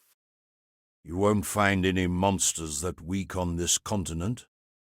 As I looked through the low-level jobs, Eris was having a somewhat alarming conversation with Ruijerd, who handled all the reading for her. That guy really was a patient soul, wasn't he? Whoa there, my dubby dead-end friends. Those are a little, high rank for you guys, ain't they? One of the guys who'd been laughing at us earlier sauntered over to the two of them with a big smirk on his face. It was a muscular man with the head of a horse, the same guy who'd stepped in to break up that fight a minute ago, actually. I moved fast and managed to get myself between him and Eris before he got too close. Mind your own business. We'll take an F or E rank job, just like we're supposed to. Hey, calm down, buddy. I just wanted to give you a little advice, okay? No kidding. Like what? Here, you see this job, the Lost Pet one? Reaching past me, Horseface ripped down the paper I'd been looking at, only a few moments earlier. Yeah, I saw that one. Seemed like it might be kind of tough, since this city's so big. Who? Hey, come on, kid! Ain't your boss the one and only dead end, like a supered? So what if he is? Is that eye on his forehead just a decoration or what? It doesn't matter how big the city is, he'll track that thing down in a single day, no sweat. Oh, come to think of it, he's got a point. Ruijerd could locate living things with pinpoint accuracy. Even if we were looking for a lost cat or something, he'd probably manage just fine. Of course, Horseface here was clearly convinced that Ruijerd was a phony, meaning that his thoughtful advice was really just intended to provoke us. I needed to react accordingly. Shut up! Leave us alone! Still, I'd have to keep that missing pet job in mind. It seemed like a good chance to take advantage of Ruijerd's abilities. Let's go, boss. Aren't we going to take on any jobs? Forget it. We'll come back when there aren't a bunch of jerks waiting around to sabotage us. The goal of this visit was to make our big appearance and get ourselves registered. I'd only looked at the board to get a sense of the type of jobs that were available. We'd get started in earnest tomorrow morning. Come on, we're done here. As the three of us left the guild behind, I heard another huge burst of laughter from inside. They're going home without even taking a single job? Dead End ain't in no rush, man. What a cool customer. I could see the bewilderment on Ruijerd's face. It was hard to blame him for wondering if we were really on the right track here. As far as I was concerned, though, the afternoon had been a success. The people in that building were laughing at the words dead end instead of flinching or grimacing. That wasn't what we were shooting for in the long term, but it was definitely a step in the right direction. At the very least, I was convinced of that. One way or another, the three of us were now full-fledged adventurers. Chapter 8, The Adventurer's Inn. By the time we left the guild, it was getting dark outside. The sky was still bright, but the streets of Ricirasu seemed oddly gloomy. After a second, I realized it was a side effect of its location. The tall walls of the crater had cast the city into shadow well before the sun actually set. It'd probably be pitch black in no time. I guess we should find an inn right away. Can't we just camp outside the city or something? Oh, come on. Might as well get a good night's sleep in a real bed when we're staying in a town, right? You think? Ruijerd didn't seem to have an opinion one way or another. When we were camping out in the field, he'd often handled the night watch duties all by himself, since he could sense approaching enemies even when he was half asleep. I'd woken a couple times in the middle of the night to the sound of something exploding, only to realize that Ruijerd had just sliced apart some hapless monster. It wasn't exactly conducive to a relaxing rest. Anyway, an inn was definitely in order. For one thing, I was starving. We could probably buy something in the city, but we still had a ton of dried meat left over from the other day. It was probably smarter to finish that and keep our expenses down for now, but I was hungry enough that I at least wanted someplace to sit down and stuff my face in peace. Hey, Rudeus! Look at that! Eris's voice was full of excitement. Curious as to what she'd spotted, I looked up to find that the inner walls of the crater had begun shining faintly. The light seemed to be growing brighter by the second. This is amazing! I've never seen anything like it before.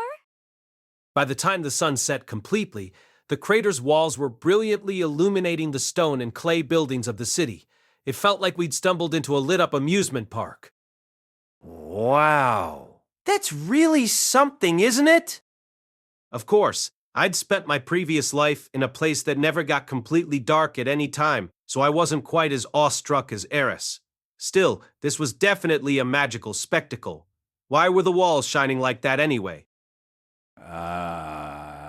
Those are the illuminators. You know something about this, Raiden? Raiden? Who's that?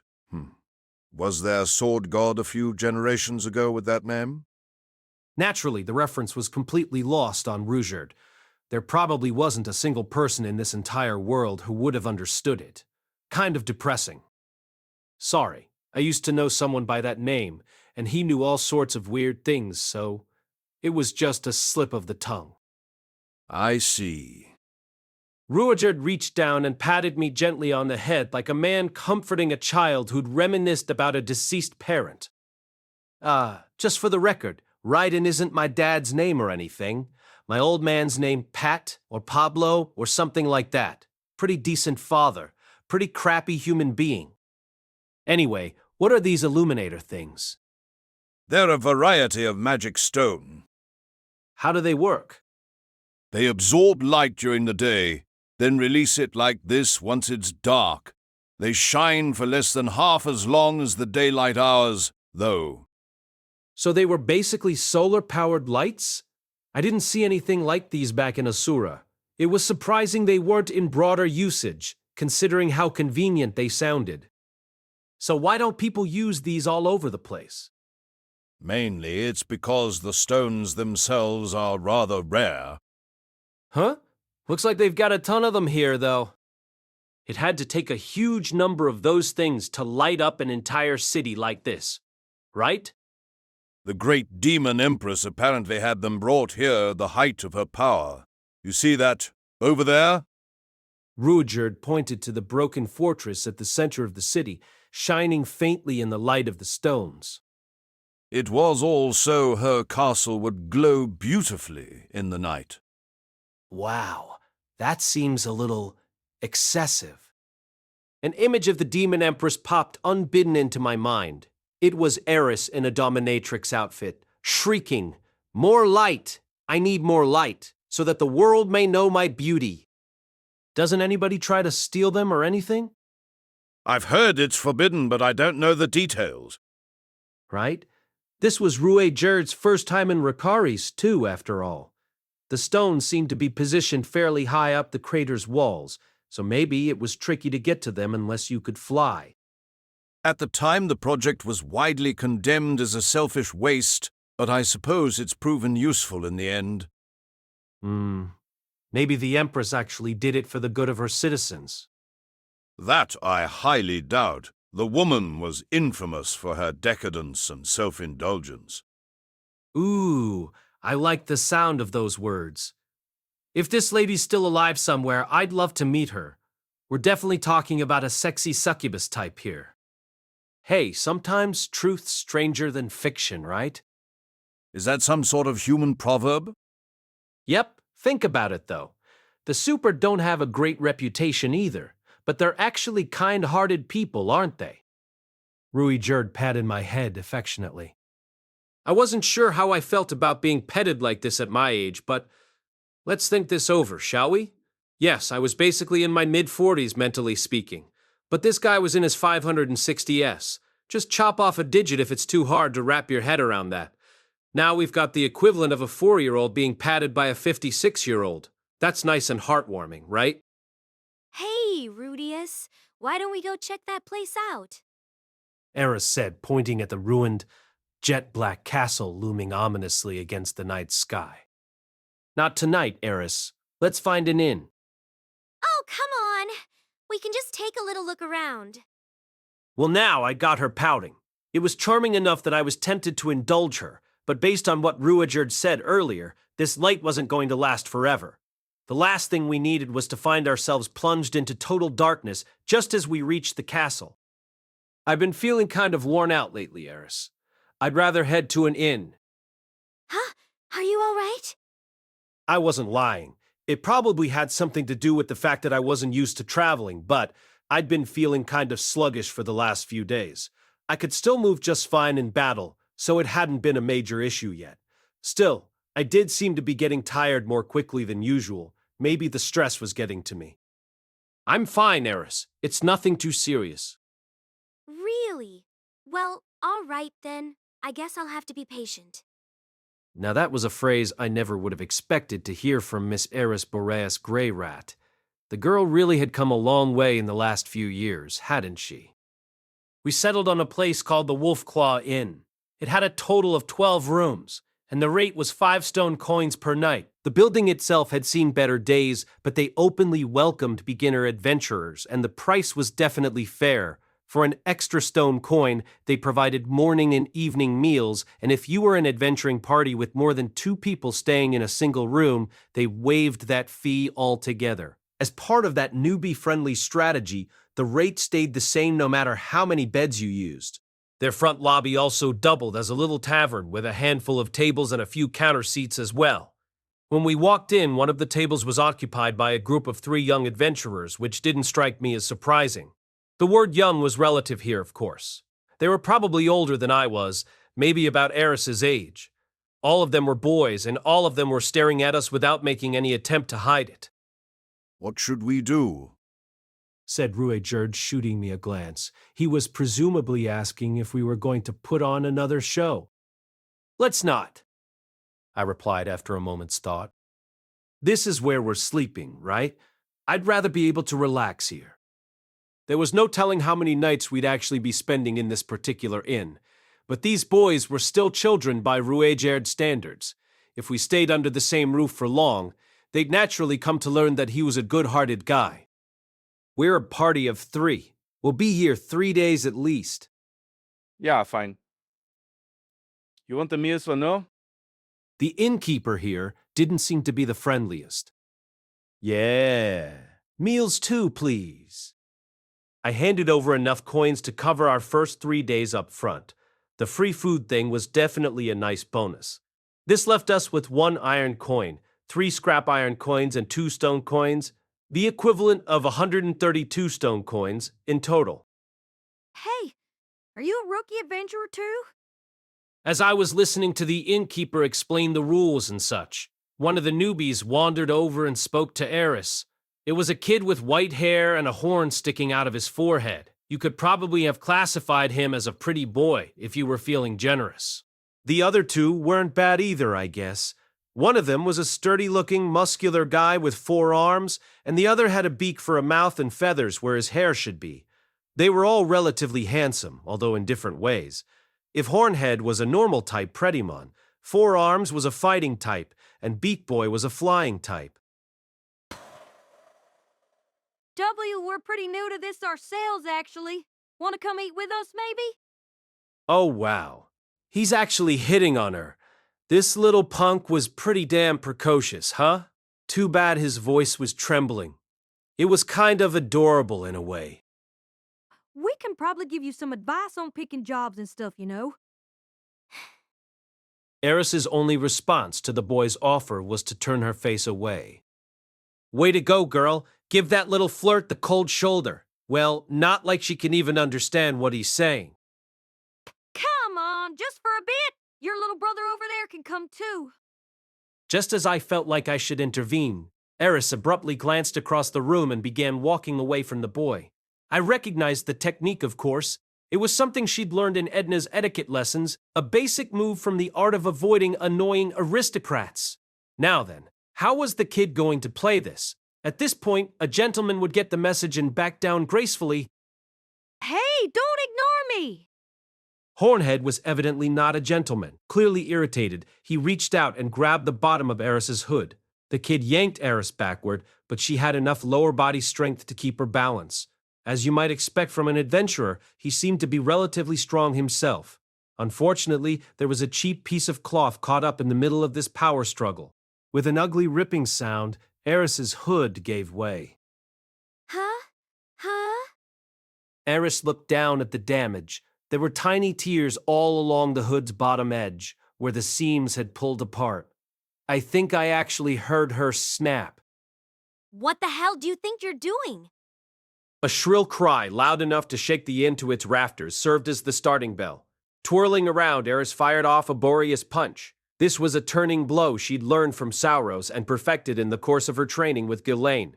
The poor kid never saw it coming. Her fist caught him square in the face, and his head jerked back so far that it almost looked like she'd broken his neck. The kid fell spinning backward, hit the back of his head against the floor, and was instantly unconscious. I was a total amateur, but even I could tell that blow had some serious power behind it. You could almost hear the world's strongest death row convict muttering, "What a punch. Kinda serves you right for being so pushy, man." Hopefully the kid had learned his lesson and would never again do anything so foolhardy as speaking to Eris.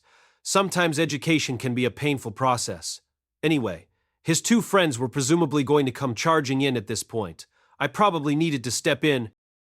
Who do you think you are anyway? You've got some nerve touching me. But to my surprise, Eris wasn't done yet. This time, she unleashed the Boreas kick, another highly sophisticated technique she'd learned from Sauros and perfected under Ghislaine. Her foot smacked into the solar plexus of her second victim. Shka!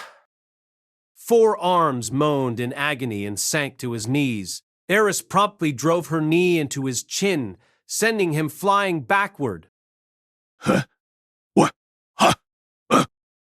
It didn't seem like Beak Boy had fully processed what was happening yet, but as Eris rushed toward him, he reached reflexively for the sword at his hip.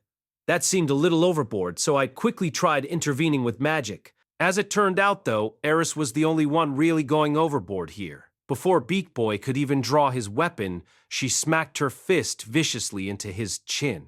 I'd never seen a bird's eyes roll back in its head before, but apparently there was a first time for everything. In mere seconds, Eris had totally immobilized all three of her opponents. She stalked back to where Hornhead lay unconscious and kicked his head like a soccer ball. The first blow jolted the boy awake, but he couldn't do anything except curl up in the fetal position. Eris proceeded to kick him over and over again. Was the first piece of clothing Rudeus ever bought me. Oh my! Miss Eris, do I really mean that much to you? It was just a cheap little thing to cover up that hair of yours, you know. Goodness, you're gonna make this old man blush. Eris kicked the boy over onto his back and reached down to grab one of his legs. Her face was twisted with rage. You'll regret this until the day you die. I'm going to stomp that thing into mush. What thing was she referring to, you might wonder? I was too afraid to ask. Hornhead didn't know what she was saying, of course, but he seemed to understand what she intended to do. He started yelping apologies, begging for help, and trying desperately to squirm away. But his words were meaningless to Eris, and they wouldn't have made a difference either way. Eris always finished what she started. The girl was nothing if not thorough. This kid was about to meet with the same fate I might have suffered 3 years earlier, had I failed to escape her wrath. Stop it, Eris. At this point, I finally managed to step in and intervene. Everything had happened so quickly that I'd been too startled to react immediately. Down, girl, down. Calm yourself. What's your problem, Rudeus? Why are you stopping me? I'd grabbed Eris from behind, but she was still thrashing around in my arms, trying to bring her foot down on the boy. What part of the boy specifically, one might ask? The answer was too horrible to contemplate. We can just repair the hood. I'll sew it up for you, okay? So cut the guy a break. You're going way too far here. Oh, whatever. Fortunately, my desperate pleas got through to Eris in the end. She stopped fighting and stomped back over to Ruijerd, with her face still full of fury. Ruijerd, incidentally, had been sitting in a chair at the counter and watching all of this unfold with a small smile on his face. Ruijerd, come on. Don't just sit there next time this happens. It was only a children's fight, wasn't it? Yeah, but the grown-ups are supposed to stop those. Especially when it's such a total mismatch. Are you all right? Yeah, I'm fine. Feeling a bit sympathetic despite myself, I cast healing on the battered boy and helped him to his feet.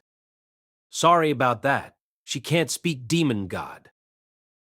Huh, that scared the heck out of me. Why'd she get so mad anyway?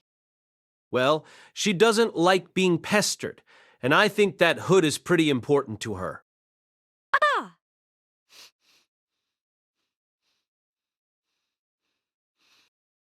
I glanced over at Eris. She'd taken off her hood and was staring at the huge tear in it while grinding her teeth furiously. She was definitely in her never forgive, never forget mode right now. I hadn't seen her like this since the very first day we met. I half expected to see little cartoon clouds of smoke coming out her ears. Sorry, but if I spoke to her right now, I think she'd punch me too. Oh, wow. She's cute, but kinda scary, huh? Honestly, I'd thought the girl had grown more civilized recently, but maybe it was only an act. Kinda depressing, since I'd just been patting myself on the back about how far she'd come. Well, yeah, she's definitely cute, and that's why you probably shouldn't talk to her unless you have a good reason, okay? Also, if you ever feel the urge to try and get revenge for this, I'd advise against it. I stepped in today since the whole thing was just an accident, but next time you might actually die. Not exactly subtle, but I wanted to make sure he knew where we stood. The boy's eyes widened, and he rubbed at his nose, then checked the back of his head for lumps. After a few moments, he seemed to calm down. Count, my name's Kurt. What's yours? I'm Rudeus Greyrat. Oh, and she's Eris. At this point, the two others who Eris had punished for their friend's misdeeds came up to introduce themselves as well. The four-armed muscleman was Bachiro, and Beak Boy's real name was Gablin. Once we'd finished exchanging our names, these two took up positions on either side of Kurt, and the little group struck up a dramatic pose. Together, we are the Tokorobu Village Toughs. Were these kids trying to pull off an Athena exclamation or what? Talk about lame and you're calling yourself toughs? Seriously? What are you, a biker gang from 50 years ago or something? In fact, is this Tokorobu place even on any maps? We're on track to hit rank D soon. We were thinking it was about time we found a girl magician to round out the party, you know? That's why I came over. A girl magician? That didn't make much sense. I was the only magician in our party. It's not like Eris is wearing a wizard robe or anything. Oh, wait a second. Did you assume Eris was a magician because of the hood she had on? Well, yeah. Only spellcasters wear stuff like that, yeah? She's carrying a sword, you know. Huh? Oh, wow! You're right! Apparently, Kurt hadn't even noticed. He seemed like the type who only saw the things he wanted to see. But you're a magician, right? I mean, you can use healing spells and everything. That's pretty awesome. Yeah, spells are basically what I do. Hey, why don't you both join up with us then? Wait, you think we're going to join your gang? Seriously? Didn't you learn anything from that little episode earlier? Just so you know, if I joined up, that guy over there would be coming too. I pointed over at Ruijerd, who was busy lecturing Eris about something or other. She looked a bit sulky, but was nodding at his words. That guy's in your party too? Oh, absolutely. His name's Ruijerd. Ruijerd! What's your party called, anyway? Dead End. The boys stared at me with undisguised bewilderment. They were obviously wondering what the hell we were thinking. Is it really a good idea to use a name like that? Well, we got approval from the man himself. Sir! Yeah, I know it sounds like a joke, but I'm actually telling the literal truth here. It's just a name, right? Point is, Eris and I are already taken, so we can't join up with you guys. It was hard to imagine we'd get anything out of teaming up with these kids anyway. We weren't here to run around playing make-believe. Oh, yeah! Guess that's your loss, then. We're gonna make a big splash in this town, you know? Don't come begging us to let you in the party once we're famous. Is he for real? Well, nothing wrong with a bunch of fresh-faced youngsters heading to the big city with their heads full of dreams, right? Those grizzled veterans back at the Adventurers Guild probably welcomed kids like these with warm, indulgent smiles. You talk awful big for someone who just got his butt handed to him by a kid. Hey, she, just caught me off guard, man. You gonna trot out that excuse when some monster ambushes you in the wilderness too? Gah! Yeah, I think I won that one. Feels good, man. Hard to argue with the mental image of a Pax coyote ripping out your throat, right? I left the Tokorobu Village toughs to nurse their bruised egos. After dinner, we headed up to our room, where 3 fur beds awaited us. Phew! Sighing softly, I took a seat on mine. Today really had been exhausting. I wasn't in the best condition to start with, and we'd met so many people, heard a ton of laughter, and endured so much mockery. Even when you're consciously playing a part, that stuff takes a toll on you. Eris was gazing out our window at the city, which was growing darker by the minute. That ruined castle was pretty captivating, sure, but you'd think the girl was a tourist or something. We had all sorts of things to worry about right now, didn't we? Did she expect me to deal with everything all by myself or what? Okay, no. I needed to stop being so negative. Eris trusted me. That's why she wasn't overthinking things right now. It wasn't as if she was being a spoiled brat or anything. Now, if only she'd stop getting into pointless fights, I fell back onto my bed, looked up at the ceiling, and thought about what came next. First and foremost, we needed money. This room was costing us 15 stone coins a night for the three of us. We needed to earn at least that much per day at a bare minimum. But based on what I'd seen earlier, F-rank jobs paid out about 5 stone coins, and even E-rank jobs were only worth 1 scrap iron coin or so. As a solo adventurer, you could probably just tackle 1 F-rank job per day to cover the cost of your lodgings, then start saving some cash once you ranked up into more lucrative work. And E-rank tasks were mainly odd jobs around the city, but at D-rank you started getting more requests to gather materials and such. Basically, the system was set up so that you could save up some money doing easy work, then buy some equipment to tackle more dangerous jobs. It was well thought out, but there were 3 of us. Including the cost of lunch and everyday goods, we're probably looking at 20 stone coins a day on average. If we handle 1 task a day, we're probably looking at a net loss of 10 to 15 stone coins. And we've got 132 left at this point. We'd be flat broke in under 2 weeks. That wasn't much of a cushion at all. We needed to be completing 3 or more jobs per day to stay out of the red. If we could split up, it'd probably be possible to pull in more than 20 stone coins doing simple jobs. But if we left Ruijerd by himself, there was a risk his real identity would be exposed. And Eris couldn't even speak the local language, so she'd have a hard time on her own. She had a short temper too. She might end up getting into fights with her clients. More importantly, we couldn't spread the word about Ruijerd unless we worked as a group. Once we ranked up, money would be much less of an issue.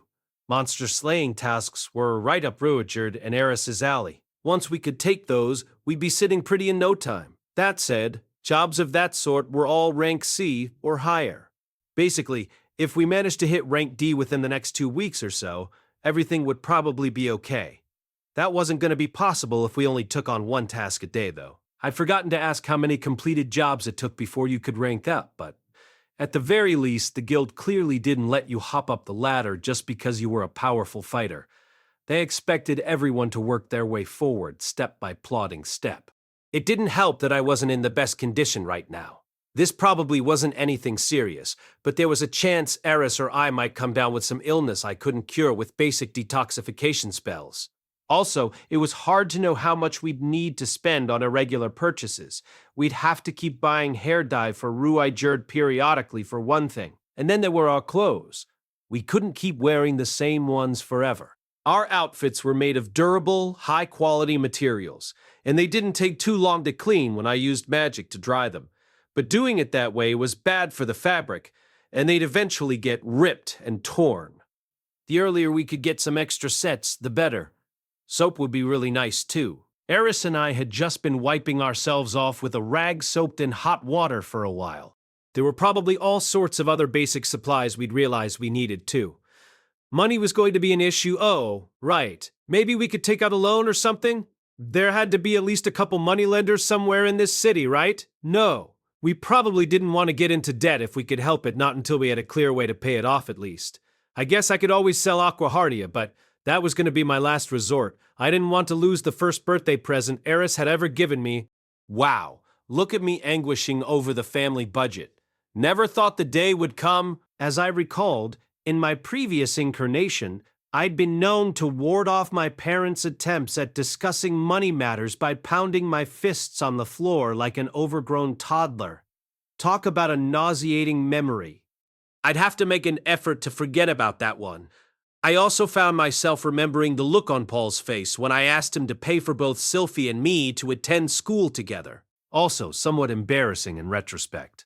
I really had been a bit too casual about money in the past. All right, this isn't the time to be learning valuable life lessons. Let's focus, please. What was the most efficient way for us to earn money? Should we try to complete as many jobs per day as possible?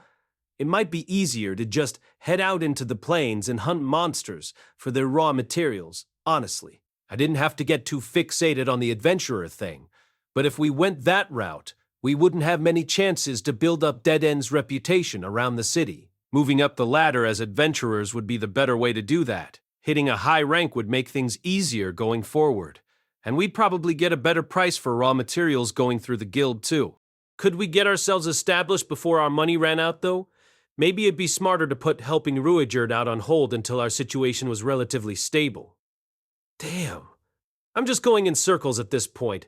I couldn't find a clear-cut answer here.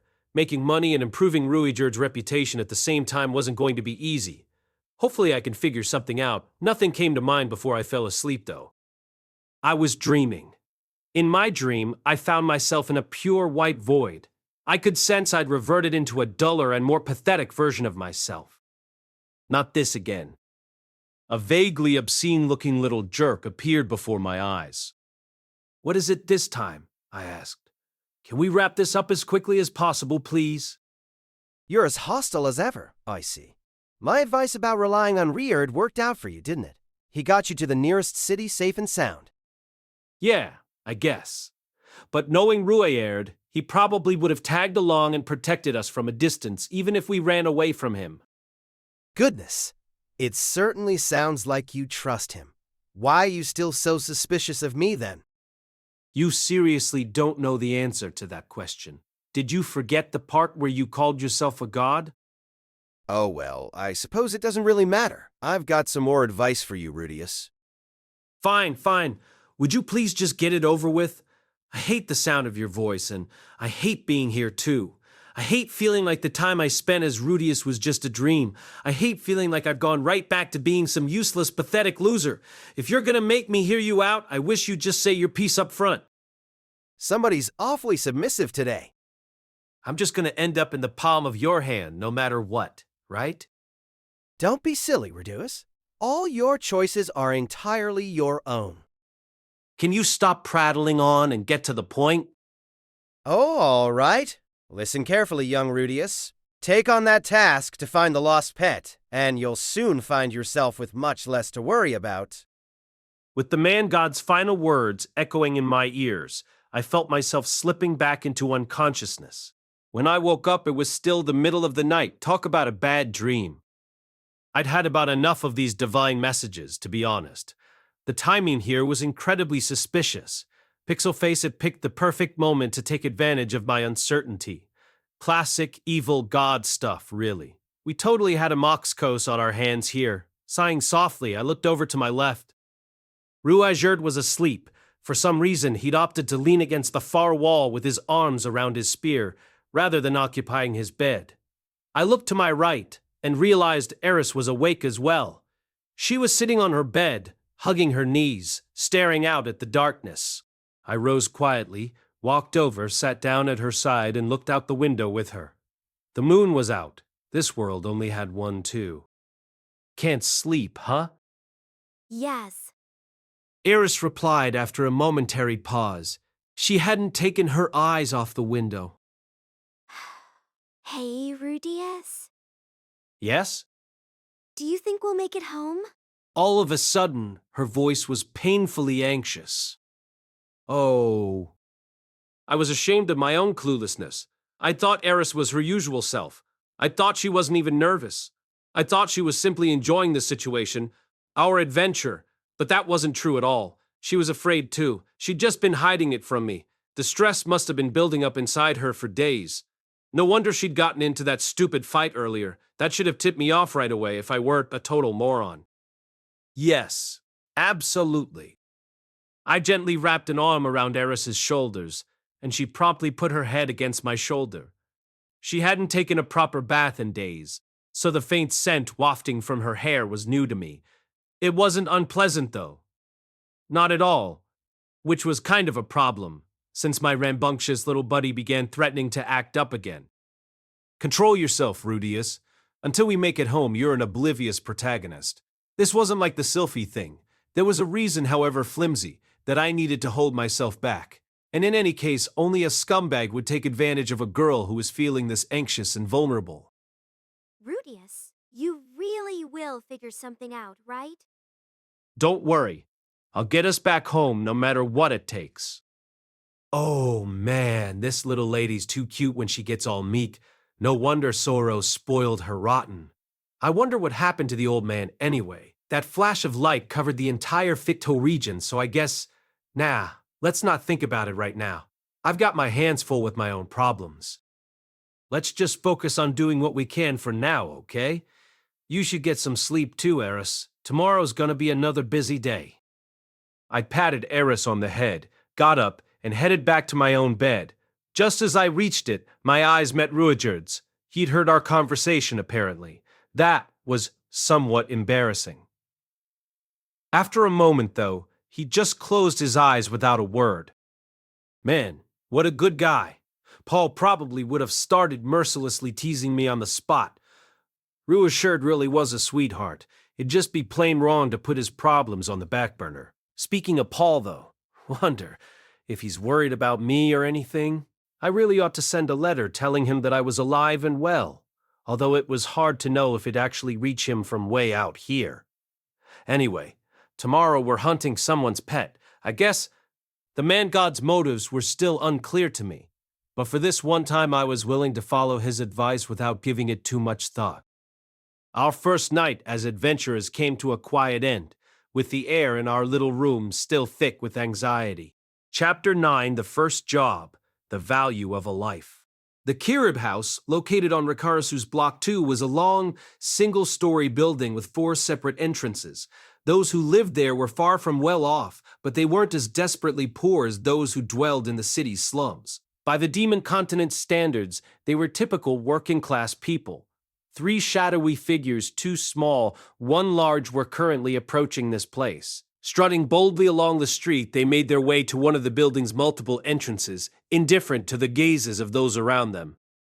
"Hello, miss. We've come from the Adventurers Guild." The young boy of the group knocked on the door, calling out in a high-pitched voice to the resident within. There was something unsettling about this. None of the adventurers in this city spoke that politely to anyone. They were a rough, crude bunch by nature. Still, the gentleness of the boy's voice apparently deceived the resident of this room. The door squeaked open, and a girl of perhaps 7 years emerged from within. Her long lizard-like tail and distinctive forked tongue marked her as a member of the Hoka race. The girl's eyes went wide at the sight of her 3 unusual visitors, but the boy smiled cheerfully at her. "Hello there. Pleasure to meet you. This is Miss Maisel's residence, correct?" "Oh, pardon me. My name is Rudeus, miss. Rudeus of Dead End." The Dead End. This girl, Maisel, was of course familiar with that name. Everyone knew the story of the monstrous supered warriors who'd fought so fiercely during the Laplace War 400 years ago, slaughtering friend and foe alike. And everyone knew that Dead End was the strongest and most evil of their number. It was said that none who met him lived to tell the tale. Even those who'd only glimpsed him from a distance said they'd only barely managed to escape with their lives. His name struck terror into the hearts of every resident of the Demon Continent, even brawny adventurers who boasted that they could slay any monster single-handedly would shudder just to hear him mentioned. But Maisel also knew what Dead End was said to look like, and this short young boy didn't match that description in the slightest. "We took on your request at the guild this morning, miss. We're here to find your lost pet. We were hoping to ask you for the details, if you can spare the time." The name Dead End was terrifying in itself, and the other 2 people standing behind the boy were a little intimidating. But he spoke to her so politely that it was hard to stay afraid, and from the sound of things, they were adventurers who'd actually taken on the job she'd posted. Please find me for us. "Ah, so your pet's name is me? That's a very cute name, I must say." I came up with it myself. "Oh, really? Well, you've clearly got a knack for naming things, miss." This compliment earned the boy a bashful smile. "Now then, do you think you could tell us a bit about me, maybe?" Maisel described her pet's appearance, explained that it had disappeared 3 days ago, added that it hadn't come back home, clarified that it usually came back when she called for it, and mentioned that it was probably hungry since she hadn't fed it. It was a rambling, childish monologue. A typical adult may have rolled their eyes at the girl's babbling and left halfway through, but the young adventurer listened to her with a smile, nodding encouragingly after every heartfelt sentence. "Understood, miss. We'll go track me down right away. Rest assured, you're in good hands with Dead End." The boy closed his hand into a fist and stuck his thumb up into the air. For some reason, the other 2 behind him did the same. Maisel didn't quite understand, but she imitated them anyway. Nodding with pleasure, the boy turned around and began walking away. The hooded girl who'd been standing behind him followed. but the taller man of the group squatted down in front of Mysel to pat her gently on the head. You have my word we'll find your pet, Mysel. Be patient, just a little longer. He had a big scar running across his face. There was a jewel on his forehead, and his hair was a strange, spotty blue. It was a little scary to look him in the face, but his hand was warm and gentle. Mysel nodded. Oh, Belle. Don't worry. We'll be back before you know it. As the taller man stood up to take his leave, Mysel called out to him. Oh, what's your name, mister? Ruijerd. The man replied, then turned and walked off with the others. Blushing faintly, Mysel murmured that name to herself. Rudeus. Our first meeting with the client had gone off very nicely, all in all. I'd just been imitating a door-to-door salesman who frequently stopped by my house in my previous life, but it seemed to work better than expected. It was fine for the other adventurers to laugh at us. But we needed our clients to think of us first and foremost as good people. That meant we needed to treat them kindly and politely. I see you're capable of playing more than one role. Quite impressive, Rudeus. Right back at you, Ruijerd. Your bit at the end there was just perfect. My bit at the end? What are you talking about? The part where you patted her on the head as you spoke to her, obviously. That had been a total ad-lib.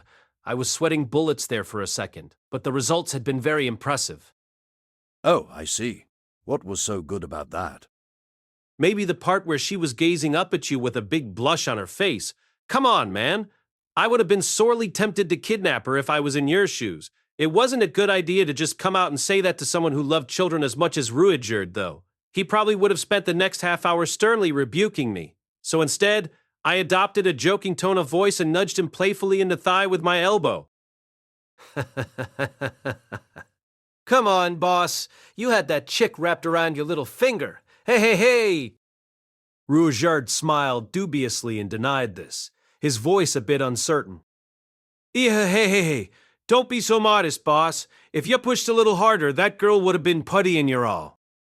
I was rudely interrupted by a smack upside the head. I turned to find Eris pouting at me. Stop laughing like that. Wasn't that stupid boss stuff supposed to be an act? Apparently, she wasn't a big fan of my leering impression of a lowlife. Ever since the kidnapping, Eris had despised vulgar people. Back in Roa, she'd grimaced every time we passed someone dressed like a thug in the street. I was only kidding around with Ruijerd, but I guess she didn't find it too amusing. Sorry about that. Honestly, you're a member of the Grey Rat family, aren't you? Don't be so uncouth. It took an effort of will not to burst out laughing at that one. Did you hear that, ma'am? Eris just told me off for being uncouth. Yes, that Eris, the little lady who used to feel the need to open every door she found by kicking it. She's certainly grown more refined lately, don't you think? Still, if she wanted to say things like that to me, shouldn't she stop getting into barroom brawls with strangers first? Hard to say, actually. Based on what I'd seen of Soros, maybe flipping out and punching someone in the face fell within the bounds of acceptable behavior? No, surely not. After giving it a moment's thought, I realized I had no earthly idea where uncouth stopped and couth began for Asura nobles. Accordingly, I changed the subject. In any case, Ruijerd, do you think we can find this pet? Based on what we'd heard from Mysel, me seemed to be a cat. It was black and had been Mysel's companion ever since she was very young. It was also likely on the larger side. Mysel had stretched her arms out wide to demonstrate its size. Assuming that wasn't an exaggeration, me had to be about as big as a full-grown Shiba Inu, which was pretty remarkable for a house cat. Of course. I gave the girl my word, after all. With this promisingly decisive declaration, Ruijerd strode forward, taking up the lead. He was moving with confidence, but I was still feeling a little nervous. I knew he had a powerful built-in radar for living things, but it couldn't be easy to track down one specific animal in a city that was full of them. Do you have a plan or something? Animals move in very predictable ways, Rudeus. Look here. I peering at the ground where Ruijerd pointed. I could just barely make out the outline of a small paw print. Talk about impressive. I never would have noticed that in a million years. So, if we follow these tracks, you think we'll find it? No, these are likely from a different animal. The paws of her cat wouldn't be this small. True. This did look more like the paw print of an ordinary or even smallish cat, though I did somewhat suspect the girl may have been overstating Mi's size somewhat. So then... It seems like a different cat has been pushing its way into our target's home territory. What? Really? It certainly seems that way. Her cat's scent is fading, so another one's moved in. Wait. Can you actually pick up on the smells they marked their territories with, or something? This way. Ruijerd had apparently reached some sort of conclusion that he didn't feel the need to share with us. He strode off down a side street and I quietly tagged along. It felt like we were making progress, although I wasn't quite sure how. Maybe this was how it felt to be poor old clueless Dr. Watson. No worries, folks. We've got the best sleuth on the continent on the case. He'll track down the criminals with his peerless investigative techniques, knock 'em flat with demon-style Baretsu, and squeeze out a confession with a few pointed questions. Make way for great Detective Ruijerd. Found it. This is probably the one, Ruijerd said, pointing at a nondescript section of the street. I couldn't have told you what he'd found or why he felt the need to add on that probably. There weren't any paw prints here that I could see. Follow me. Ruijerd set off again at once, moving forward steadily. Without hesitation, he led us through a series of side streets that seemed to get narrower and narrower as we went. If nothing else, these looked like the type of alleys you'd expect a cat to be slinking through. I still had no idea what sort of a trail Ruijerd was following, but it seemed to be going smoothly so far. Look at this. There's signs of a struggle here. We'd come to a halt in a dead-end alley. Whatever signs Ruijerd had found there, they were too subtle for me. I couldn't see any bloodstains or scratches in the dirt. This way. Turning on his heel, Ruijerd took the lead once again. It kind of felt like Eris and I were just along for the ride. Talk about a low-stress job. We passed through a few side streets, cut across a boulevard, and headed into another side street. From there, we made our way into a back alley, then passed onto another side street, and so on and so forth. After moving briskly through the city's maze-like streets for some time, we took a sudden turn into a very different part of town. Everything here was run down and desolate. The buildings were crude, unpainted, and crumbling from neglect. Some of the men we passed shot us ominous looks. There were people lying sprawled out along the street, and many of the children were in filthy rags. We were in a slum now. The change hadn't been a gradual one, either. It was more like we'd stumbled right into the heart of it. Within moments, I was on high alert. Eris, be ready to draw your sword at any time. Why? Just to be on the safe side. Also, keep an eye on the people we pass in the street and try to watch your back.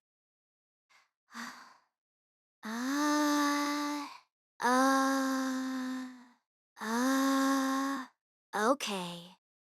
It felt like a good idea to put Eris on her guard as well. We probably weren't in much real danger with Ruijerd around, but I didn't want us slipping up due to complacency. The two of us really ought to protect ourselves. With that thought in mind, I reached into my inner breast pocket and clutched tightly at my money pouch. I didn't have that much cash to lose, but it would still be a disaster if someone swiped it. Sometimes, one of the rougher-looking guys we passed would stare menacingly at Ruijerd, but when he glared right back, they tended to click their tongues and look away. In this sort of neighborhood, people who could throw a good punch probably inspired more respect than adventurers. Is this really where the cat went, Ruijerd? We'll see. That reply wasn't particularly reassuring. We weren't just wandering around aimlessly here, were we? No, Ruijerd's just being his tight-lipped self. I'm sure he's got us on the right track. Let's just keep telling ourselves that. We ended up walking through the slums for some time, but eventually Ruijerd drew up short in front of a certain building. This is it right here.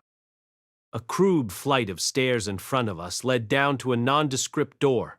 It looked like the entrance to some underground bar inhabited by punk rockers with weird haircuts. But there wasn't any thumping music floating up from below or bald guys with sunglasses standing by the door to keep an eye on the clientele.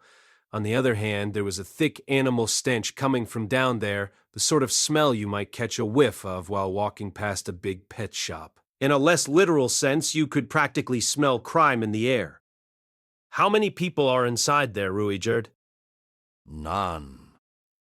There are a large number of animals, however. All right then, shall we? If there was no one in there right now, there was no reason to hesitate. The door at the bottom of the stairs was locked. Naturally, but I opened it easily enough with a bit of earth magic. Shooting a quick glance around the area to make sure no one was watching, I slipped in, waited for Ruijerd and Eris to follow, then closed and locked the door from the inside. Kind of felt like we were burglars or something. At a glance, all I could see was a long, dark corridor stretching out in front of us. Can you keep an eye out behind us, Eris? No problem. Presumably, Ruijerd would know if anyone came in after us, but it couldn't hurt to be extra careful. The three of us moved deeper into the building, with Ruijerd in the lead once again. A single door at the end of the main corridor opened into a small room, with another door at its far end. As we passed through this second door, a deafening chorus of animal cries instantly filled the air. We'd reached the room at the very back of the building. It was absolutely packed with cages. There were countless animals locked up in here, cats, dogs, and a wide variety of creatures I'd never even seen before, all crammed into a space about the size of a high school classroom. What is this? My first thoughts were roughly along those lines as well. But it also occurred to me that given the number of animals in here, there was a good chance the one we were looking for was among them. Ruijerd, is the cat in here? Yes, that's the one. He was pointing at something that looked very much like a black panther. The thing was huge. Absolutely huge. It had to be twice as big as Maisel had indicated with her arms. Is that seriously the one we're looking for? Of course it is. Look at its collar. The beast did, in fact, have a collar, and the name Me was, in fact, printed on it. Wow. I guess it really is me, huh? Technically, we'd now completed our task. Once we took this panther out of its cage and dragged it back to the little girl, we were done. That said, what about all these other guys? There were quite a few of them with collars around their neck or bracelets on their legs, and some of those had names written on them. In other words, a whole bunch of these animals were obviously pets. I'd also noticed a big careless pile of ropes and things that looked like muzzles in one corner of the room. The ropes, in particular, seemed to suggest some capturing had been going on here. Was someone snatching unique pets off the street and selling them off to other people, maybe? It seemed like a perfectly plausible scheme. I had no idea if there were any specific laws about this sort of thing in this world, but it had to be some sort of crime. I mean, it was a form of theft, at the very least. Suddenly, Ruijerd turned his head back toward the entrance. Eris reacted at almost exactly the same time. Someone's come in after us. The animals were making such a racket that I personally hadn't heard a thing. Ruijerd aside, I was genuinely impressed Eris had even noticed. That said, what were we going to do about this? It wouldn't take much time for them to get here from the entrance. Was running an option? No, not really. The only way out was through that corridor. Okay, let's capture them, I guess. I didn't really consider the option of just talking things over. We'd broken into this place like a bunch of thieves after all. It did seem to be a crime scene, but there was still a possibility it had some legitimate purpose, which would make us the criminals here. Right now, we needed to take these people into custody. If they were good guys, we could cajole them into keeping quiet about this, and if they were bad guys, we could punch them until they promised not to talk. A few minutes later, I was standing over 3 people, 2 men, 1 woman Dash, who were lying unconscious on the floor in a corner of the room. After restraining them with handcuffs I made using earth magic, I splashed some water on their faces to wake them. One of the men immediately began yelping and yowling, so I promptly gagged him with a rag that was lying nearby. The other 2 kept quiet, but I ended up gagging both of them as well. It was better to be fair and impartial with these things. With all this done, I found myself pondering a certain question. How exactly did it come to this? I mean, we'd taken on a simple E-rank job to find a lost cat. Nothing too dramatic. Ruijerd said he could handle it, so I had him take charge, and ended up following him into some sort of slum. In said slum, we broke into a building with tons of animals inside it, at which point we found ourselves taking multiple people captive, which was absolutely not what we were here to do. This had to be the man god's fault, right? He obviously foresaw this happening. What a headache. I really should have gone with some other job. Anyway, let's take a careful look at our captives. Man A, orange skin, compound eyes like a fly with no whites. He was kind of gross to look at. This was the one who'd started squawking like a cicada when I woke them. He seemed like something of a crude customer, the sort of guy who'd be good in a bar fight. I was pretty sure I'd seen a picture of his race in Roxy's dictionary, but I couldn't quite recall what they were called. Their saliva was apparently poisonous. I remember wondering if they could even kiss each other. Man B, this one had a lizard head, slightly different in shape and coloration from the snake face we'd run into at the city's front gate. Given his reptilian features, it was hard to read his expression, but I could see intelligence in his eyes, and that made me wary of him. Woman A, another bug-eye type. Her head looked something like a bee's, but I could still tell she was pretty frightened at the moment. I guess her face was in the gross category too, but she had a nice figure which basically canceled that out. Well then, we're not going to make any progress if I just stand here staring at them. Time for a little chat? No, let's be honest. This is going to be an interrogation. Who to start with, though? Who was going to spit out information more willingly, the woman or one of the men? The woman was definitely afraid. If I threatened her a little, there was a chance she may tell me everything right away. Then again, women were known to lie. Some of them were perfectly capable of telling you ridiculous, incoherent nonsense to get themselves out of trouble. Okay, so probably not all women were like that, of course, but my big sister sure as hell was. It used to make me so angry that I'd have a hard time figuring out what the actual truth was. Maybe I'd start with one of the men instead. How about Man A? He was the bulkiest of the group and had a scar on his face. Looked like their best fighter. He was also agitated at the moment. Probably wasn't the sharpest tool in the shed, judging from the way he was shouting, "Who the hell are you people? And take these damn handcuffs off me!" Before I gagged him. Or Man B? It was hard to read much from his face, but he seemed to be observing the three of us carefully. That meant he wasn't stupid. And if he wasn't stupid, he probably had a few good lies worked out in advance in case something like this ever happened. So, I decided to go with Man A. It was easier to manipulate someone who'd lost their cool. With a little prodding and a bit of provocation, he'd probably slip up and tell me everything I wanted to know. And hey, if it didn't work out, we could always try the other two. I've got a few questions I want you to answer. When I removed Man A's gag, he glared fiercely up at me, but didn't say a word. If you tell us what we want to know, we won't need to get rough Wibla? Halfway through my sentence, the guy actually kicked me. I'd been squatting down to talk to him, so the blow knocked me totally off balance. Launched backward, I rolled across the floor, only stopping when the back of my head smacked into the wall. Stars flashed across my field of vision. Oh, cow, damn it. Seriously though, how stupid was this guy? Why would you kick someone who's already got you captured? He must not have even considered what may happen if he made us angry.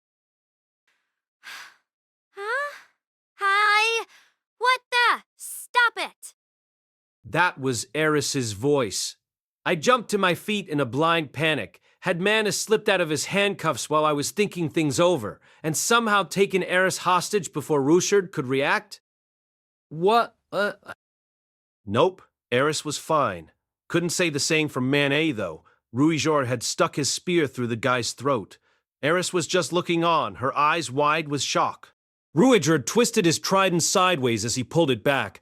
Blood arced through the air and splattered against the wall. The force spun Mana around briefly before he fell face down to the floor. Blood was pouring from his throat. A dark stain crawled slowly across his back, and a red puddle spread out underneath him. The metallic stench was sickening. With one final reflexive twitch, the man stopped moving. He was dead. He died without saying a single word.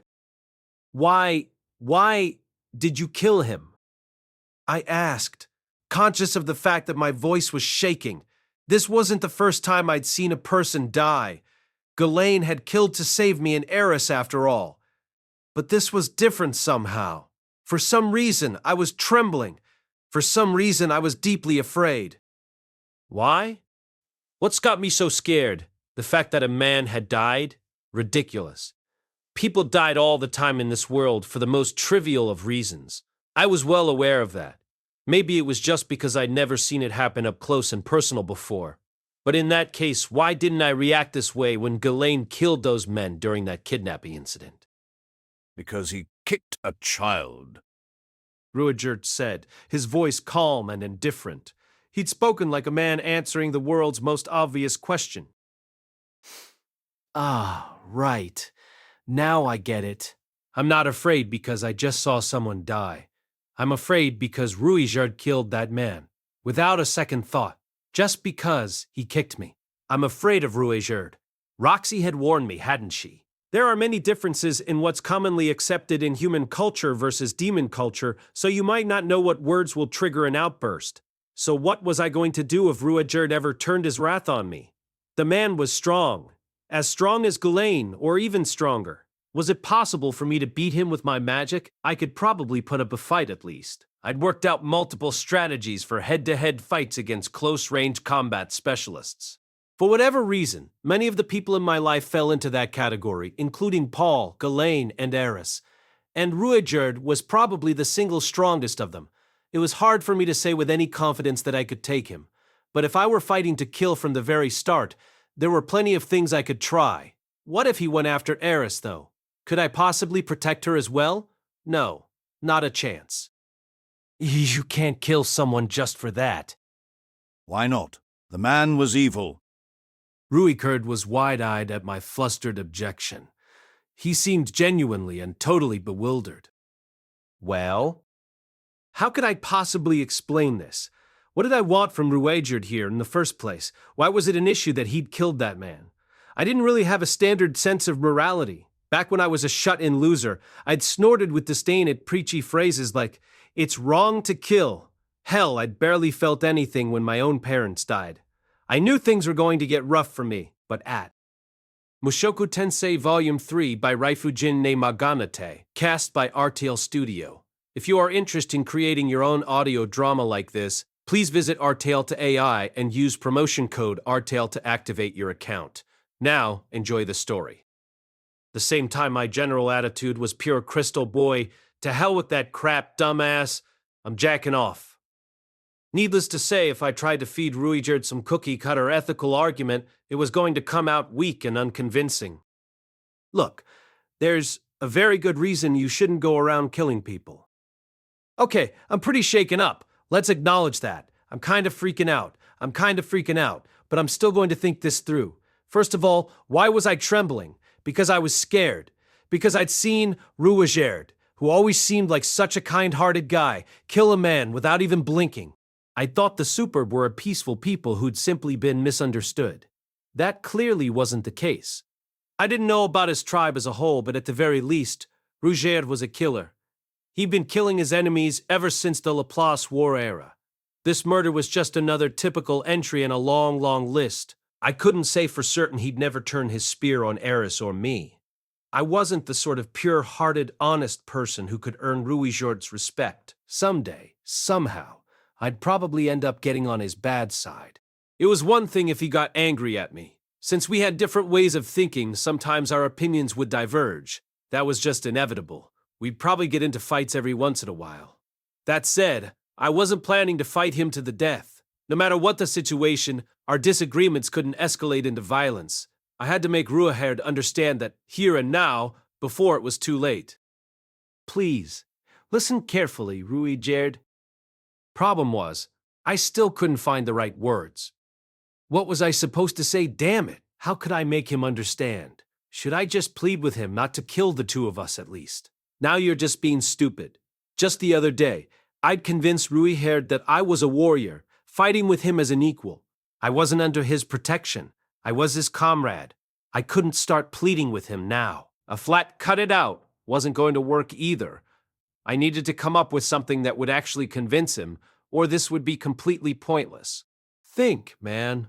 Why is Ruijerd with you in the first place? He wants everyone to know the Superd aren't really bloodthirsty devils. and if he goes around killing people, he's only going to make their reputation worse. That sounded right. It was the same reason I told him to avoid fights with other adventurers. The public already had an awful impression of his people. No matter how many good deeds he did to change that, all his progress would go down the drain if people saw Ruijerd commit a murder. Everyone would revert to their original assumptions about his kind. Okay? This was why he couldn't kill people. We didn't want everyone getting the impression that the Superd were a tribe of mindless beasts, right? If you keep killing people, it's going to make the reputation of the Superd even worse. Even if the people that I kill are evil? It doesn't matter who. If you're killing anyone, that's a problem. I don't understand, Rudeus. When a Superd kills someone, it's not viewed the same way as when someone else does it. It's the equivalent of being slain by a monster. Ruijerd scowled a bit at that. I guess it sounded like I was bad-mouthing his people. I still don't understand. Why would that be the case? Everyone thinks of you as part of a tribe of vicious devils. They think you're maniacs who kill at the drop of the hat, over even the slightest provocation. Okay, this did sound harsh, but then again, it really was the general consensus. Our goal was to change that. It's easy to go around telling people that the Superd aren't really monsters, but if you prove the rumors untrue through your actions, you might start changing a ton of minds. I see. On the other hand, you'll ruin everything if you start killing people. Everyone will assume they were right about your race all along. Surely that isn't true. Is this really not ringing any bells, Ruijerd? Have you ever helped some people out and started getting friendly with them, only to have them suddenly turn on you? I have. At this point, I could feel my argument finally coming together. Well, here's the thing. If you don't kill anyone at all from now on, yes? Everyone will realize that the Superd are normal, rational people. Was that really true? Would simply refraining from murder be enough to convince the people of this world that his tribe was reasonable? This wasn't the time to think about it. I wasn't wrong either way. Ruijerd had obviously killed too many people. The general populace thought the Superd were killers by their very nature. But if he stopped killing, we had a chance to change their minds. It was logical enough, wasn't it? If you care about your tribe, don't kill any more people, Ruijerd. Not a single one. Normally, you had to make judgment calls about these things. Killing might ordinarily be wrong, but in certain circumstances it could be justified or even necessary. But I didn't know the standards by which the residents of this world made those calls, and Ruijerd's personal criteria were probably extreme. The man didn't give you any room for error, and it was hard to know where he drew the line. In that case, it was simplest and safest to just forbid him from killing altogether. What if no one's watching? Wouldn't it be all right then?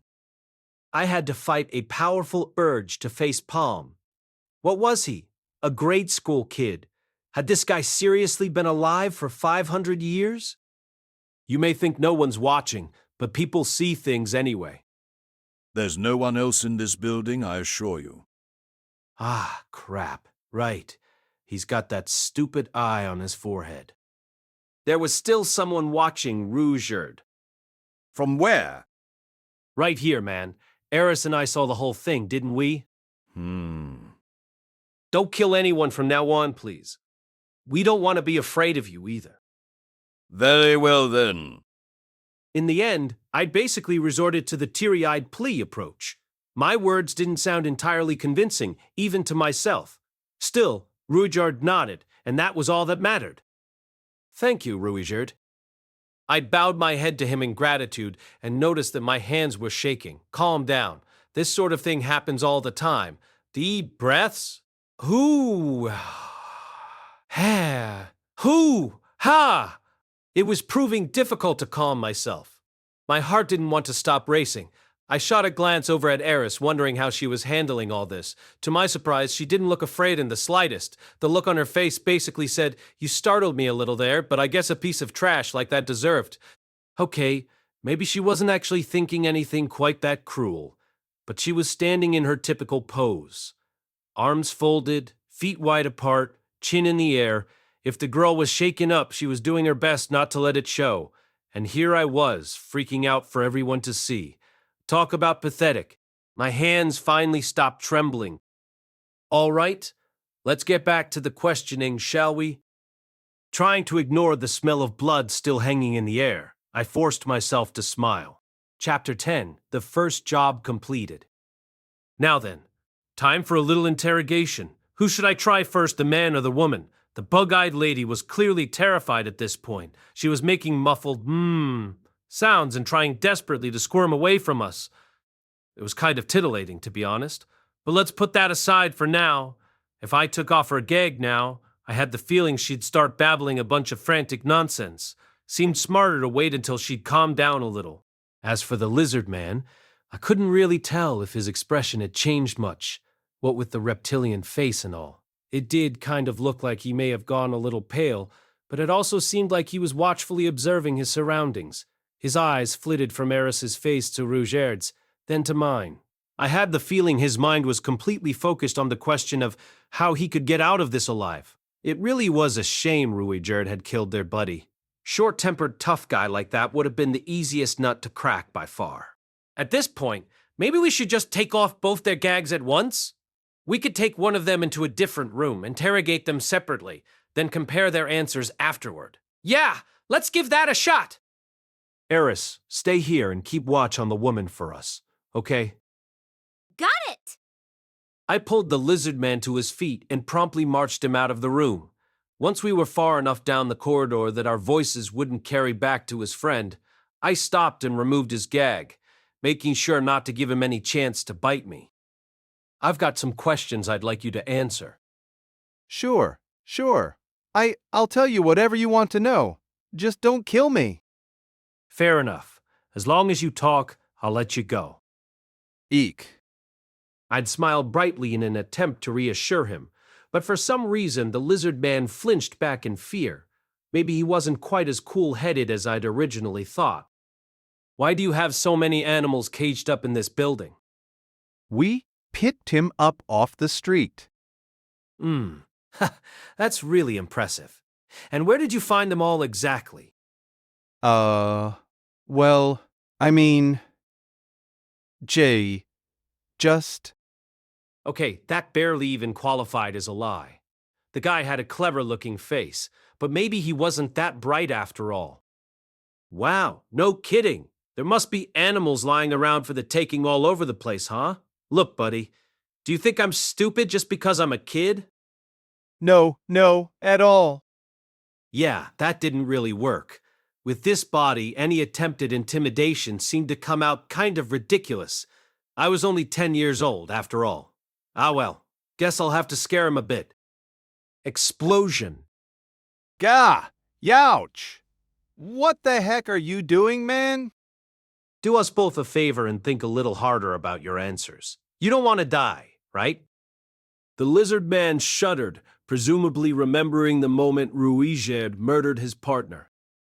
At this point, it finally occurred to me that our whole conversation back there had been in the demon god tongue. I had blathered on about Ruijerd and the Superd in a language these people could obviously speak. Ah well, if they know, they know. Might as well try and use that to our advantage.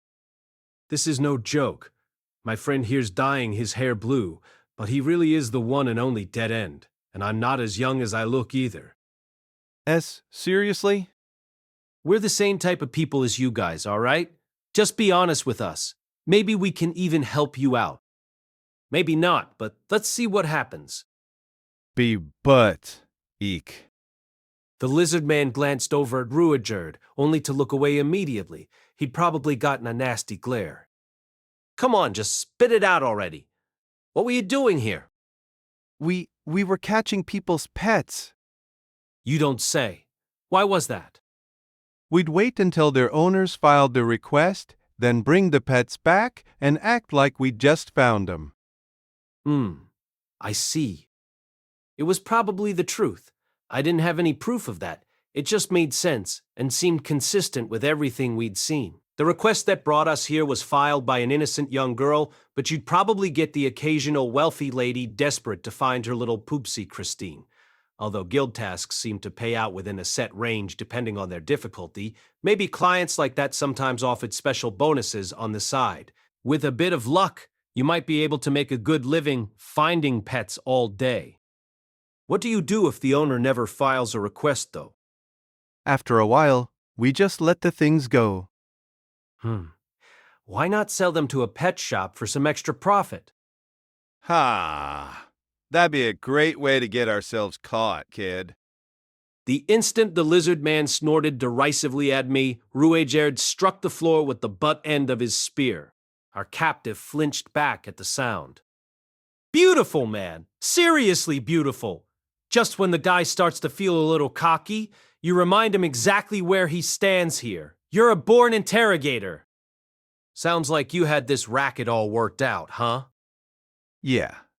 Pretty much. Personally, though, I still would have turned the extra animals into money. You could always chop them up and sell the meat to a butcher, right? No real risk of getting caught that way. I mean, people seem to enjoy eating monster flesh around here.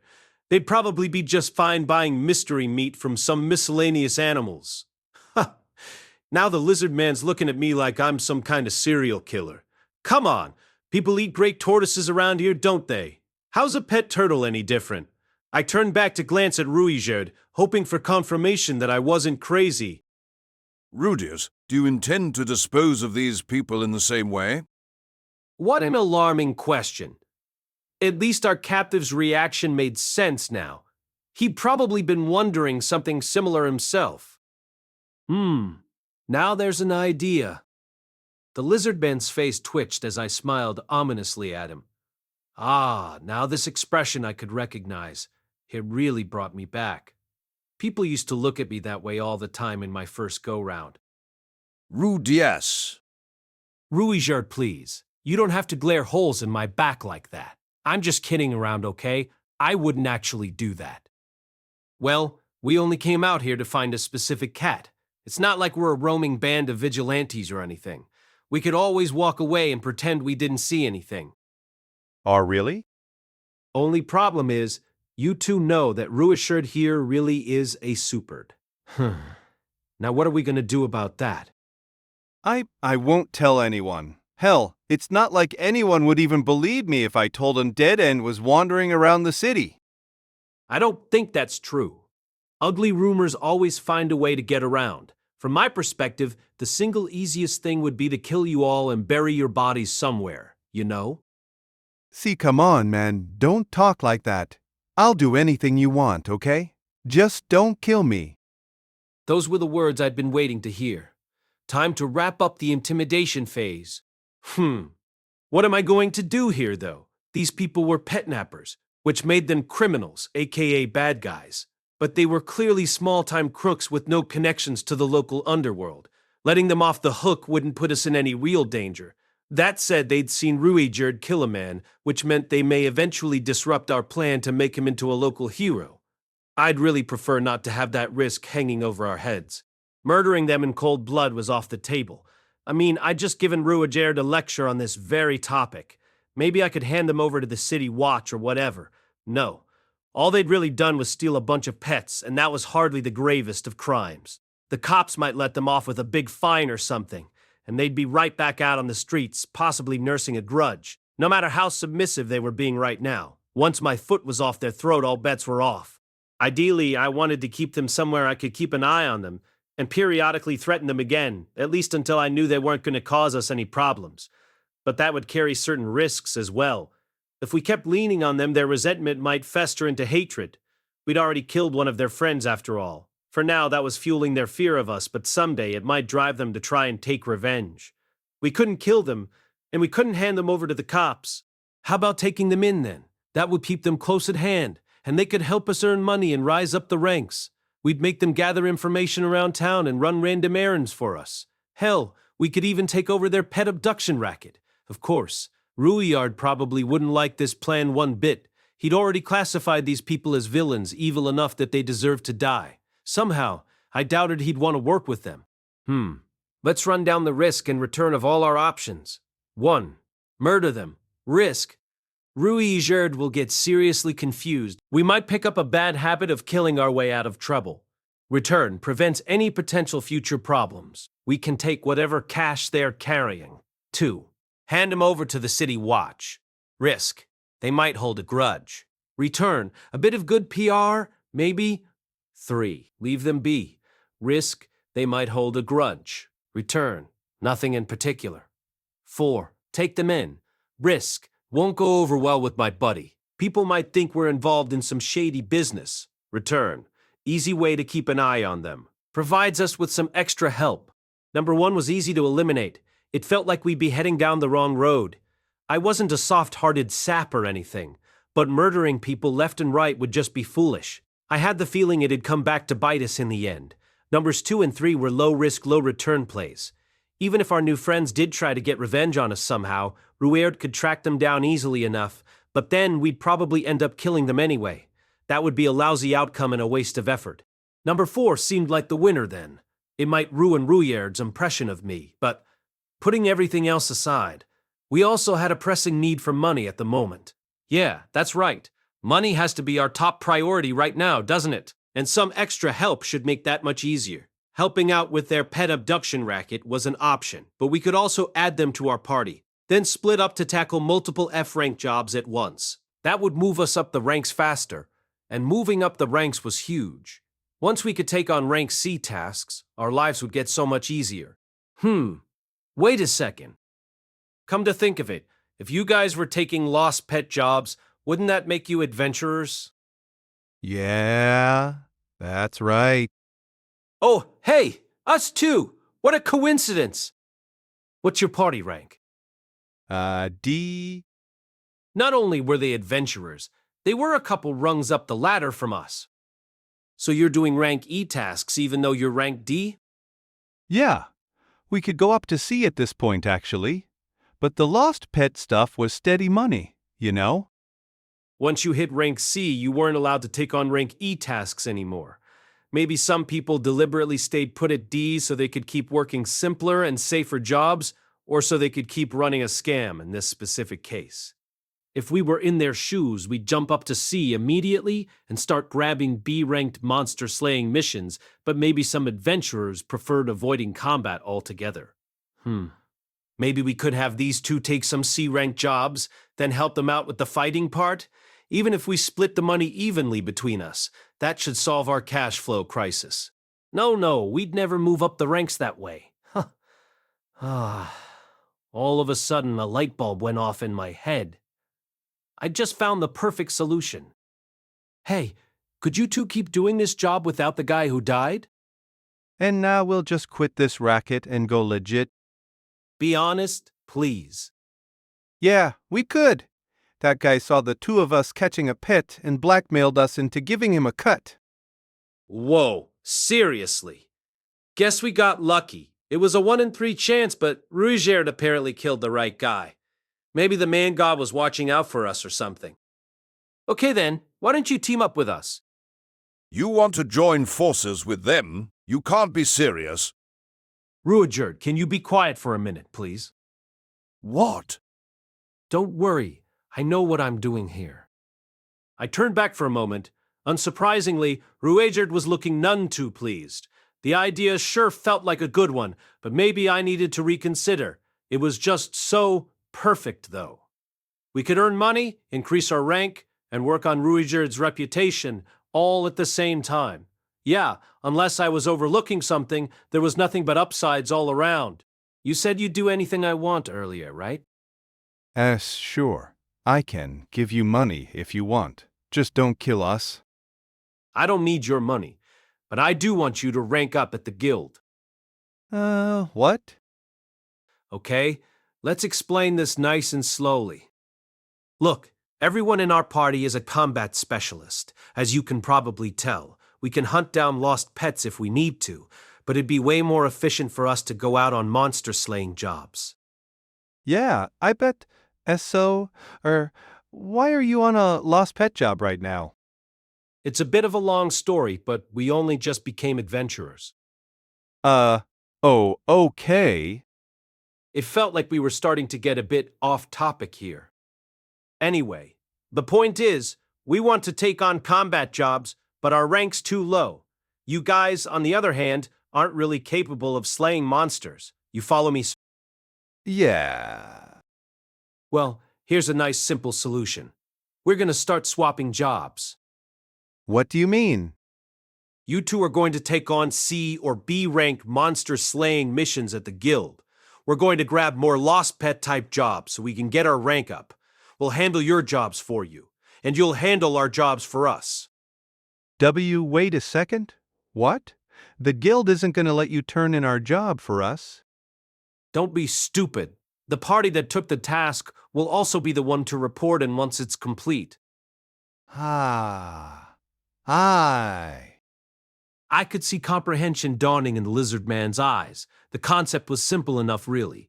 Dead End takes E-rank jobs, performs B-rank jobs, reports in on E-rank jobs and receives the rewards. Their party takes B-rank jobs, performs E-rank jobs, reports in on B-rank jobs and receives the rewards. Afterward, of course, we'd meet up and swap the rewards we'd received. There might be some issues with the concept in terms of the guild's regulations, but I'd heard high-ranking adventurers sometimes helped out low-ranking newbies with their tasks. We'd just be doing the opposite, more or less. It probably wasn't against the letter of the law. We want money and a higher rank. You people want to make a nice, steady living. Seems like we can help each other out, right? We'll even give you a cut of the B-rank rewards as your commission if you want. A C commission? Huh?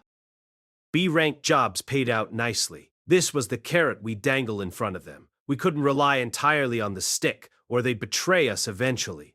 Our arrangement had to be a sweet deal for everyone involved. However, there is one condition. What's? You need to spread the word about Dead End all over town. What? I think everyone already knows the name. Yeah, but we want them to think he's a nice guy. Tell everyone about our good deeds, even if you have to make stuff up. You can even call yourselves Dead End while you're dealing with random F-rank jobs.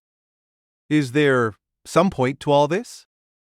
There certainly was, but if we gave this guy a long explanation of Ruijerd's tragic past, was he even going to buy it? No, probably not. He just witnessed Ruijerd kill a member of his party in cold blood. It didn't sound like the two of them had been too friendly, but his impression of the Superd was probably set in stone at this point. There are some things you're better off not knowing, friend. Fine. Fine. Whatever. I ended up going with a half-assed non-answer, but the guy accepted it readily enough. Basically, you just want us to talk you up, right? Exactly. Make sure you don't use our name in a way we wouldn't like, of course. Keep in mind, we've got a guy who could track you down to the ends of the earth. The lizard man glanced fearfully over at Ruijerd and nodded several times. All right, then. Looking forward to working with you, friend. At least until we get our rank up. All right. Let's meet up tomorrow morning at the guild. Don't be late. With a smile, I thumped the lizard man on the back. Just to be on the safe side, we questioned the woman as well to see if her story lined up with her friends. According to her, the two of them were lost pet specialists before they became criminals. It had been their livelihood for some time. One day, they'd preemptively scooped up an animal that was clearly a lost pet, which got them thinking about how much easier their jobs would be if they could catch their targets before the requests were filed. Things escalated over time, and eventually they found themselves in the pet capturing business. At first, it had been a small-scale operation, but then Mana caught them red-handed in the middle of an abduction. He'd forced his way into the party as their bodyguard, started acting like the leader, and quickly ramped up their activities. Apart from taking a huge cut of the profits for himself, he'd also coerced the woman into sleeping with him as part of his fee. As a result, they weren't too upset with us for killing them. Especially the woman. We really had gotten lucky. Incidentally, the lizard man's name was Jaleel, and the bug lady was Vizquel. After a quick group meeting with both of them, I finally removed their handcuffs. As we left the building with our client's cat, Ruijerd glared over at me and broke his silence. Rudeus, what's the meaning of this? The meaning of what, exactly? At this, he grabbed me by the lapels, lifting me a few inches off the ground. Don't play dumb. Those people are villains. Do you really expect me to join forces with them? Okay, the man was genuinely furious. His face was scary to look at right now. I couldn't help remembering the fact that he casually killed a man only a little while ago. Well, granted, they're not great people, but they're only small-time crooks. They weren't doing anything that evil. A villain is a villain. The scale of their evil is irrelevant. I'd known this was coming, hadn't I? For some reason, my legs were still shaking. My voice was trembling, and there were small tears forming in the corner of my eyes. But look, this lets us kill 2 birds with 1 stone. What does that matter? Ruijerd really wasn't buying this, was he? This wasn't good. I was too afraid to think straight. The chattering of my teeth echoed loudly through my head. Villains will betray you in the end. It was true. I'd taken that possibility into account, but this plan offered some juicy benefits from their perspective, and we just scared them pretty badly. It probably wasn't going to be a problem in the short term. What were you thinking? Why must we conspire with such people? Now that question gave me pause. The man had a point. It wasn't like we had to join forces with those 2. We could always have taken things at a more leisurely pace, taking on tasks from the guild when we could, hunting monsters outside the city when we needed cash, and slowly moving up the ranks. That was a perfectly viable alternative, and it wouldn't involve relying on some shady people. It would be a bit of a detour, but that wasn't the end of the world. Maybe this was a bad idea. Should we call it off, turn around, and kill those 2 right now? Have ourselves a nice bloodbath? Was I even in the right here? I wasn't so sure anymore. Ruijerd! At this point, my inner debate was interrupted by a fierce shout. Ruijerd's body swayed once, then twice. Get your hands off, Rudeus. Eris was kicking him in the backside repeatedly. What are you even complaining about anyway? Her voice was loud enough to make my ears ring. A few passers-by looked over in our direction, wondering what all the fuss was about. I dislike the idea of joining forces with a pair of villains. Oh, boo-hoo. So what if you don't like it? He's doing this for your sake, stupid. And mine. Ruijerd's eyes went wide, and my feet thumped back down onto the ground. Eris promptly stopped kicking him, but she wasn't quite done with the shouting. In the first place, what's the big deal about them stealing a couple animals? You misunderstand me. The sort of people who would kick a child can't be... Oh, come on. I kick people all the time. Still, evildoers can't be trusted. You did some evil things in the past yourself, didn't you? Well, now, she had him at a loss for words. Miss Eris, I'm very grateful that you're sticking up for me here, but maybe we shouldn't poke the guy too hard where it hurts. Rudeus is really smart, okay? He's gonna make everything work out fine. So just shut up and do what he says. Don't start whining every time you feel a little bit unhappy. But... If you're going to complain about every little thing, then just go home now. Rudeus and I can manage on our own. Ruijerd faltered, taken aback by the raw emotion on Eris's face. Very well. I'm sorry, Rudeus. He apologized to me after a moment. The man had been overwhelmed by Eris's vehemence. But that didn't mean he was actually convinced, of course. That's all right. Ruijerd? The bar I needed to clear had just gotten much higher. After all that, I couldn't very well admit that I was feeling uncertain myself. Teaming up with those 2 may have been a careless move. But now that it had come to this, I had to stick to my guns, no matter how anxious I may feel. I'd thought it was a brilliant idea at first. I just have to trust myself on that one. Not that there were many people I had less faith in. When we reunited her with her cat, Miss Cell was absolutely overjoyed.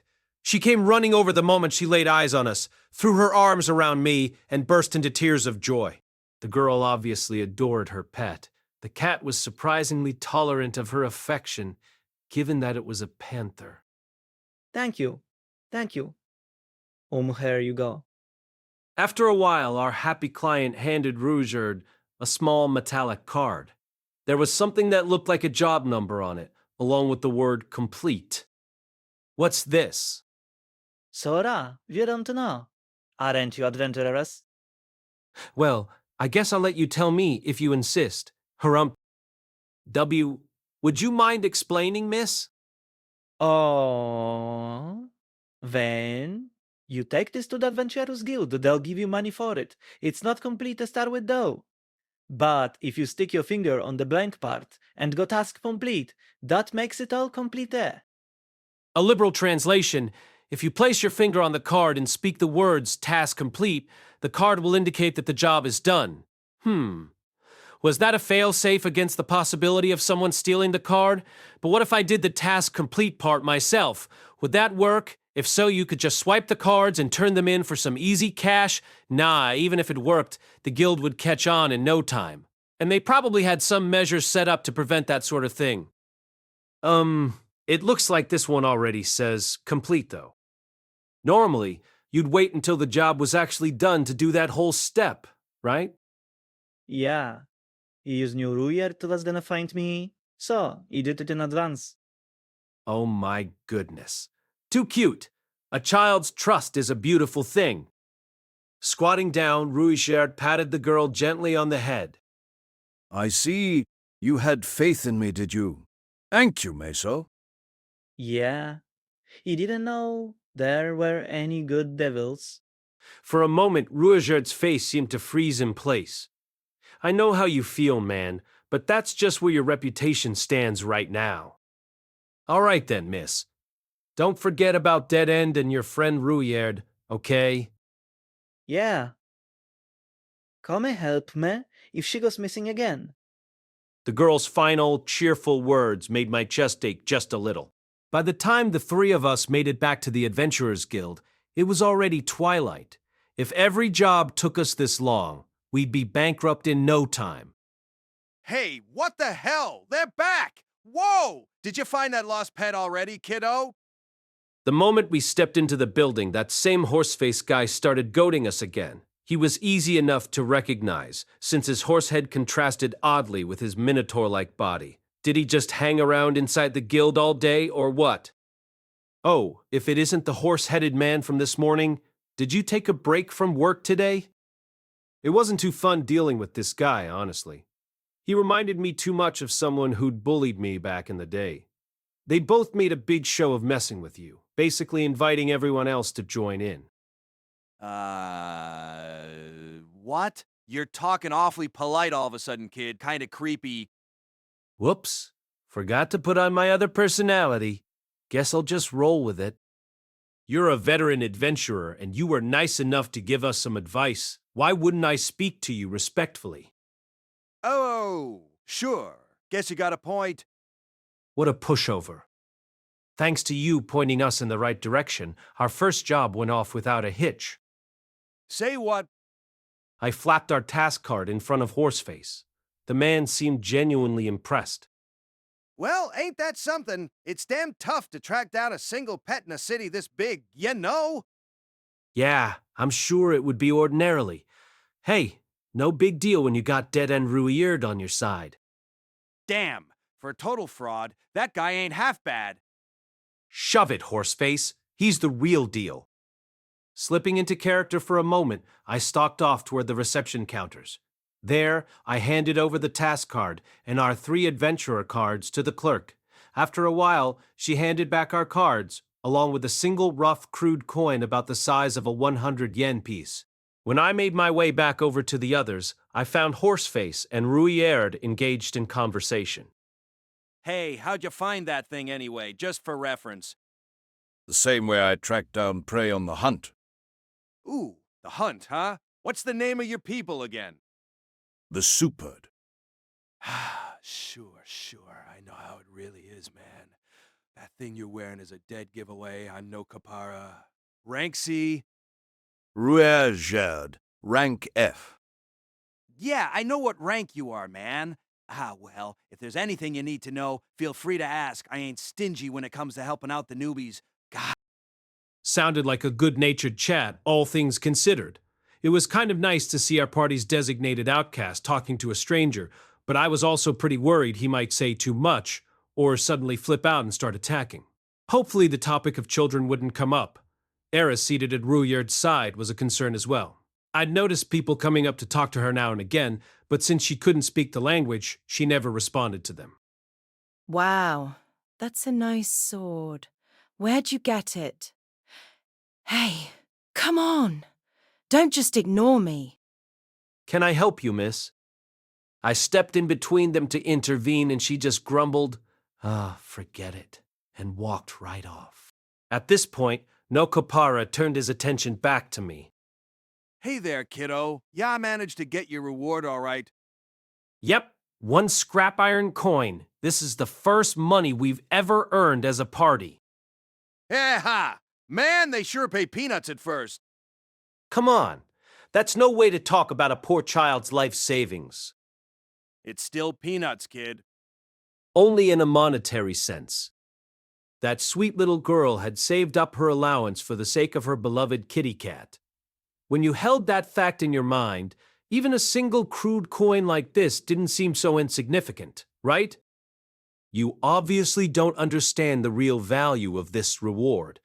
Why don't you get lost already, huh? Shoo! Shoo! Man, talk about unfriendly. All right then, you keep at it, kiddo.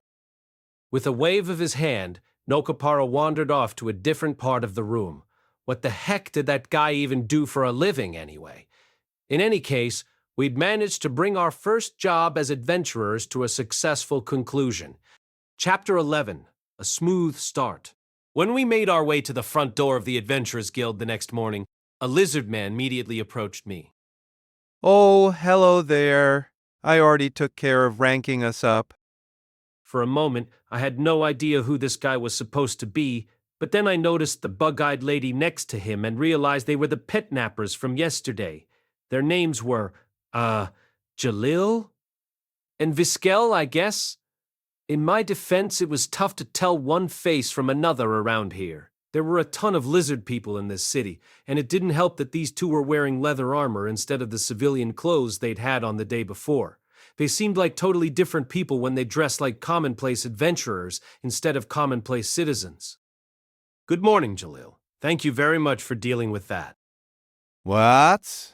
What's with the polite tone? You're giving me the creeps. I'm just speaking respectfully. Is that a problem? And no?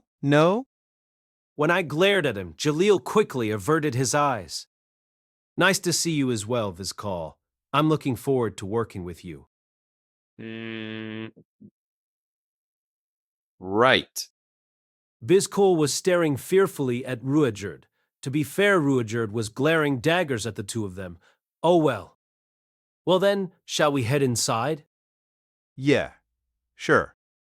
The moment we stepped foot inside the guild itself, a certain horseman spotted us and sauntered over. Hey there! This guy was hanging around in here again? Seriously, how did he make any money? Oh, ho, what's this? You're with P Hunter today, huh? Hey there, Nokopara. Been a while. Apparently, Horseface and our new friend Lizardman were acquaintances. Yeah, long time no see, Jalil. I heard about you guys ranking up to C. Sure, that's a good idea. You won't be able to work those pet jobs anymore, you know? Pausing for a moment, Nokopara looked from Jalil to me and back again, then nodded with a horse-like neigh. No, I get it. No wonder you pulled off that lost pet thing yesterday, kiddo. Must have convinced P. Hunter to help you out, right? P. Hunter was presumably the name of Jalil's party. Sounded about right. Yep, exactly! We ran into them while we were looking for that pet yesterday, and they offered to show us the ropes. Oh, ho! So timid little Jalil's found himself some apprentices now, and one of them's even a bogus Superd. Good. Horseface was all too happy to buy my low-effort lie. He totally misunderstood the situation in a rather convenient way for us. After chortling to himself for a while, he leaned over to look around Jalil. Hey, I don't see Roman with you today. Where's he at? Yeah, Roman, died. Ah, gotcha. That's too bad. Roman was presumably the name of that man Ruijerd killed. Nokopara didn't sound especially shaken up by the news. Maybe someone dying wasn't even that big a deal in this line of work. Was I the only one who'd taken it that seriously? Jalil and Vizquel seemed relatively indifferent about the whole thing as well. Still, if you lost Roman, why would you want to rank up now? That guy was the best fighter in your party, wasn't he? Well, Jalil shot me a nervous glance. Seeing this, Nokopara let out another knowing neigh. Ah, yeah, I see how it is. You don't have to answer that one. Of course you'd want to look like a big shot in front of your new apprentices. It was almost impressive how neatly he'd wrapped things up for himself there. With a few friendly slaps on Jalil's back, Nokopara finally turned and headed back toward the tables. I could hear the lizard man let out a small sigh of relief. Seriously though, what was that guy's deal? He was constantly harassing us. Did he have a crush on me or something? Nah, if anything, he seemed to spend more time looking at Ruijerd. Maybe he was partial to rugged, scar-faced men? Somehow I doubted it. Okay then, why don't we take a look at the task board, everyone? As we strode further into the guild, a few people shot us peculiar looks. For now, we were better off pretending not to notice. Since the three of us were apparently apprentices now, I made a point of asking Jalil and Vizquel some questions as we looked over the jobs in the DD2B rank range. Is there a difference between harvesting and collection tasks, guys? huh? Sure. They call it harvesting when you're gathering plants. The collection ones are mostly for stuff from monsters, I guess. Our new mentor's response was a bit on the vague side, but it seemed roughly accurate. Harvesting jobs mostly seemed to involve finding medicinal herbs and such, while collection was more of a catch-all for other types of fetch quests. Oh, right, Ruijerd? What is it? I'm sorry, but I think we need to focus on earning money and building up our rank for a while. Why are you apologizing to me? Because we're putting that other matter on the back burner. I did tell Jalil and Vizquel to spread the word about Dead End. I wasn't expecting much on that front, though. I'd briefly considered micromanaging them to make sure they were helping people with a smile, but fundamentally it seemed smarter to stay hands-off. So long as we kept our distance from these two, we could cut them loose if it became necessary. Even if their criminal activities were exposed, and even if they tried to push the blame onto Dead End, they'd just get laughed off after all. They were much higher ranked than we were, and everyone already knew Ruijerd was a phony. That's all right, Rudeus. I understand. Since Ruijerd wasn't raising any objections, I proceeded to pick out a few jobs in consultation with Jalil. After exchanging a few words of greeting with the gate guards, the three of us headed out of town. In the vicinity of Ricirasu, it seemed that Pax coyotes, acid wolves, great tortoises, and great rock turtles were your best bets when it came to hunting monsters. Pax coyotes you mostly killed for their pelts, acid wolves for their fangs and tails, great tortoises were walking piles of meat, and you could find magic stones inside the great rock turtles. We decided to ignore the great tortoises this time around, mainly because their meat was absurdly heavy. Great rock turtles were top priority targets. The magic stones you got from them were small but valuable, which allowed for some very efficient hunts. Only problem was, these were pretty rare monsters at this point, and you couldn't find any too close to places where people lived. I'd ended up taking a Pax Coyote pelt collection job back at the guild. All things considered, they seemed like our best bet, since they came in decent-sized groups that let you earn a nice profit from a single battle. Of course, that only made things somewhat more efficient, given that we had to track them down and skin them. So if we stumbled across any acid wolves out there, I was planning to hunt those as well. We hadn't taken on any jobs to gather materials from them, but with collection quests, you could do the actual gathering part before you even accepted a job. Once you had enough raw materials, you could take on the task and bring them straight to the guild's purchasing counter.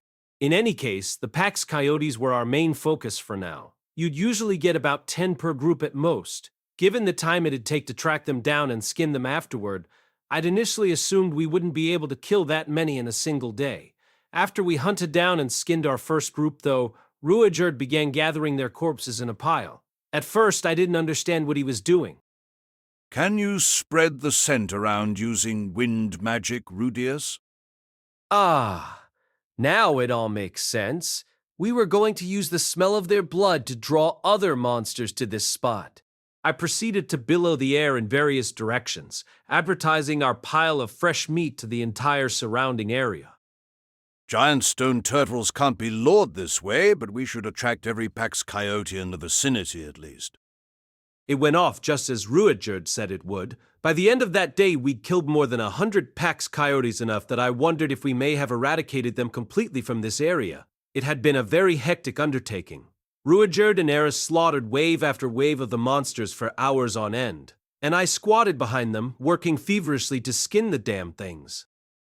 It was grueling, repetitive labor. After pelt number 30 or so, my arms grew heavy, my shoulders started to ache, and the scent of blood became downright nauseating, entertaining myself with fantasies of monsters that instantly transformed into gold once their HP hit 0. I managed to struggle on for some time, but I had to quit after roughly 70 pelts. At this point, I swapped places with Eris. Killing Pax coyotes with magic proved much less agonizing than skinning them. I picked the things off one by one for a while, slowly adjusting the power of my spells to avoid blowing them apart or doing too much damage to their pelts. This was definitely more my kind of work. It actually involved some conscious thought for one thing, but just as I was beginning to enjoy myself, Eris threw in the towel, having managed maybe 30 pelts. Evidently, she was even less cut out for manual labor than I was. I assumed Ruijerd would take over the skinning now, but by this point we almost had too many pelts. The pile was getting unwieldy. We made the call to start carrying the things back to the city, a job that would require multiple trips. Wait, before that, we ought to burn the corpses. You want to burn them? Not roast them or whatever? Pax coyote meat is truly foul. We're just going to set fire to them and bury them. When you left a pile of corpses lying around, they'd serve as a food source for other monsters, encouraging them to multiply. Merely setting fire to them wasn't enough to dissuade monsters from eating them, and if we just buried them, they'd apparently come back as zombie coyotes. Accordingly, you had to burn the things and bury them afterward. A nice little plan instantly popped into my head. 1. Kill Pax coyotes. Take pelts. 2. Bury the bodies as is, producing tons of zombie coyotes. 3. Wait for a zombie coyote slaying job to be posted at the guild. 4. Profit. Unfortunately, Ruijerd shot down the suggestion. It seemed that deliberately allowing monsters to multiply was a major taboo in these parts. Wish they'd write down these little local rules somewhere, man. But we didn't do this stuff for the monsters we killed on our trip over here, did we? It's not necessary when you've only slain a few. Seemed like an awfully vague rule. Still, a festering pile of bodies this massive seemed like it might be problematic from a public health perspective too. Since I couldn't find any real grounds for an objection, I proceeded to burn the bodies to a crisp. By the time we finished carrying our haul of pelts back to the city, the sun was setting. Our first hunt was finally over. It had been a very productive one. I was ready to go straight back to the inn and get some sleep. Was I really going to be out there skinning dozens of those things again tomorrow, though? I sort of felt like we'd earned a day off. We really cashed in big today, huh? Let's do even better tomorrow. But in the face of Eris's enthusiasm, I couldn't bring myself to disagree. A mere 3 days later, Dead End formally ascended to rank E. Nice work out there. With a few appreciative words, I handed Jalil 1/10 of the cash we'd earned on the hunt that day. Thanks, man. 10% was what we'd agreed on, but it didn't seem like that much money. When I asked Jalil if they were really getting by on this, he explained that he wasn't just an adventurer by trade. He also operated a business in the city. What type of business? A pet store. Oh, wow. So first you sell them, then you steal them? Kinda scuzzy, man. Don't do anything too evil, okay? Yeah, I know. The pet shop business was apparently a legitimate one anyway. They caught stray animals around the city, put them through a bit of training, then sold them off as pets. Jalil was a member of the Rugonian race, a people renowned for their beast-taming expertise. With the help of techniques passed down through the generations, he could supposedly domesticate anything from a stray mutt to a proud woman warrior of the beastfolk. Goodness gracious, what a wicked tribe. It was a good thing Eris and Ruijerd were here with me, or I may have ended up groveling at his feet and asking for tips. Leaving all that aside, this pet shop sounded like a profitable operation, with an upside for the city as a whole, since he was taking potentially dangerous animals off the streets. So, why did you even start abducting pets if you already had a legitimate line of work? At first, we were just taking in ones that got lost, but I guess something got into us. Sure, it must have been pretty tempting once they got the idea in their heads, and once they gave in to that temptation, it was all downhill from there.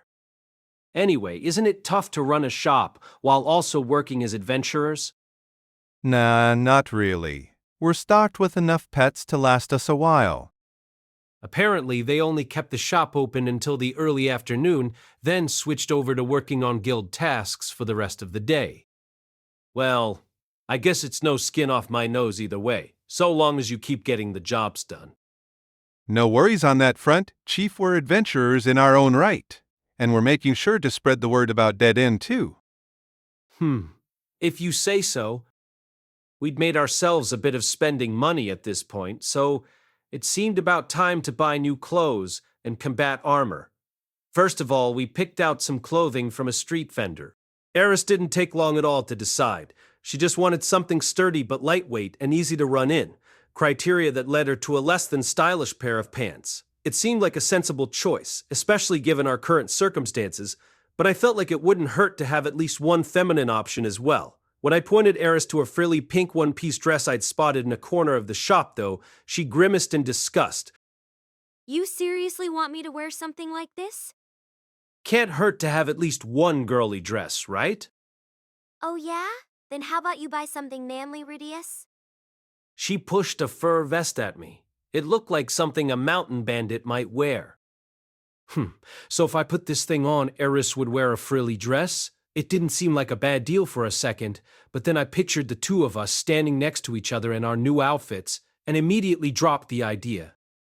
Once we were done buying clothes, we proceeded to a local armor shop. Eris hadn't yet suffered any serious wounds in combat, and I could use healing magic to treat any minor injuries, so I'd been under the impression she didn't really need armor. But as Ruijerd told me, your spells can't heal fatal wounds or restore a missing limb, and Eris is still unaccustomed to battle. Complacency and carelessness can cost young warriors their lives. It wasn't a good idea for her to go without defensive gear. The armor shop was a large and impressive establishment, although still somewhat cruder than the stores I'd seen back in Asura. The wares on display inside were universally more expensive than the stuff you could purchase from the city's street vendors. The stalls and carts were your best bet for cheaper items, and sometimes you'd discover a hidden gem among the piles of junk, but shops like this offered reliable quality and a superior selection. They also had a wide range of sizes, which was pretty helpful, given that the two of us were children. Protecting your heart is really important, so I think we ought to buy the best one we can. At the moment, we were picking out a breastplate for Eris. There were a wide variety of these for female warriors in particular, designed to fit people with varying bust sizes. This looks fine to me. What do you think, Rudeus? Naturally, I wasn't about to pass up a legitimate opportunity to stare at a girl's chest. Looks like things are coming along nicely. You should probably go with one that's one size larger. Why? Come on, think about it. We're still growing kids. Anything that fits you perfectly right now will be too small in no time. I picked out a similar breastplate in a slightly larger size and handed it to Eris. It's all loose on me. Nah, you're fine. Don't worry about it. Muttering complaints, Eris proceeded to pick out other bits of armor for various parts of her body. All the fighting we'd been doing lately had given her a sense of where she was most vulnerable to injury. It wasn't hard to find gear to protect her joints and vital organs. Her head posed more of a dilemma, though. An overly heavy helmet would only slow her down. Still, we didn't want to leave such an important part of her body totally undefended. How about something like this? I said, presenting her with a full-face helmet that reminded me of one of the Eveler Hokuto brothers. Not a chance. Kids these days, no appreciation for the classics. We went on try all sorts of different helmets, but Eris rejected every single one of them on the grounds of heaviness, ugliness, smelliness, or making it too hard to see. Ultimately, she settled on a headband of sorts. It had iron plates sewn into it to offer some protection. Of course, the hood we purchased earlier was solely to hide her eye-catching red hair. It was meaningless from a defensive perspective. I guess that's all of it. What do you think, Rudeus? Do I look like an adventurer? With the cutlass-like sword Rowan had given us fastened at her hip, Eris twirled to show off her new set of light armor. To be perfectly honest, it looked a bit like a cosplay, especially since that breastplate didn't quite fit. Splendidness, simply splendid. You're the very picture of a seasoned warrior. You think?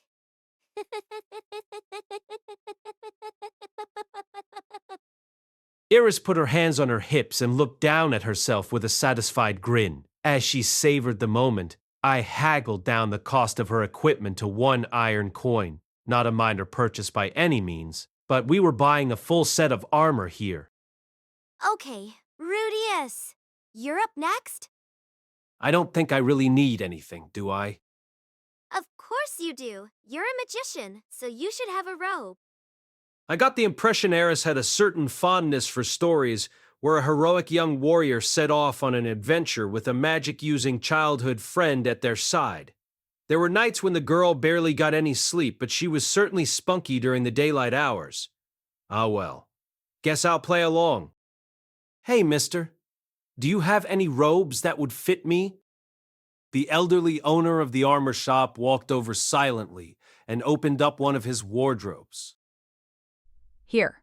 These were made for halflings.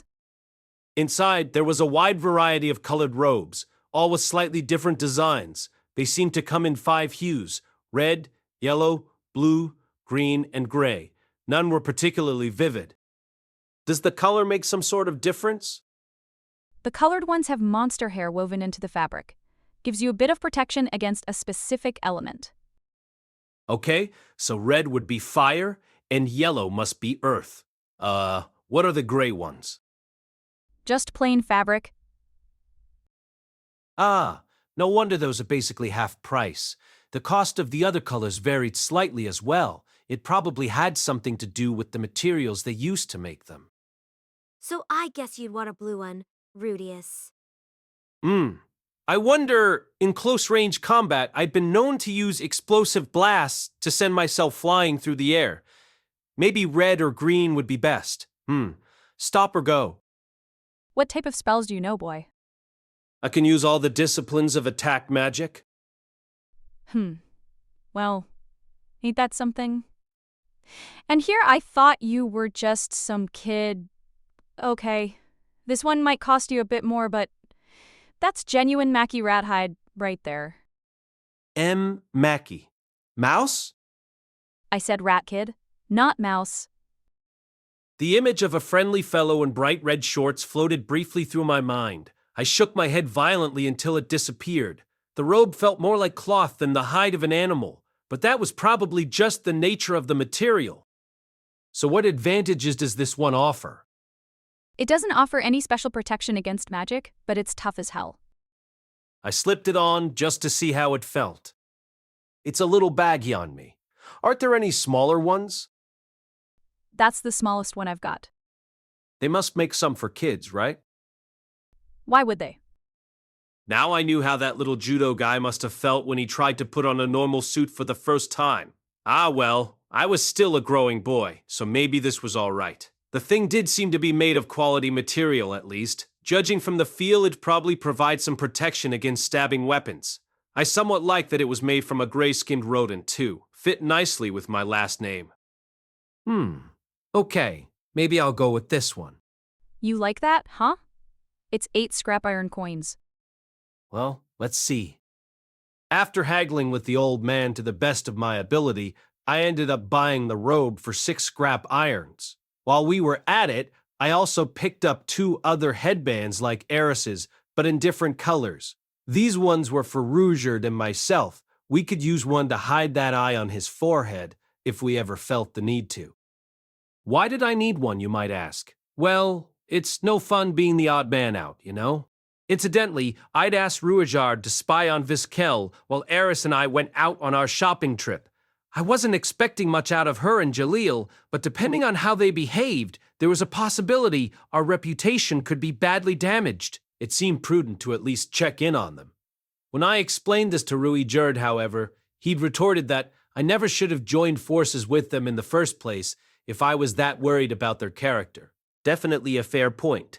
But on the other hand, our arrangement with them had produced some major financial benefits. For the moment, a bit of paranoia felt like a small price to pay. Long story short, our pet napper friends were performing their duties admirably. They approached even F-ranked jobs with a positive attitude and surprising diligence. Today, Viskel had worked an insect extermination job. Her objective was to eradicate an infestation of loathsome critters that had occupied someone's kitchen. Visquel happened to be a member of the Zumiba race whose saliva was poisonous but also highly enticing to all sorts of bugs. Any insect that ingested it would either die or be rendered totally immobile, providing the Zumiba with a tasty snack. In other words, Viskel was born to do this type of work. The client was an elderly woman, apparently a stubborn, cranky sort, who never seemed to stop frowning. Ruijerd's impression was that she wouldn't hesitate to chase off anyone who displeased her in even the slightest of ways. It didn't come to that, of course. Viskel got to work at once and efficiently annihilated the insects. Ruijerd confirmed after the fact that there wasn't a single insect left alive in the old woman's house. Viskel even stopped up a few gaps with some sort of thread-like substance as a preventative measure against invasion from the outside. Thank you, Viskel. Those things were driving me crazy. No problem.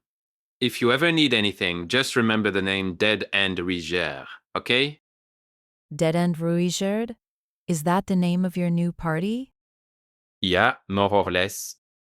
After dutifully advertising our brand, Viskel handed the old lady a few extra pieces of bait made from her saliva, then politely took her leave.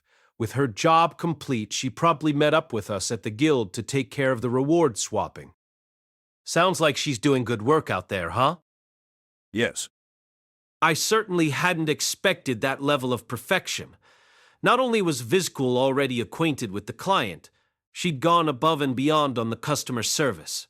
It probably left a much better impression than my ad-lib door-to-door salesman act would have. I guess they're not rotten to the core after all, Ruijerd. Perhaps not. To be fair, I'd been a bit suspicious of them as well, but I guess we weren't asking that much. They were basically just doing ordinary jobs and mentioning dead end at the very end. If we got them thinking that cooperating with us meant easy money for them, that was all for the best. It'd make them less likely to betray us too. However, the fact remains that they committed many evil deeds. Yeah, you're right. But right now, they're out there putting in an honest day's work, just like you, Ruijerd. Being a criminal doesn't mean you're redeemable. That applied to them as much as it did to Ruijerd and myself. It seemed like a good sign that they'd stopped abducting pets even though we hadn't outright told them to. That said, we were only 3 days into this partnership. The memory of their brush with death was still fresh in their minds. Of course, they may only be playing along for the moment. We should keep checking in on them like this whenever anything changes. Ruijerd furrowed his brow at that. You joined forces with these people. Do you not trust them at all? Of course not. The only people I trust in this whole city are you and Eris Ruijerd. I see. He started reaching out for my head, but stopped short.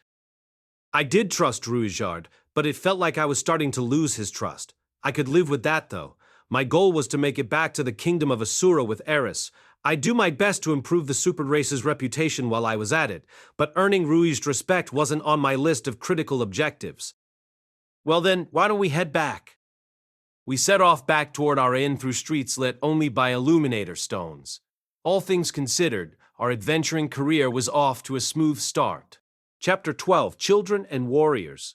3 weeks later, our party hit rank D. It felt like we were moving up pretty fast, so I finally got around to checking out the specific promotion criteria. For an F-ranked adventurer to reach rank E, they needed to successfully complete 10 F-ranked jobs or 5 E-ranked jobs in a row. For an E-ranked adventurer to reach rank D, it took 50 F-ranked jobs 25 E-rank jobs, or 10 D-rank jobs in a row. That general pattern stayed the same for the higher ranks, although the numbers started getting considerably bigger. Demotion was also a possibility for those who messed up repeatedly. Failing 5 consecutive jobs with a rank lower than your own or 10 consecutive jobs at your present rank would knock you down a peg. You couldn't be demoted by failing tasks at a higher rank than your own, but after 5 in a row you'd lose the privilege to accept them. Jalil and Vizquel had been working diligently to knock out F and E rank jobs for us every single day, so we'd managed to get this far in no time at all. Now that we were D-ranked, we finally had access to more profitable C-rank tasks. Those were easy pickings for our party, so we'd probably pull ourselves up to rank C soon enough. This might be the right time to cut off our arrangement with Jalil and Vizquel. They didn't seem to be abducting pets anymore, but I wasn't entirely sure what problems the whole job swapping thing might cause in the long run. We'd saved up a decent amount of cash at this point, so we had the option of saying our goodbyes to our business partners and leaving Ricirasu behind for good. After a bit of thought, however, I decided to keep milking them until we made it up to rank C. There didn't seem to be any issues at the moment, and it was hard to turn my back on such a low-stress money-making system. It wouldn't hurt to have more money in our wallet before we left. At present, our savings amounted to 1 green ore coin, 6 iron coins, 14 scrap iron coins, and 35 stone coins, or 1875 stone coins in total. So, 1875 yen, basically. Our entire assets amounted to less than the value of 2 Asura and large copper coins. Okay, cut it out. It doesn't matter what this would buy us on a different continent. Once we hit rank C, we'd say goodbye to Jalil and Vizquel, then promptly leave this city. Seemed like a solid plan to me. Not long after reaching this conclusion, I spotted an interesting task on the guild board. Task: locate and defeat unknown monsters. Reward: 5 scrap iron coins, 2 iron coins if defeated. Diptize: find and destroy a specific monster. Location: Southern Wood, Petrified Forest. Durafton before the end of the month. Deadline: ASAP. Cleol, Belborough the Merchant. Notes: a large slithering creature was spotted deep inside the forest. Please identify it and destroy it if it's dangerous. Jalil and I pondered the piece of paper with our hands on our chins. A mystery monster, huh? Talk about a vague job description. There was a chance this thing wasn't even there. And even if it were, how exactly were we supposed to prove that it was one monster or another?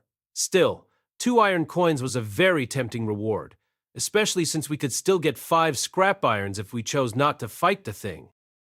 You interested in this one?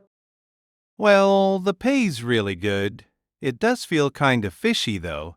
Looks like the kind of job where you might get stiffed. I'd think twice if I were you. We'd already experienced something of the sort. 2 weeks earlier, we'd accepted an ordinary-looking collection task for acid wolves. As usual, we'd hunted down the specified number of monsters and brought back their fangs and tails, only to be informed that the client wanted complete acid wolves, as in their entire bodies. The description hadn't clarified this at all, but we still ended up having to pay a breach of contract fee.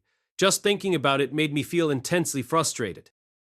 It was probably smarter not to take this job if I wanted to avoid a repeat of that disaster, but I couldn't tear my eyes away from that juicy reward line. 2 iron coins, though. Maybe I could use another learning experience. Just don't blame me if you get burned again. For a task like this, the breach of contract penalty would be based on the 5 scrap iron coins, right? Yep, that's right. The extra money if you kill the thing is just a bonus, basically. As Ruijerd tended to get harassed by Nokopara when he entered the guild, and Eris sometimes had problems with random adventurers approaching her as well, I had the 2 of them waiting outside. Vizquel never showed up at the guild either. In other words, there was no one here to stop me. Well, even if this mystery monster isn't there, there's plenty of stuff worth selling in the Petrified Forest. Knowing you 3, I bet you could earn enough to cover the breach of contract fee. Guess it might be worth a shot. All right then. Good luck with your jobs too, Jalil. In retrospect, I'd realized just how lazy my thinking was at this point. A few weeks of battle experience had left me overconfident. Things had gone so smoothly that I'd underestimated the risks. My impatience pushed me toward a big payday. With the benefit of hindsight, there were better choices open to me. But at the time, I don't think I could have made them. The petrified forest was a full day's journey from Ricirasu. It was a place where bone-like trees with jagged branches grew in enormous numbers and derived its name from their stony appearance. The forest stood alongside the main road in that region. Cutting through it offered travelers a shorter route to the next city, but since the wood was home to the dangerous B-rank monsters, executioners, and almond anacondas, only merchants in a big hurry ever did so, and they always hired multiple skilled bodyguards beforehand. Forests in this world were, without exception, dangerous places, but those found on the Demon Continent were particularly perilous. 3 parties had run into each other just outside this particular wood: the B-ranked party Superblazers, the D-ranked party Tokurabu Village Toughs, and finally, the D-ranked party Dead End. The leaders of these groups came together for a meeting. When adventurer parties bumped into each other in places like this, it was expected that they'd stop to have a quick discussion. It would have been nice to skip it, but running into the other groups in the forest itself might be a real nuisance. I decided to make an appearance. Okay, so what the hell are you kids doing here? The first one to speak was Blaze, the leader of the Superblazers. There was undisguised irritation in his voice. The guy's face was familiar. He was the pig man who'd laughed at us on our first day. I'm not trying to be insulting, by the way. He literally had the head of a pig. Presumably, he belonged to the same race as that gate guard who'd leered at Eris. Couldn't quite remember what they were called. I usually just thought of them as orcs, to be honest. In any case, Pigman's party was a group of 6 adventurers from a wide variety of races. To be C-ranked, or higher on the Demon Continent, you basically needed to be capable of taking down the more common monsters in your region. I had to assume they were all veterans who'd proven their skill in battle. We're for a guild job. Same here. Blaze reacted to the words of his D-ranked colleagues by clicking his tongue and scratching irritably at his neck.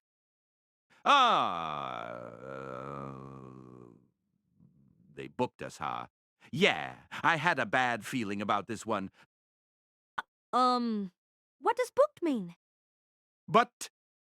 Now, let's all take a few deep breaths, okay? We're sorry for being such clueless newbies, but we'd very much appreciate any explanation you could provide. Blaze spat on the ground, then grudgingly replied. It means the same request got placed by more than one person, and the guild put both jobs up there without noticing. Ah, right. A double booking. In this case, we had 3 separate clients who'd posted 3 separate tasks. The guild must have thought they were distinct jobs, but maybe that wasn't actually the case. It seemed like something that might happen every now and then. Out of curiosity, I asked the others what their specific tasks were. Blaze was here to slay the white-fang cobras that appeared in the petrified forest. Kurt was tasked to collect the mysterious eggs spotted in the petrified forest. And I, of course, was trying to locate an unknown monster. You're on a search and locate job. Do they even have those at rank D? Naturally, I'd worked out an answer to Kurt's question beforehand. It's a C-ranked task, actually. They put it up there after you left the guild. No kidding? Man, I wish we'd gotten that one instead. As the kid muttered to himself, I took a moment to think about the situation we were in. It did feel like there was at least some potential overlap between all 3 of our tasks. First of all, white-fang cobras weren't native to this forest, but judging from Blaze's job, at least one had recently been spotted here. That could very well be our unknown monster, and it might also be responsible for the mystery eggs Kurt was after. But of course, there was also a possibility that our mysteries were completely unrelated to the cobras. It was a little hasty to assume we'd been triple booked. Still, I wonder how this happened. How should I know, kid? It just works out that way sometimes. Well, I guess it would. It's not like the guild has all their tasks filed neatly in a computer or anything. All right then, what are we going to do about it? Nothing. Whoever finds the monsters first wins.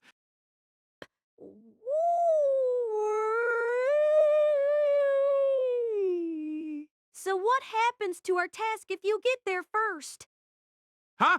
Oh, your eggs or whatever? I mean, we'll smash 'em if we see 'em. Can't have white fang cobras hatching all over the place, can we?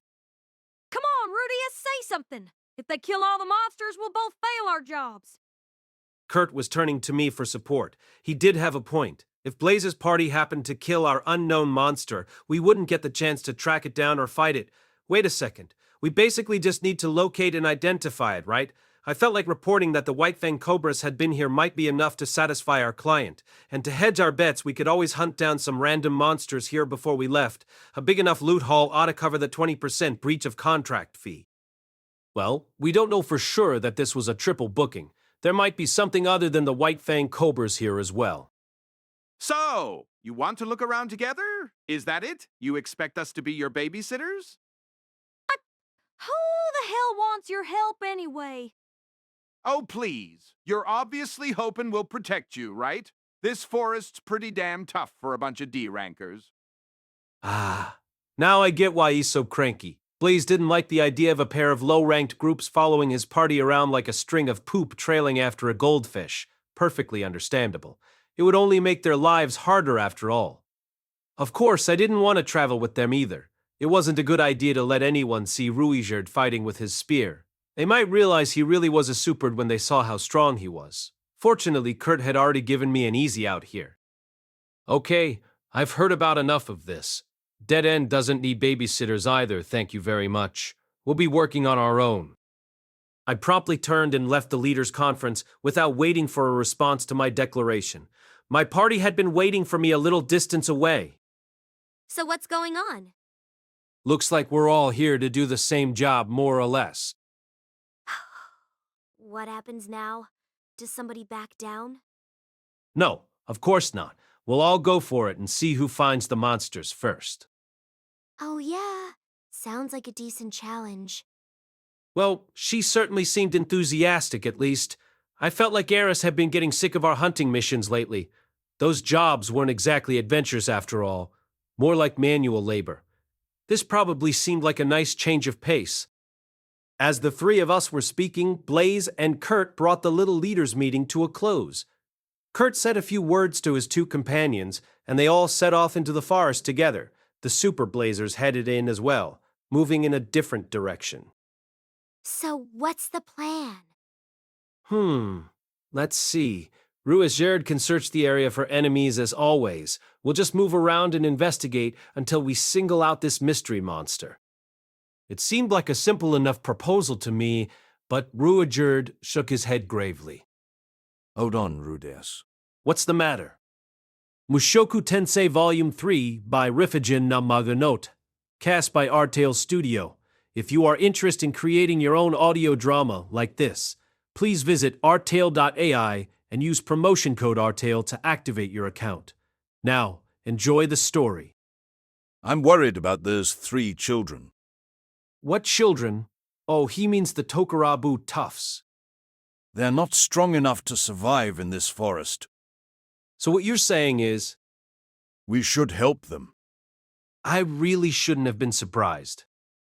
Well, Ruijerd, if we stick too close to them, there's a chance they'll realize you really are a superd. I don't care. Yeah? Well, I do. Okay, but it's going to cause us all kinds of problems if people realize who you are. What then? Are you telling me to stand back and let them die? That's not what I'm saying. Let's just follow them from a distance and help them out if they get in trouble. I couldn't hope to talk him out of this one. We just have to adjust our objectives. Those 2 iron coins probably weren't going to happen, but we could earn ourselves some serious gratitude at least. Still, was it really a good idea to thoughtlessly jump to the rescue here? If we had to protect those kids from a monster attack, the odds of them realizing Ruijerd's true identity got that much higher. I didn't want to believe that they'd cling to their prejudices about a man who'd just saved their lives, but Dead End had a special place in the minds of people on this continent. It was hard to know how things might play out. If worst came to worst, maybe we could intimidate them into joining up with us, like we did with Jalil and Vizel and Viscal. For now, our party set off after Kurt and his friends. As he watched the Tokurabu village toughs stride boldly along into the depths of the petrified forest, Ruijerd furrowed his brow. What's the matter? Is this the first time they've set foot inside a forest? I can't say that I know. Why do you ask? They're being far too careless. Sure enough, Kurt and his friends soon found themselves face to face with an executioner whose approach they evidently hadn't noticed.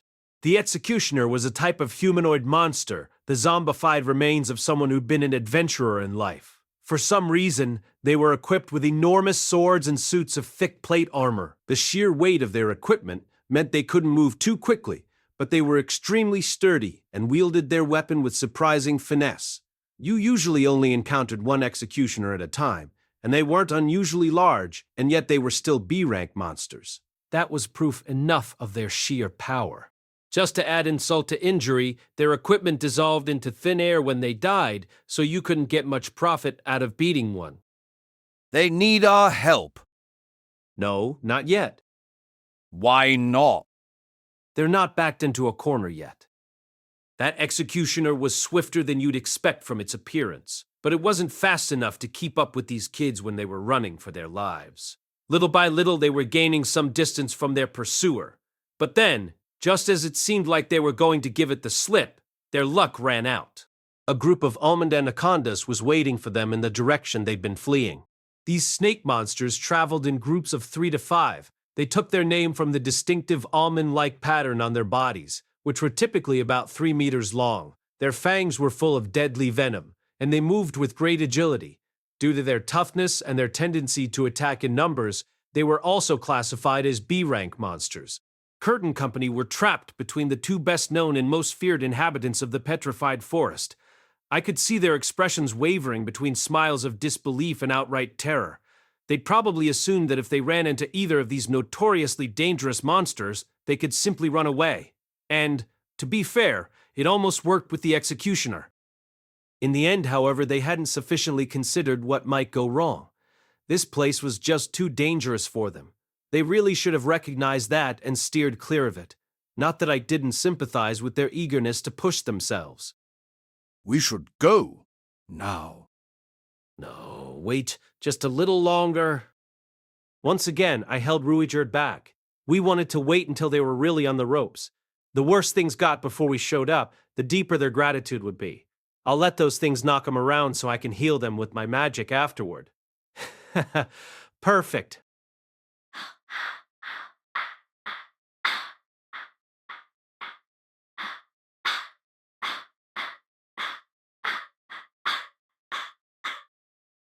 The bird-like boy flew through the air, in 2 separate pieces.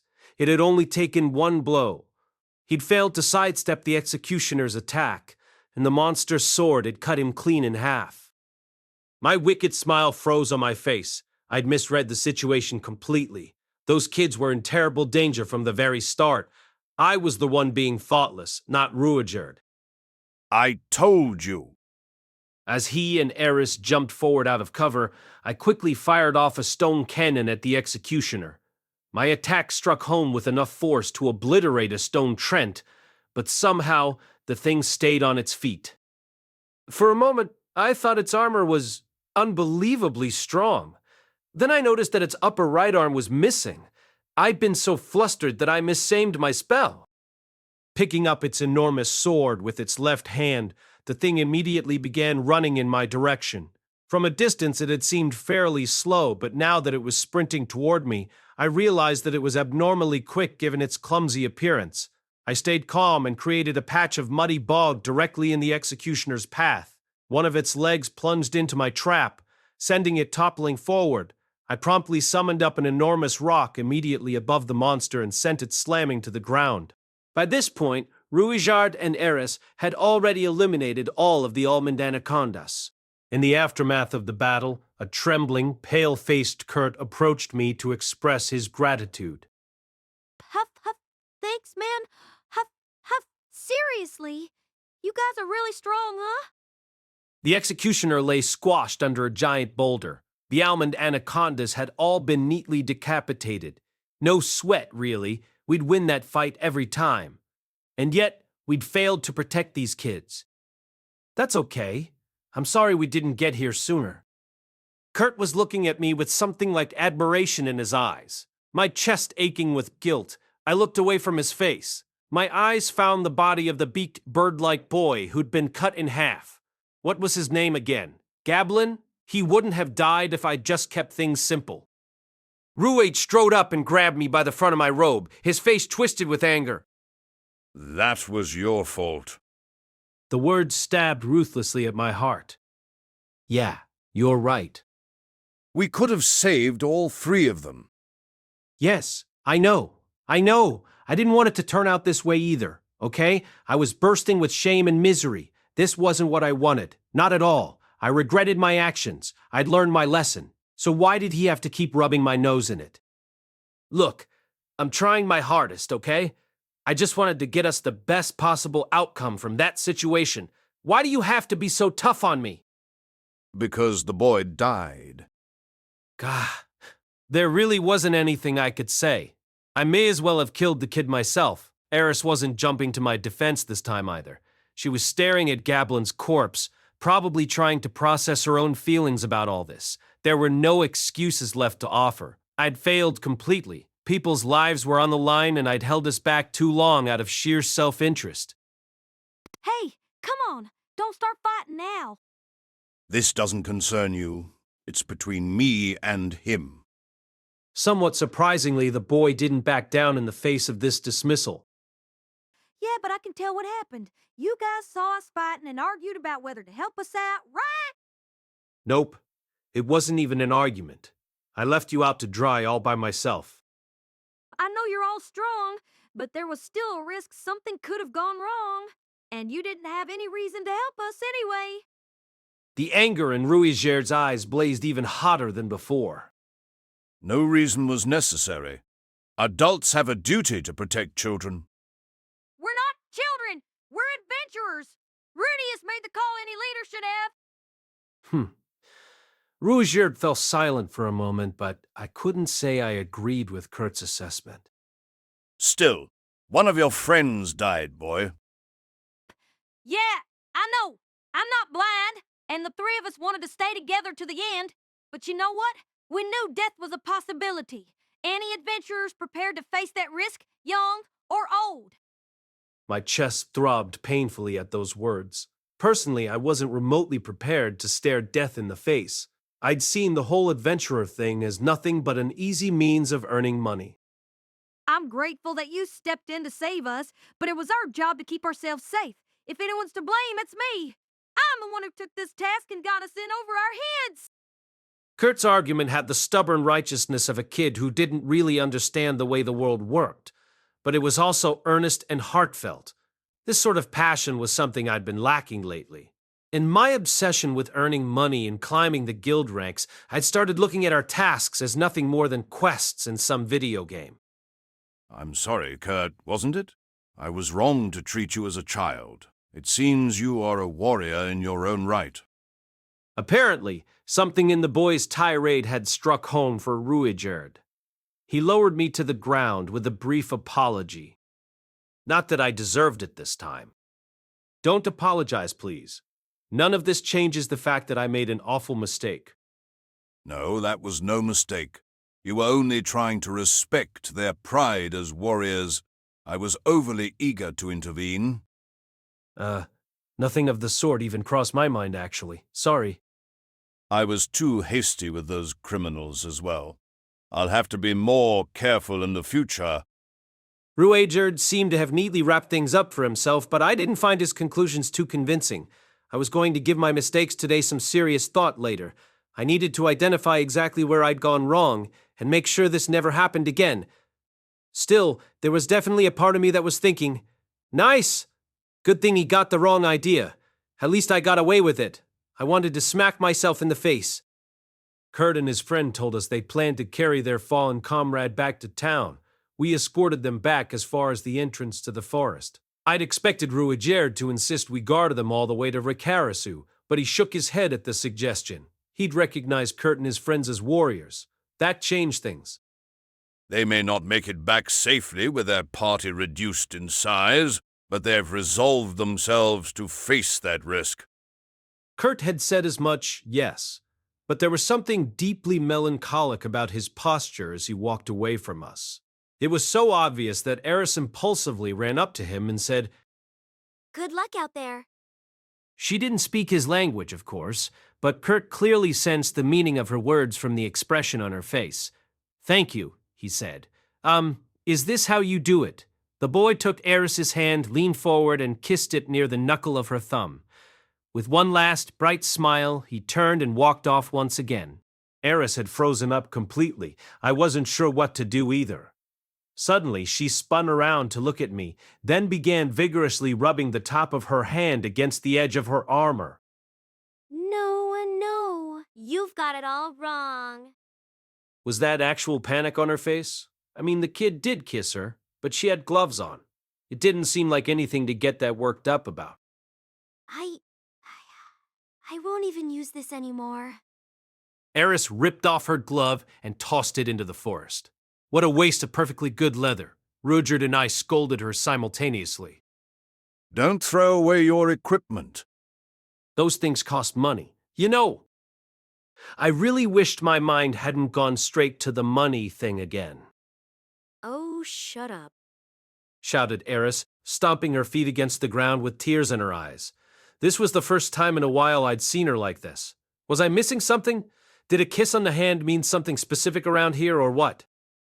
Rudeus, here. At this point, she pushed her hand in front of my face. I licked it reflexively. Eris's face went red at once. Approximately 1/2 second later, she punched me. This was a real punch, too. I barely stayed conscious, and for a moment, I thought she'd snap my neck. This girl just might be a world champ someday. I collapsed backward in a clumsy heap. Wonder what was I supposed to do there? As I looked up at her from the ground, Eris stared at the spot where I'd licked her, then briefly touched it with her tongue as well. Instantly flushing bright red, she then scrubbed her hand forcefully against her clothes. Sorry about that, Rudeus, but you can't lick me, all right? It was all pretty adorable, so I forgave her on the spot. This hadn't been a good day overall, but I wasn't feeling quite as miserable anymore. As we made our way deeper into the forest, I found myself thinking about Ruijerd. He was a man with an absolute moral code, and he loved children. Those were the fundamental facts I was working with till this moment. But that conversation earlier suggested that warrior was also something of a keyword for him. Ruijerd, what's your definition of a warrior? Warriors are those who protect children and fight for the sake of their comrades. That explains so much, actually. His outbursts of anger made more sense now. Ruijerd wasn't lashing out at random. He just expected warriors to conduct themselves with dignity. His most basic set of rules seemed to be something along these lines. A warrior must never harm a child. A warrior is obligated to protect children. A warrior must never forsake a comrade. A warrior is obligated to protect his comrades. Based on these, he positively identified that Petnapper as a villain rather than a warrior the moment he kicked me. And when the other two pleaded for their lives instead of seeking to avenge their fallen comrade, he contemptuously placed them in the villain category as well. The thing with Kurt was somewhat similar. At first, he'd viewed those three as children. So when I sat back and allowed one of them to die, that made me a villain in his eyes. But then that sharp exchange of words with Kurt changed his perspective. He'd reclassified those three as warriors rather than children. That made my actions easy to forgive. If anything, he seemed more upset at himself for having failed to categorize them correctly from the start. It was a little hard to tell exactly where he drew the line between children and warriors. Though, I got the sense he still considered Eris to be a child, but I wasn't sure where he placed me these days. Should I ask him, or would that be a mistake? There's a battle taking place up ahead. Oh? Is it that other party, the Super Blazers? That's right. Apparently that pigman had found himself some trouble. I wasn't sure exactly what sort of sight Ruijerd's third eye offered him, but he could apparently use it from underneath a headband and well enough to pick out one adventurer from another. Talk about convenient. I want one too. You think we should help them? That's not necessary. Well, they're B-ranked adventurers after all. I guess he'd classify them as warriors from the start. We moved a bit deeper into the forest and came upon a single enormous snake coiled in a clearing. 4 corpses lay scattered around it. Huh? These gentlemen appear to be dead. So that's what he meant by not necessary, huh? I didn't see Blaze's body among them, though. Had he managed to escape? It was a party of 6, right? Where'd the other 2 go? They're dead. A total wipe? Damn! Rest in pieces. Okay, so what is that thing? The snake that had killed Blaze and company was very, very large. A red hood cobra.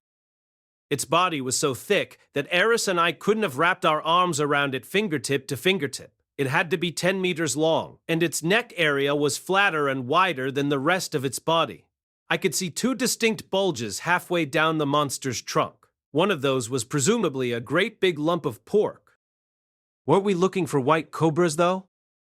I wouldn't have expected to find one in this forest, let alone such a huge specimen. They don't usually live here, then? No, but one does spawn every once in a while. Red hoods were apparently a more powerful variant of white fang cobra. Not only were they larger in size, they were also far more agile. Their scales were tough and resistant to fire magic. Their fangs were enormous and full of deadly venom. It wasn't clear what a white fang had to eat to mutate into one of these, but on occasion you'd find one where they lived. White fang cobras were B-ranked monsters, but the red hood cobra was an A rank, and for good reason. They could wipe out a typical B-ranked party in mere seconds. But the red hood cobra was an A rank, and for good reason. They could wipe out a typical B-ranked party in mere seconds. At the moment, this one was occupied with his current meal and didn't seem to have noticed us. It was just getting started on its 3rd adventurer of the day. We can take this thing, right? Shall we attack it? Is it okay for me to make the call? Who else would? I leave it in your hands. Apparently it was up to me. I took a moment to think it through. Our task today was to discover, identify, and possibly defeat the unknown monster lurking in this forest. First of all, it seemed obvious that the monster in question was either this red hood cobra or the white fangs that were also spotted here. Neither was native to this forest. We'd probably get credit for completing the job if we headed back now and reported what we'd seen. However, if we killed it, our reward would increase to 2 iron coins. It'd be nice to beat the thing if we could, but keeping ourselves alive was also kind of important. I'd just seen someone die right before my eyes. Failure would mean death. I didn't want to put us in unnecessary danger. I could defeat it by myself if you prefer. Could you really kill that thing on your own, Ruijerd? Yes, I'm more than enough for this job. Wow, talk about a reassuring line. I'm sure the King of Fighters reference was unintentional. Can you take it on while also protecting Eris? Not a problem. We'll fight the same way we always do. Ruijerd didn't seem remotely intimidated, even in the face of an A-ranked enemy. Based on that alone, I felt like we'd probably be all right. Let's do it then. I would attack with magic from a distance while Eris and Ruijerd fought the monster at close range, same as always. So I started things off the way I always did, with a stone cannon. We were up against an A-ranked enemy this time, so I tweaked the spell slightly to increase its power. The projectile I created was a hollow wedge-shaped rock, filled with concentrated fire magic that would cause it to explode on impact. I fired it off at supersonic speed, expecting to see it slam into the snake side with an ear-splitting boom. What? But to my surprise, the red hood cobra twisted itself around and evaded my bullet. This wasn't just a coincidence. That thing had dodged the spell. It had spotted the projectile in the air and reacted quickly enough to evade it. The stone exploded harmlessly somewhere off in the distance. You've got to be kidding me. Our preemptive attack had been a failure, but our special attack squad wasn't about to stop. Ruijerd charged forward in the lead, with Eris trailing off to the side. This wasn't our usual formation. Up until now, Eris had mostly been the one out in front. Ruijerd led off with a typical thrust, stabbing at the snake's head with his trident. The red hood cobra swayed to avoid the attack, then tried biting him on the rebound. Its fangs were big enough to punch a gaping hole right through a man, but Ruijerd deflected them with a casual swipe of his spear. In the meantime, Eris had circled around to the rear of the cobra. She took a big swing at its tail with her sword. The blow struck home but didn't cut all the way through the snake. Its scales, or perhaps its muscles, were clearly tough. Just as the Red Hood's attention turned to Eris, both she and Ruijerd jumped back to a safer distance. Without missing a beat, I fired off another spell at it. We'd worked out this sequence beforehand. It was pretty typical of our combat style as a party. What, again? Unfortunately, the Red Hood Cobra dodged my spell a second time. I'd sharpened the tip of my stone projectile to increase its speed, but to no avail. The bullet soared past the snake's flank and into the forest, knocking down a few trees as it went. Once again, the monster had reacted after spotting the projectile in midair. It wasn't the end of the world, though. I didn't really need to hit. Our frontliners attacked in waves. Ruijerd persistently targeted its brain and vital organs. Eris darted in to chop at its tail, keeping the thing distracted. And every now and then I fired off a potentially deadly spell. The pattern was a simple one, but it wasn't easy to deal with. If the monster had focused its attacks on Eris, it could have potentially broken through our lines. But Ruijerd was so masterful at drawing aggro that the Red Hood Cobra was forced to ignore both her and myself. Ruijerd and I weren't landing any hits, but over time the snake grew fatigued. Its movements began slowing, and in the end, one of my stone cannon spells finally struck home. By the time we finished processing the Red Hood Cobra's body, the sun had already set. We were having a snake meat feast for dinner tonight, naturally. I didn't know which specific parts of this thing were valuable, so we just ripped out its fangs, then stripped off its skin and rolled it up like a carpet. We'd found the eggs that Kurt's party had been looking for nearby, but they were so large it seemed impossible to carry them. I thought over our options for a while before deciding to smash the things. Deliberately allowing monsters to spawn was a no-no around here after all. As for Blaze and company, we relieved them of anything that looked valuable, then burned and buried their bodies. If we just left them lying there, would they have turned into executioners eventually? I didn't entirely understand this whole reviving as a zombie phenomenon, to be honest. Gotta say, though, that red snake was really something. I found myself thinking back on the battle we just fought, specifically about the way that Cobra had avoided my magic. It had dodged my spells. Numerous times, in fact. Until that direct hit at the very end, I never really even grazed the thing. Come to think of it, the executioner earlier today had probably done something similar. I targeted my first spell at its chest, but it only lost part of one arm. Maybe I needed to assume that monsters ranked B or higher were capable of avoiding magic. That red snake was ranked A, of course. It had actually avoided Ruijerd's spear thrusts, too, but that was probably because he was holding back. If he really wanted to, I was sure he could have killed it instantly. Interesting that it never dodged Eris's sword, though. Maybe it felt that wasn't necessary, given how much less dangerous she was. In any case, this world really was chock full of terrifying threats. Even some humans could supposedly ward off magical attacks, and now I'd run into monsters that could dodge a mid-air bullet. At this rate, I had to assume S-ranked monsters may be capable of shrugging off a stone cannon strike without a scratch. Now there's a scary thought. I've got to make a mental note to keep my distance from dangerous places. One way or another, we'd manage to complete our task. As it turned out, it would be the last one we ever finished in the city of Ricirasu. Chapter 13, Failure, Chaos, and Resolve. Having slain the Red Hood Cobra, our party headed back to the Adventurers Guild. As always, we met up with Jalil outside the building itself to exchange our task cards. We also handed over the snake's fangs and skin, and worked out our stories to make sure they stayed consistent. There was a large amount of stuff to carry this time, so for once we all headed over into the guild. Even Vizcool. The moment we set foot inside, Nokopara came sidling up to us. It seriously felt like the guy never left this place. Or left up there for the Mount of Endapsent. Hey there! Looks like you've been hunting some real interest in prey. Are those Red Hood Cobra scales I see? Well? I glanced over at Jalil, prompting him to trot out the story we'd worked out in advance. Yeah, that's right. We got lucky and ran into the thing when it was already real weak. You two took down a Red Hood, huh? Nokopara stared down Jalil with something that looked like a condescending smirk on his horsey face. What's going on here? He seems kinda different today. We found the bodies of the Superblazers guys before we ran into it, actually. They must have softened it up before they died. What? Hold on, you're saying Blaze is dead? Yeah. Damn. Guess that's how it goes when you run into a Red Hood, though. Still, even if it was weakened up, it's hard to imagine you and Viskel taking one of those monsters down. Well, it wasn't just weakened, really. It was almost dead. I mean, you could almost say it was dead. It was still breathing, yeah, but it was basically a goner, you know? Jalil, speaking a bit too rapidly now, chose this moment to walk hurriedly away. No Kapara didn't seem to be satisfied yet, though, and turned his attention to us. So, you guys find some lost pet again today, or what? Yeah, Master Jalil's taught us some excellent techniques. We managed to earn ourselves a bit more pocket money today. Mim! Something felt a little off about this conversation.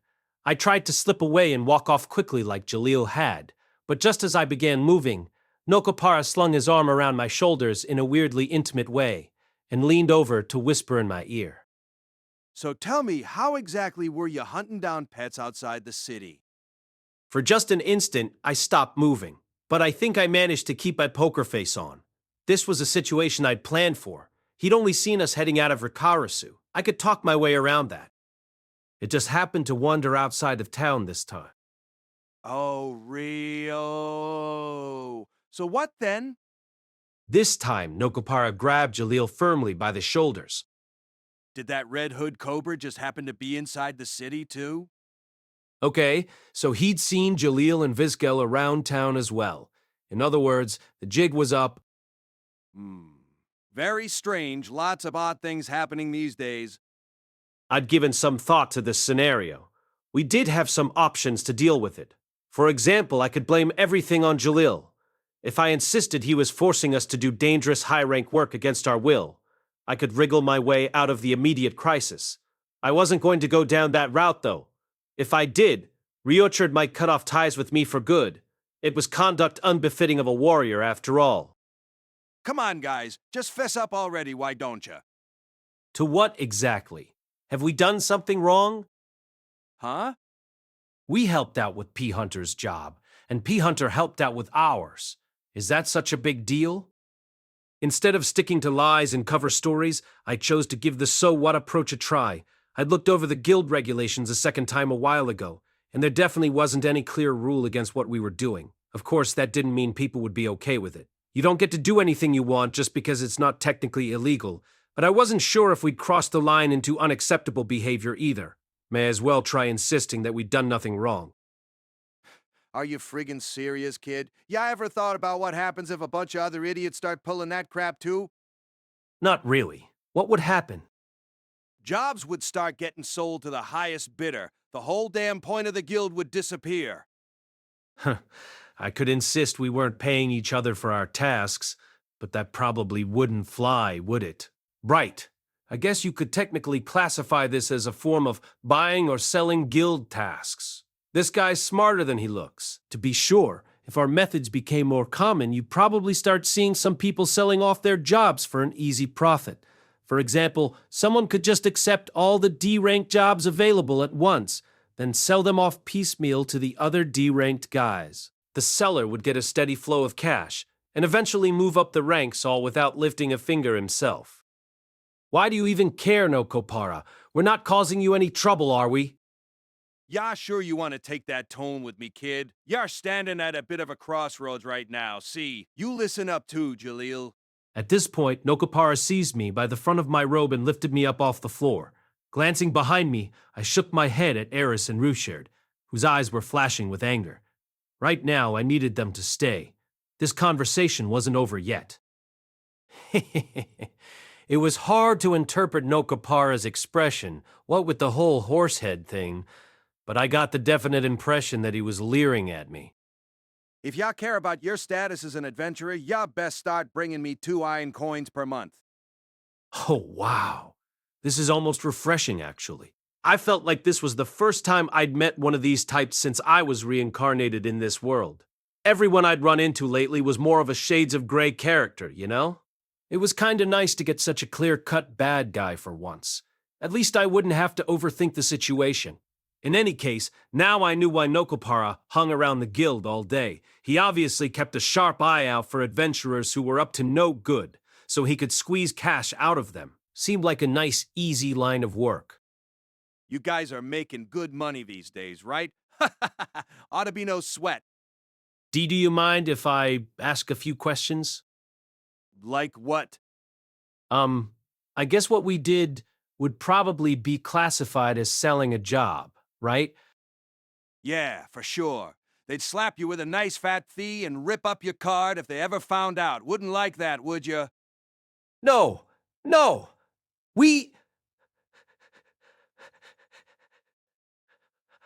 That. Stay calm. This isn't anything worth panicking over. I knew something like this might happen. We're okay. We're still okay. Okay, we don't have that kind of cash on hand right now, so can Jalil and I go turn in our jobs? Sure, whatever. Just don't make a run for it, all right? Wouldn't dream of it, Chief. This guy wasn't that smart after all, apparently. The two of us broke away and headed for the counter. Hey, what do we do? What are we gonna do, man? Calm down, Jalil. You need to act like nothing's wrong. Having offered Jalil those vague instructions, I signaled Visquel to come over and join us. We passed over our completed task cards and received our rewards, but before we left the counter, I also had them dissolve P-Hunters and join Dead End. This step may or may not be meaningful. I wasn't sure how detailed the guild's records were. I looked back across the room and saw Ruijerd glaring at Nokopara with murder in his eyes. While we may have broken the guild's rules, it seemed Horseface's arrogant attempt at blackmail was a far graver violation of the Warriors' Code. With a small gesture, I signaled Ruijerd to restrain himself. Eris didn't seem to understand what was going on. If she spoke the demon god tongue, she'd probably have been the first to attack that obnoxious horse, and she'd probably have used her sword, not her fists.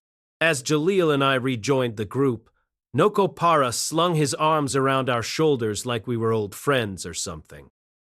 All right then. Comp your payment for this mug, boys. With a forced smile on his face, Jalil started to hand over the 2 iron coins he'd just received, but I grabbed his hand to stop him. Just one thing before we do that. What? Make it quick, kid. I got a real short fuse. I paused for just an instant to steady my nerves and say a silent little prayer. You do have some sort of proof that we broke the rules, right? Nokopara started off by pulling a list of tasks the Dead End had completed from the guild's record books. The clerk didn't ask him why he wanted this information. This probably wasn't the first time he'd asked for it. Apparently, we'd be using this information to pay a few visits to our previous clients. Oh, and don't get any funny ideas about attacking me in some back alley. If I die, my pals will go straight to the guild to report you. Oh, and unlike you phony C rankers, I'm the real deal. I could hit B rank anytime I felt like it. You had to assume that last part was just a bluff. Even Nokopara surely didn't believe that he could take us 1-on-5. He was driving us into a corner, yes, but that didn't mean he had a death wish. Still, this seemed somewhat careless of him. I would have taken at least one bodyguard along if I were in his shoes. The first place we arrived at was an ordinary but unfamiliar house.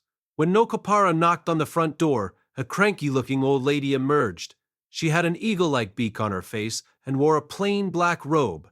A sugary sweet smell wafted from inside the house itself. The old lady glared at us suspiciously at first, but once she noticed Visquel, her face lit up. Well now, if isn't Visquel, what's all this, dear? You've brought me quite a crowd today. Oh, are these the other members of Dead End Ruijerd? Nokopara surveyed our startled faces, then looked back at the old lady, who clearly only recognized Visquel. He let out an amused grunt, a nasty smile spreading across his face. Sorry, lady, but they ain't Dead End. Y'all got scammed. What? How exactly did I get scammed? Ha! Visquel cleared out those bugs just fine. Can't beat a Zumiba for this sort of thing, can you? I haven't seen a single one since. From the sound of things, Visquel had dealt with some sort of insect infestation here. Come to think of it. This old lady matched what we knew of one of the clients Ruijerd had observed her working for. So long as you do the job quick and proper, I couldn't care less if you're the real dead end. Nokopara wasn't the only one startled by that comment. Ruijerd's eyes went wide as well. Hey, listen, lady. Hell, I'm an old woman. I don't have much time left either way. If I had a chance to meet a real superd at the end, I'd take it every time. Nokopara's eyes darted around uncertainly for a moment, but then he turned forcefully to Visquel with a scowl. Vizquel, let's see your adventurer card. Visquel started in surprise, but then a small smile spread across her face.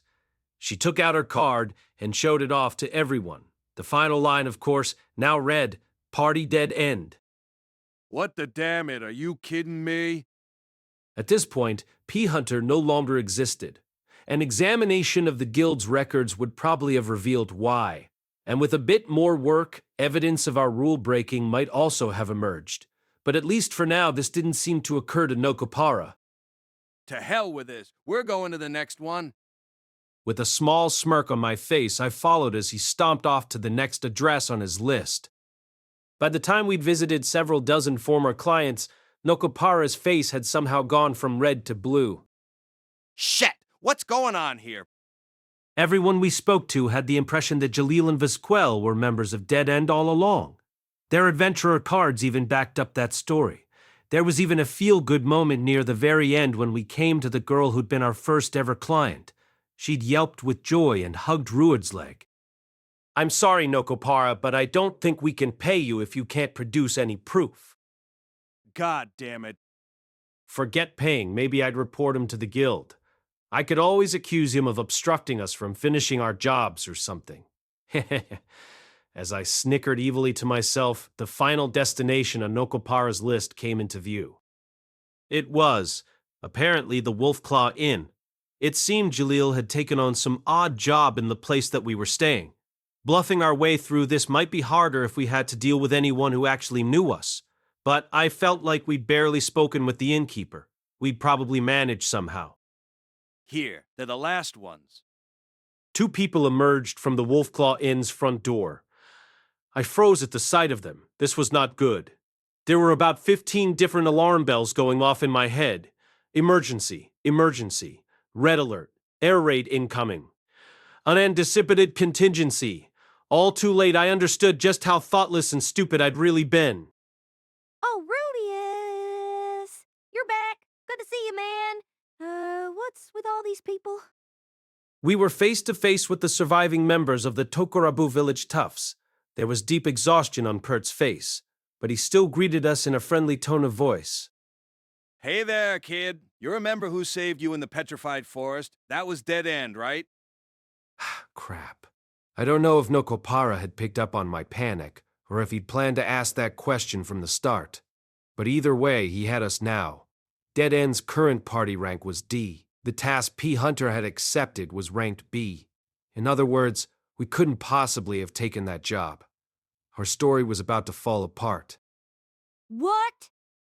Kurt looked over at me and Rudeus. I shook my head frantically, trying to tell him to keep his mouth shut. Come on, you're a proud kid. No one helped you. You got through that mess all by yourselves, right? If the kid would at least insist he had no idea what Nokopara was talking about, we still had a chance. I just had to pray his stubborn pride would come through for us. Meeting my desperate gaze, Kurt nodded decisively. Of course it was. I've never seen anyone as strong as these guys before. Oh my, what an honest boy. He proceeded to explain just how strong we really were, describing our defeat of the Executioner and the Almond Anacondas in a vigorous style that involved tons of sound effects.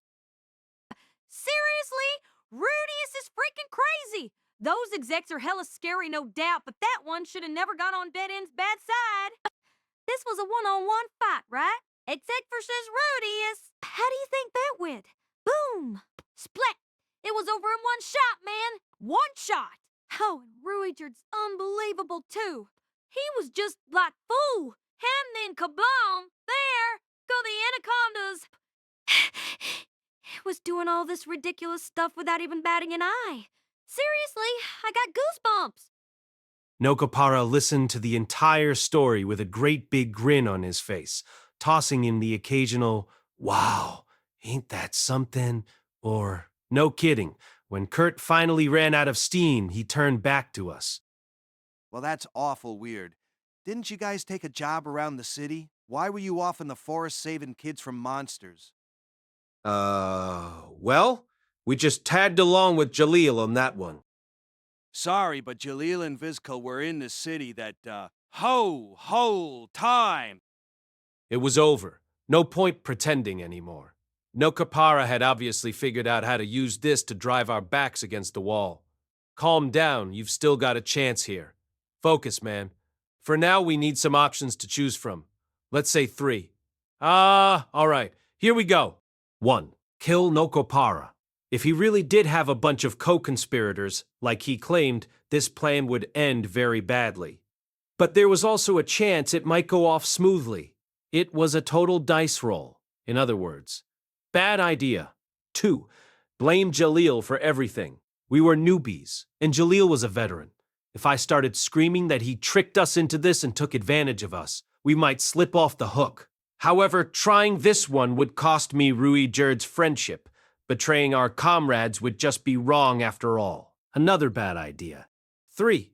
Cough up the money now, find a way out later. This was another dice roll. I might find some way to resolve things quickly, but now that Nokopara knew we were dangerous, he'd probably set up a multi-layered scheme to keep us trapped in this city and safely in his gang's clutches. Another bad idea. Well, now I had 3 terrible plans to pick from. That was clearly time well spent. What the hell was I going to do? The single simplest way out was Plan 2, but it was probably the worst choice by a long shot. Whatever its immediate benefits, we'd be crippling ourselves in the long run. Betraying Jalil and Vizcal would mean losing Ruijerd's trust for good. He'd probably never listen to a word I spoke ever again. Plan 2 was off the table, absolutely off the table. Plan 1 was no good either. It was just senseless. I'd derail myself completely off the path I'd been following up until today. It didn't matter how casually people viewed death on the Demon Continent. That wasn't even the issue here. If I killed Nokopara now just to get myself out of trouble, I'd start solving all my problems the same way. I wasn't ready to commit to murdering my way through my life. Plan 3 wasn't any better, though. By handing money over to these people, we'd be admitting our own guilt. That was the last thing I wanted to do. There was also a real possibility we'd end up breaking other rules, or even laws, as they were squeezing cash out of us. That would give Nokopara more leverage over us. His demands would likely escalate. He might even try to get his grubby hands on Eris. I knew I would if I were him. If it came to that, we'd be forced to kill him after all. But even so, it basically had to be Plan 3, right? No. Compared to going down that road, we may as well pick Plan 1 from the start. We just have to kill Nokopara. And all his friends, too. Was that just my only option here? Was I really going to do this? Did I have to? I honestly didn't know if I could bring myself to murder someone. And how were we going to deal with the rest of his gang wherever they were? Maybe Ruijerd could track them down somehow. But how? If he didn't even know who he was looking for, that third eye of his probably wouldn't do us much good. There was always the option of just giving up on the adventurer thing. We could find ways to survive, even without the guild. I had a decent sense for the ways we could earn money on this continent by now. Still, let's say I made that call, painful as it may be. What would happen to Jalil and Vizcal? Not only had they participated in our scheme, the guild's investigation might turn up evidence of their pet abduction business. Our party had some money saved up and no particular attachment to this city, but the two of them were different. This was their home, and they might end up getting driven out of it.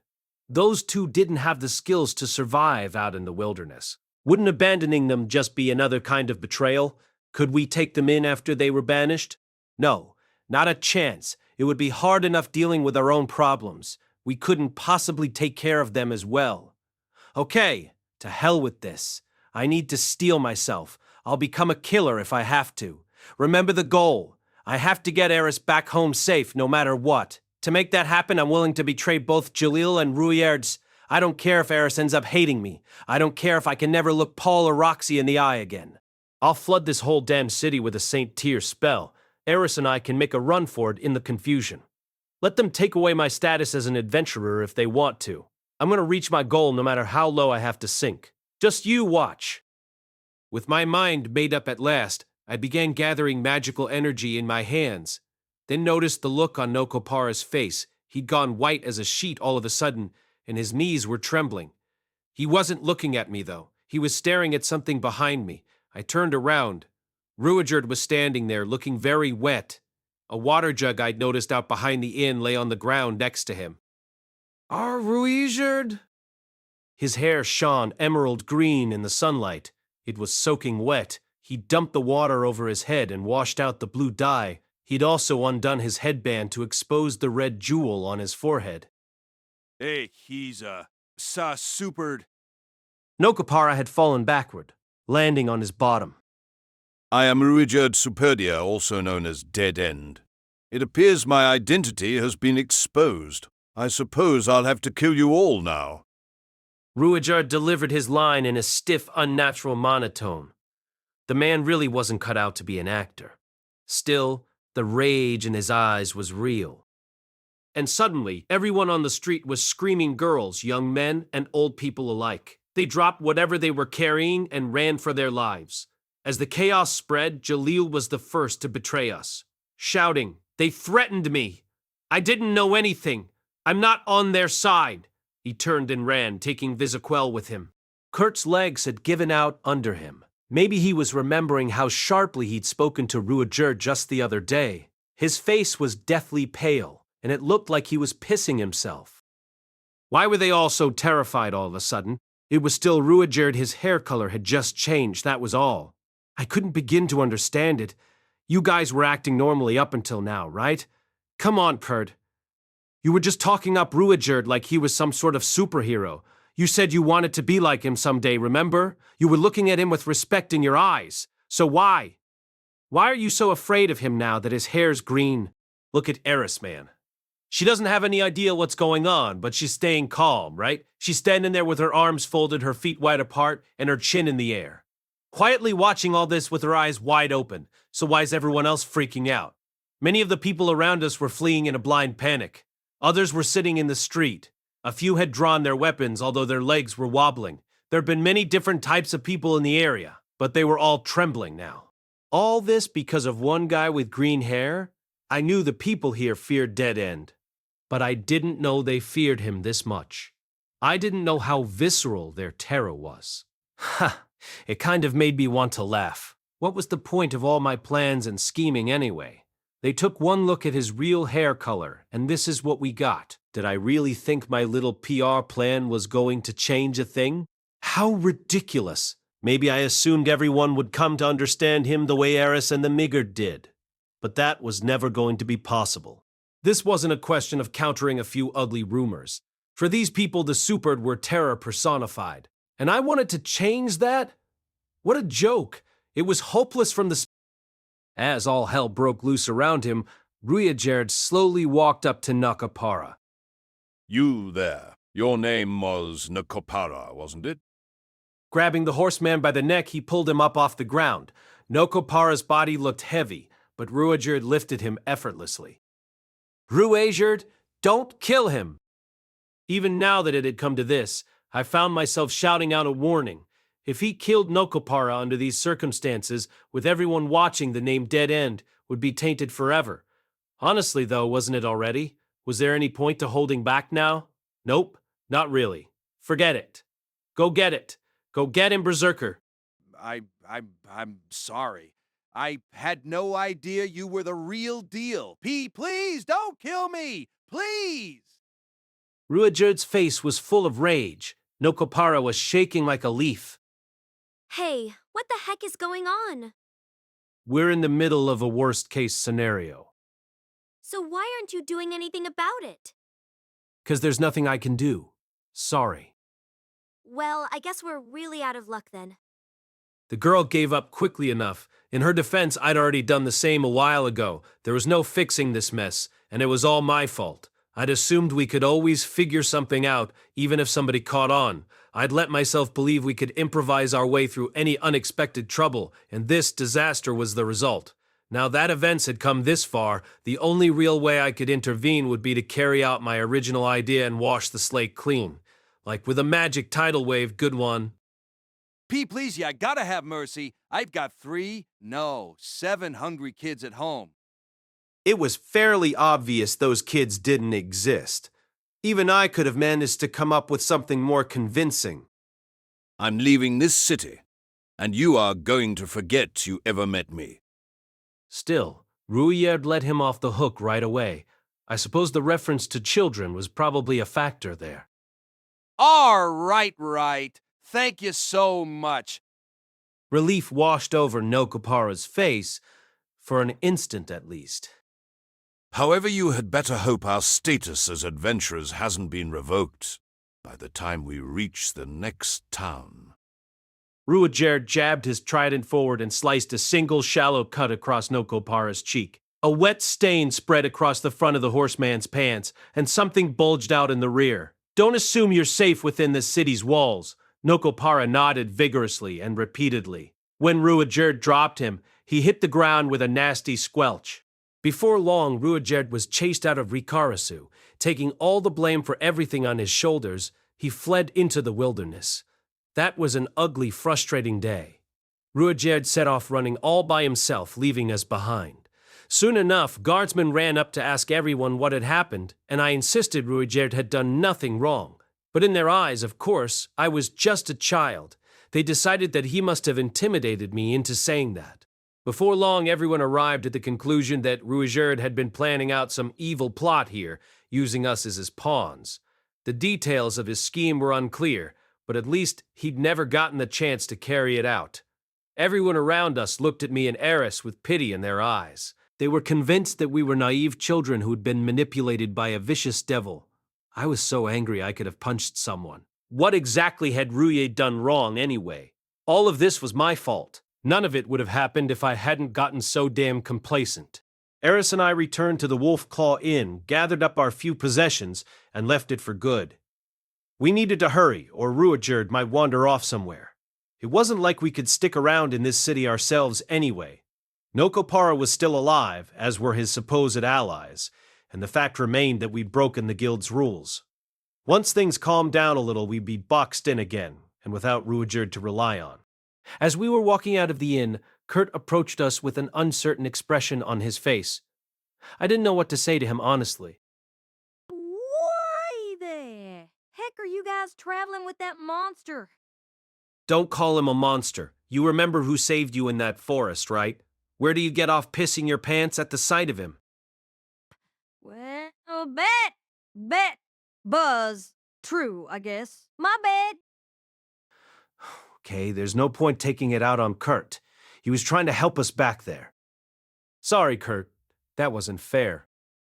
Nah, it's fine. It's not like you were wrong. He really was a good kid, although Eris was still glaring at him with her hands clenched at her sides. I've got a favor to ask. I want you to pay us back for saving your life. Okay, what do you need? Ruijerd really isn't a bad person. People are afraid of him because of things that happened a long time ago, but he's a good guy. I want you to spread that around the city, even after we leave. All right, got it. I guess I do, hoe in my life after all. Oh well, he seemed like an earnest type. Maybe he'd actually keep his promise. I stopped by the Adventurers Guild and removed Jalil and Vizkel from Dead End. I also asked the clerk to pass on a brief message for them. Sorry it came to this, but thanks for all your help. You've got his gratitude as well. Those two did betray us at the very end, but you could hardly blame them for that. It was the only option they had to save themselves. Putting aside how things ended, they definitely helped us out a great deal. On our way to the date out of town, I stopped to buy a lizard-like reptile trained to carry people and luggage. It was a large creature with 6 legs and charmingly bulgy eyes. On this continent, they were basically used in place of horse-drawn carriages. This particular species could easily accommodate 2 adult riders at once. It cost us 10 iron coins, about half of all our money on hand. But I decided some time ago that I was going to buy one of these when we hit the road again. Having one supposedly made it much easier to navigate the demon continent. After a brief tutorial from the merchant on how to control the thing, I loaded it up with our bags and we headed out of Ricirasu. there were a large number of soldiers gathered around the gate. Maybe they were preparing to try and chase down Ruijerd or something. Their faces were pale, but their expressions were excited. When I stopped to say hello, they warned us to be careful out there, since Dead End had fled the city not long ago. From that point, they proceeded to emphasize that Dead End was a bloodthirsty devil, and speculated about what evil deeds he'd been getting up to inside the city, not that they'd ever even seen him. That man was in the city for nearly 2 months, and he didn't cause any trouble at all. The guards looked at me like I'd grown a second head. I glared at them, clicked my tongue in irritation, and finally walked out of the city. I was in a truly foul mood. Right now, we needed to meet up with Ruijerd. Was he still somewhere nearby? I had to assume so. If his pride as a warrior was still intact, there was no way he'd abandon us, or Eris at least. I guess this should be far enough. Once the city was completely out of sight, I sent a magic firework into the sky. It burst in mid-air with a ferocious boom, producing a flash of light and a wave of heat. We waited for a while, but Ruijerd didn't appear. Eris, can you call for him as well? Eris shouted out Ruijerd's name at the top of her lungs, which was incidentally pretty loud. This time, something did appear after a while, but it was a group of Pax coyotes. I took out my irritation on them. Soon enough, the rocky area we were standing in was transformed into a perfectly flat plateau, and the monsters were reduced to bloody chunks. Could they still come back as zombies even from this state? Not my problem. That city can deal with it. Look, it's Ruijerd. Not long after the battle ended, our wayward Superd finally made an appearance. There was a guilty look on his face that just made me feel even worse. Why didn't you show up when we called for you? Were you planning to run off somewhere without a word to us? Yet for some reason, the first words that came out of my mouth were accusatory. This wasn't what I'd wanted to say at all. I'm sorry. Awkward. This whole mess was obviously my fault. I got cocky and careless. I made the call to team up with Jalil and Visquel because I wanted a quicker and easier way forward. When Nakopara threatened us, I just assumed we'd manage to wriggle our way out of it. But then we got backed against the wall, and Ruijerd had to clean up my mess for me. If he hadn't made himself the scapegoat, we may have gotten trapped in that city for good. I couldn't even blame bad luck for the way things went. Nakopara was a pro at blackmail. He would have cornered us somehow, even if Kurt hadn't given us away. For what? I'm the one who owes you an apology. No. You did everything you could, Rudeus. But even the best-laid battle plans go awry. I know how thoroughly you thought about every detail, every step we took day in and day out. Suddenly, Ruijerd smiled and placed his hand gently on my head. I didn't know what you were thinking, of course, and I'll admit that, until today I suspected your goals to be immoral. For that reason, there were times I could barely abide your decisions. He paused to glance over at Eris, then nodded to himself. But now I understand that you were simply desperate to protect something, no matter what the cost. I saw that in your eyes just now, when you were ready to kill that man. Just now? Oh! When I was about to flood the city? You fight to protect something, Rudeus. That makes you a warrior. When Ruijerd spoke those words, I actually had to fight back tears. I didn't deserve that sort of praise. I was a shallow, short-sighted person. All I ever thought about was making money and finding ways to get ahead. I'd even been ready to abandon Ruijerd himself.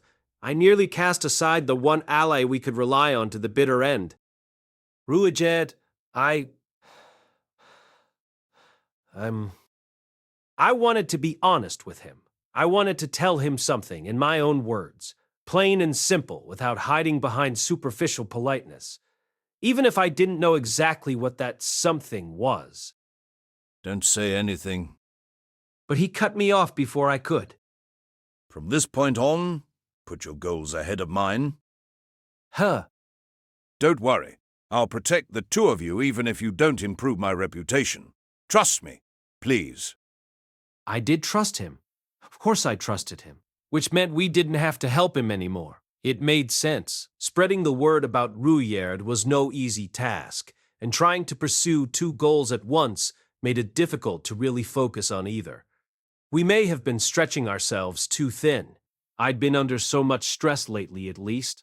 I'd overlooked some things that really should have occurred to me, and failed to think through a number of important details.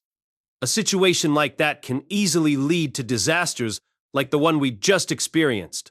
And so, we didn't have to help Ruijerd anymore, but I couldn't accept that. Not after seeing what I'd just seen. Not after watching everyone basically chase him out of town with pitchforks. I couldn't bring myself to say, all right then, just wait outside next time we reach a city. I can't do that, Ruijerd. I'll fix your reputation no matter what. If anything, his offer only made my determination stronger. I owed him at least this much for everything he'd done. I was just going to have to do a better job from now on. I wasn't going to push myself past my limits again, but I'd still do everything I could. Haven't you learned your lesson, Rudeus? Am I really so untrustworthy? I do trust you. That's why I want to help you reach your goal. I was bullied myself back in the day. People slapped a label on me, one that I never managed to remove, and I suffered for it. I spent decades by myself. If Roxy hadn't dragged me outside, I might never have escaped that isolation. I might never have even met Sylphie Eris. Ruijerd was a more complicated case, of course, and the scale of his problem was incomparable to mine. But that was no reason for me to give up on him. Roxy had helped me without even meaning to, but I wasn't Roxy. I'd have to keep trying, keep screwing up, and slowly crawl my way forward through the mud. It may be a total nuisance from Ruijerd's perspective. There may be more disasters like this in store when he'd have to clean up my mess for me.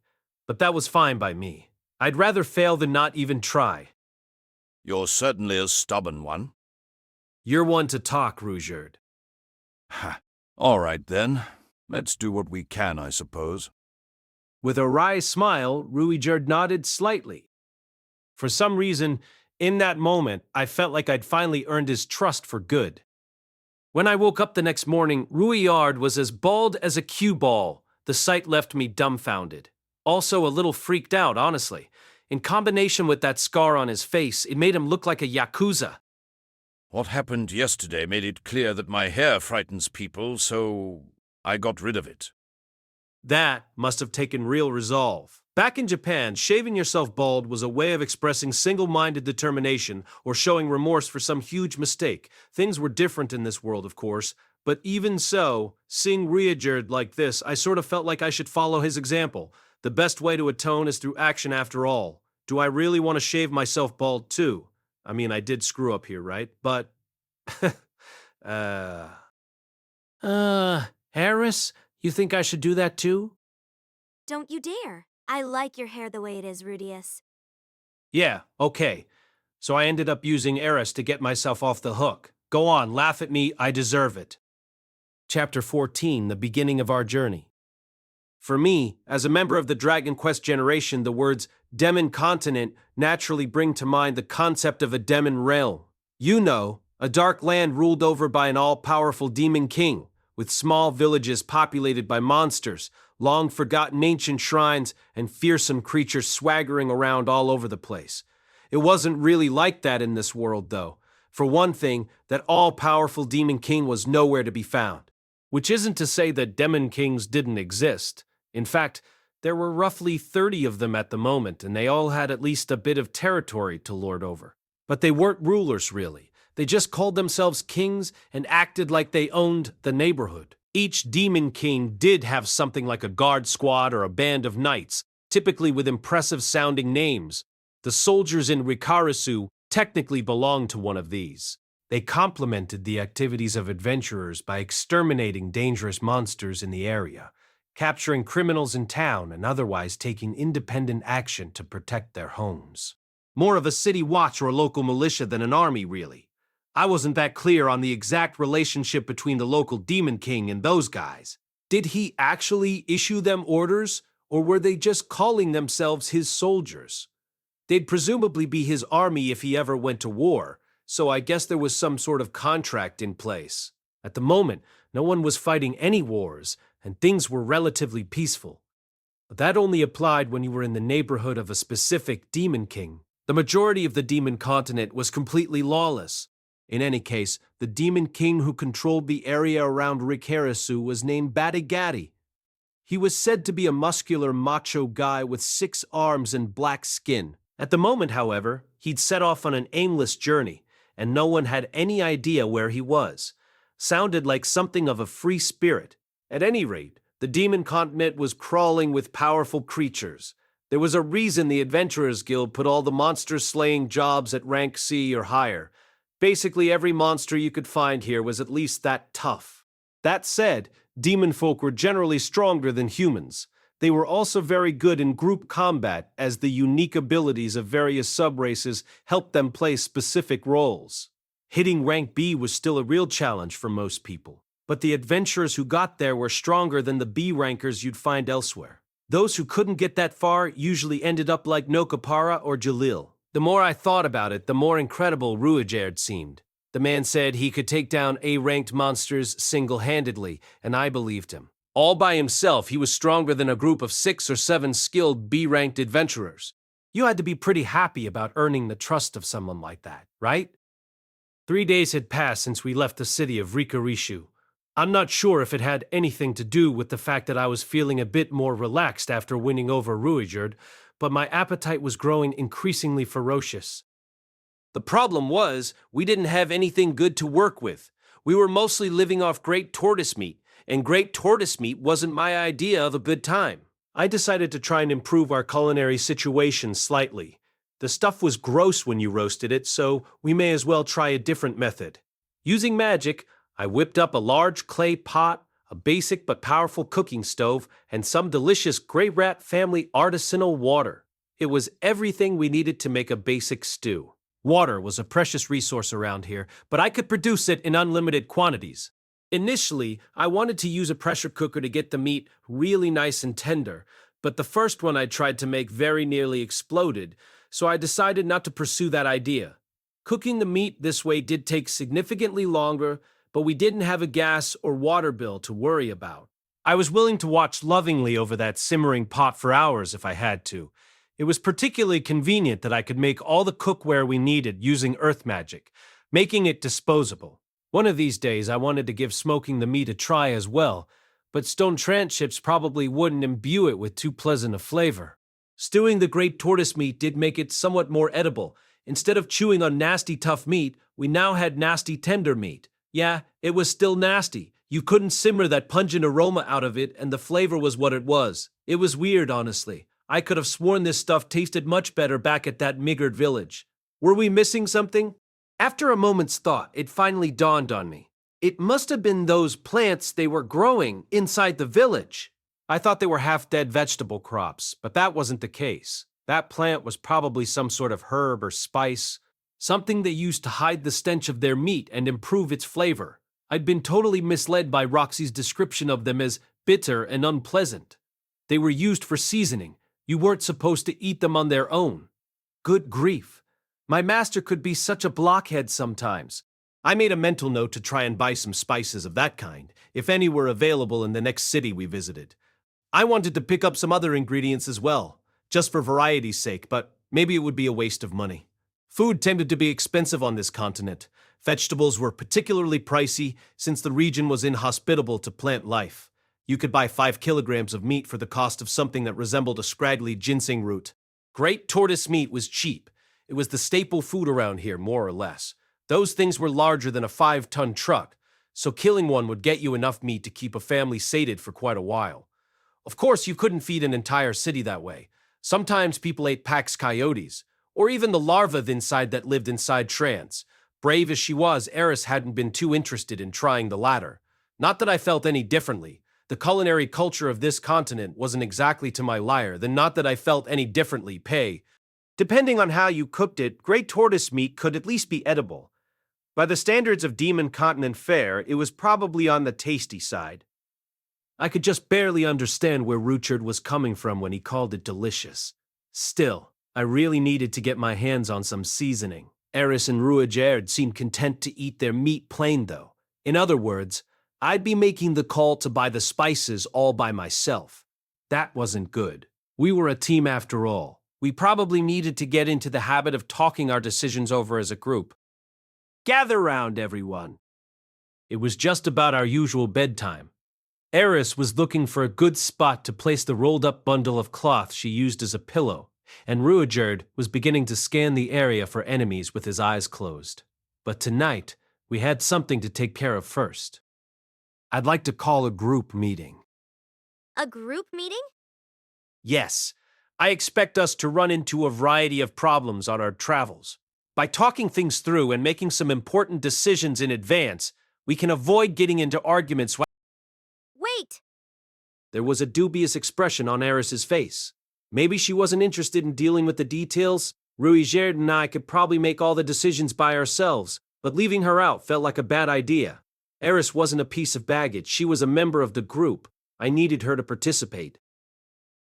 Isn't this that thing you used to do every month back home? Every month? Oh, she's talking about those conferences I held with her other instructors back when I was tutoring her in Fitoa. I'd honestly forgotten all about those. That's right. This is the Adventurer Party version, though. Zipping her mouth shut, Eris dropped herself in front of me with a thump. She was clearly trying to look very serious, but there was an uncontrollable grin on her face. That seemed a little weird. It wasn't like we were doing anything fun here, but at least she wasn't complaining. Am I to participate in this as well? There wouldn't be much point to it if you didn't, man. Of course. Didn't you have group discussions like this back in your warrior band? No. I made all the decisions by myself. That was the way things usually worked in this world, I suppose. The leader calls the shots, and everyone else just follows orders. But I happen to grow up in a democracy. As of today, I want to talk things out among the three of us and make decisions as a group. Very well. With an easy nod, Ruijerd sat down as well. The three of us now formed a circle beside our campfire. All right then, I hereby call the first Dead End Team meeting to order. Applause, please. Rudeus, why are we clapping? That's just how these things work. You didn't do this in those meetings with Ghislaine, though. How did she even know that? Well, whatever. This is our very first meeting, which makes it an occasion worth commemorating. Okay? That's why we're applauding. Also, we're adventurers, not tutors. May as well keep things lively, right? Ahem. Now then, as we all know, I recently screwed up big time. No, that wasn't your... Quiet, please. Ruijerd, if you want to respond, raise your hand after the current speaker finishes. Understood. All right then. I've already identified a number of factors that contributed to my failure. I was lax about gathering information, too focused on making money quickly, over-eager to kill two birds with one stone, etc., etc. I was going to make a personal effort to be careful about all that, but I also had a more systematic solution in mind. As a precautionary measure, I want all of us to make sure we report when something happens, communicate our thoughts, and consult each other about our options. Report, communicate, consult. That's RICOCO for short. Remember that, please. It's important. Ricoco, is it? An excellent buzzword, if I do say so myself. Sounds almost French. That's right, Ricoco. First of all, I want the three of us consulting each other constantly. MH, what would this involve specifically? When something's troubling you, or there's something you want to do, bring it to the group instead of keeping it to yourself. To be honest, I didn't have much practical experience with that type of discussion myself, but we didn't have to make this too complicated. Making an effort was the important thing. I'm planning on asking you two for your opinions also. When someone consults you, listen carefully and think the matter through. Ask yourself if it's a good idea or not, and why. Sometimes you may come up with an even better plan or something. In retrospect, I'd made most of my decisions without asking Ruijerd for any input at all. I always told him that I trusted him, but maybe deep down that wasn't true. Secondly, communicate. When you realize or notice something, make an effort to speak up and tell each other about it. Eris was nodding, but the look on her face suggested she was thinking hard. It was tough to tell if she was really following me. Last but not least, report. The details can frequently be important, but you can keep it simple if you want. Just make sure to inform me when something goes wrong or when something goes right. I was still technically the leader of this group after all. I needed to act like it. Any questions so far, people? None. Please continue. Ruijerd shook his head, but Eris raised her hand. I have one! Yes, Eris. So the three of us are going to consult about stuff, but you're the one who makes the final decision. Well, at the end of the day, I suppose I will. Why don't you just make all the decisions right away then? There's a limit to how much I can think through all by myself. But I'm never going to have any ideas you couldn't think up, Rudeus. It was nice of her to say that, but to be perfectly honest, I was also looking for some reassurance here. I wanted the chance to run my plans past them and hear something like, "That should work fine," or "You'll pull it off, no problem." Even if that's true, you may say something that gets me thinking in a different way and points me toward a better idea. You think... Eris didn't seem to fully understand the point of this, but that was probably to be expected for now. The important thing was to get all three of us using our heads. Well then, moving on. For the moment, I'd like to discuss our future course of action. Our journey across the demon continent had begun abruptly, with no time to plan ahead or prepare ourselves. We were going to have to figure things out on the fly as best we could. First of all, let's discuss our destination.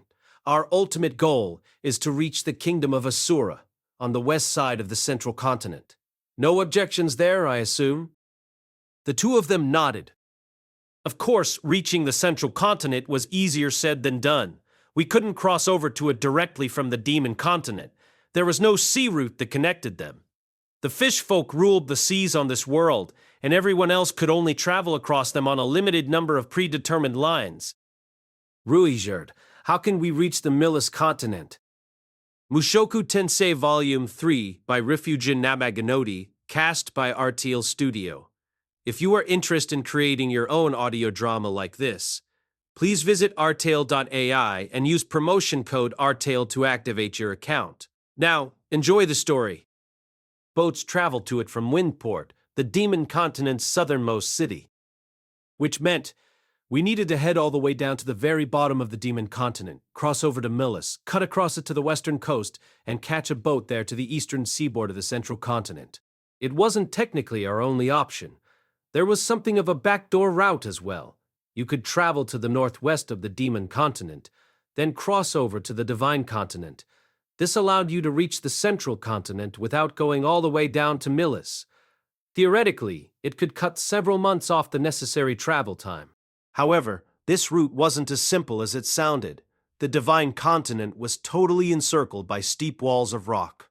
Unless you had wings, it was essentially impossible to make it up there. That meant we'd be crawling our way around the bottom of the cliffs.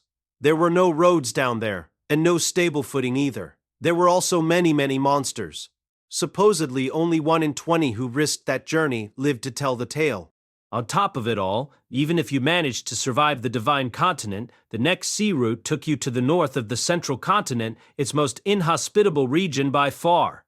Only desperate criminals with bounty hunters hot on their trail ever chose this option. The potential time gain was only theoretical.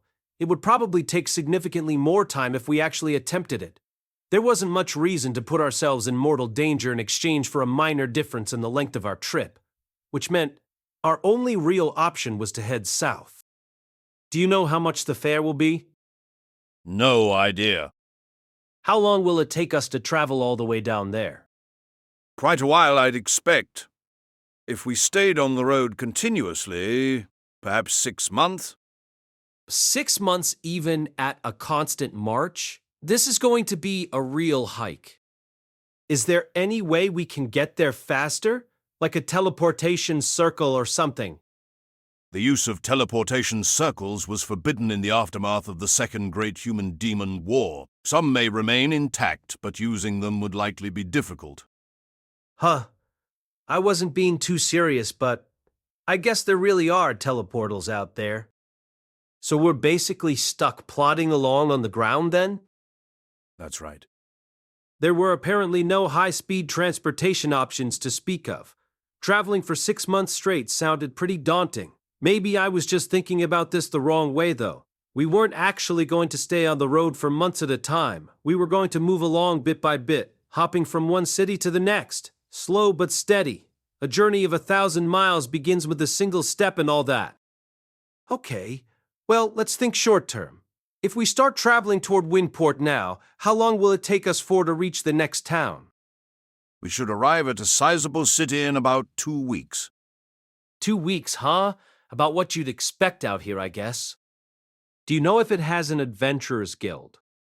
I would expect so. According to Ruijerd, in the old days, the demon subraces all created their own small villages, and cities developed as central locations for them to trade, mingle, and exchange information with one another. As a result, modest-sized towns didn't really exist on this continent, and you could expect any city to have a guild that employed warriors from the local peoples. Originally, before the guild's existence, the cities were protected by warriors chosen to represent the various races living in the area. Sometimes a more warlike people would dispatch additional fighters on behalf of a race who rarely fought. The Superd and Ruijerd apparently had a relationship like that at some point.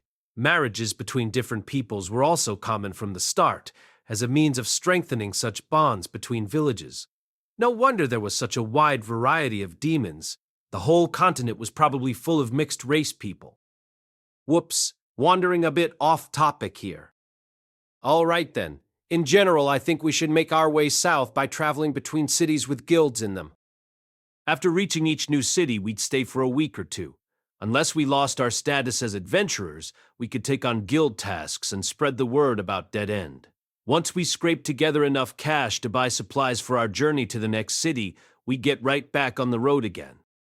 That's the general pattern I have in mind, at least.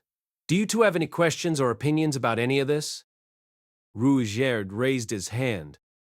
You don't need to bother telling anyone about me. That's part of the reason I cut off my hair. Right now, I'm not even a Superd. Well, we won't go out of our way. We'll just do what we can while completing our tasks. After seeing what Jalil and Vizcol had accomplished, I realized we didn't need to do anything too fancy. We'd just do our jobs politely and thoroughly and introduce Dead End Ruijerd to the client if it went well.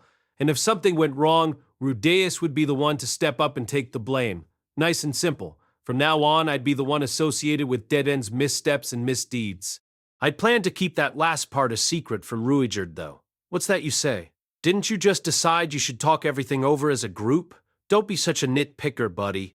Any questions specifically about what we're going to do while staying in the cities? Yes. Go ahead, Eris. It made me a little nostalgic to see her raising her hand like this. Almost felt like we were back in the classroom again. Are we going to look around to see what the shops are charging for stuff, like you used to? Oh, you mean my market research? Come to think of it, I'd slacked off on that in Ricirasu. I really had been rushing around thoughtlessly back there. If I'd bothered to study the local market in advance, I may have managed to get our all-terrain lizard for a somewhat better price. Yes, let's do that. Knowing the local prices is the first step towards spending money wisely after all. Anything else come to mind? Ruijerd and Eris looked at each other silently. Seemed like the answer was no. Well, this was probably good enough for our first meeting. We'd no doubt run into thornier problems as we moved forward. The important thing was to talk them out slowly instead of getting into fights with each other. All right, then. Looking forward to working with you. With that, I bowed my head and brought things to a close. As of that moment, our journey finally began in earnest. We made it to the next city without anyone realizing that Ruijerd was a Superd. To be fair, he'd shaved off all his hair, even his eyebrows dash, and on the demon continent, people didn't usually do anything too dramatic with their haircuts. I got the feeling that most of them took pride in their naturally distinctive appearances. The guards at the gate greeted us warmly. Honestly, Ruijerd looked like nothing so much as a mafia thug or a skinhead at this point, but maybe there were tons of guys with scary faces around these parts The fact that we were actually dressed like adventurers this time probably made a difference too. They seemed genuinely pleased to have us. As we stepped inside the city, Ruijerd mentioned that he'd never received such a warm welcome before with a small smile on his face. While our appearances apparently weren't a problem anymore, when we announced ourselves as Dead End at the guild, quite a few onlookers shouted questions along the lines of, "You sure that's a good idea?" When I replied that it wasn't a problem since we had the man himself with us, most of them burst into uproarious laughter. It was nice to see that trick still worked. I was almost grateful for how infamous the name Dead End was. It made for an excellent icebreaker. After settling into our lodgings at a local inn, we soon held another team meeting. Eris kicked things off this time, announcing, Rudeus was sniffing my underwear while doing the laundry, and I want him to stop. I was immediately forbidden from touching Eris's panties again. That was kind of a problem, though, since it meant only Ruijerd was now capable of doing our laundry. I wasn't about to hand over my darling Eris's underwear to some old pervert who couldn't help but pat every child he saw on the head. Therefore, we taught Eris how to do the laundry, and it became one of her responsibilities moving forward. Before too long, however, I happened to spot her furtively sniffing my underwear. Of course, I didn't raise an objection. A man has to be broad-minded about these things, you know? Gathering information didn't prove to be too difficult. I could find out almost anything I needed to know at the Adventurers Guild.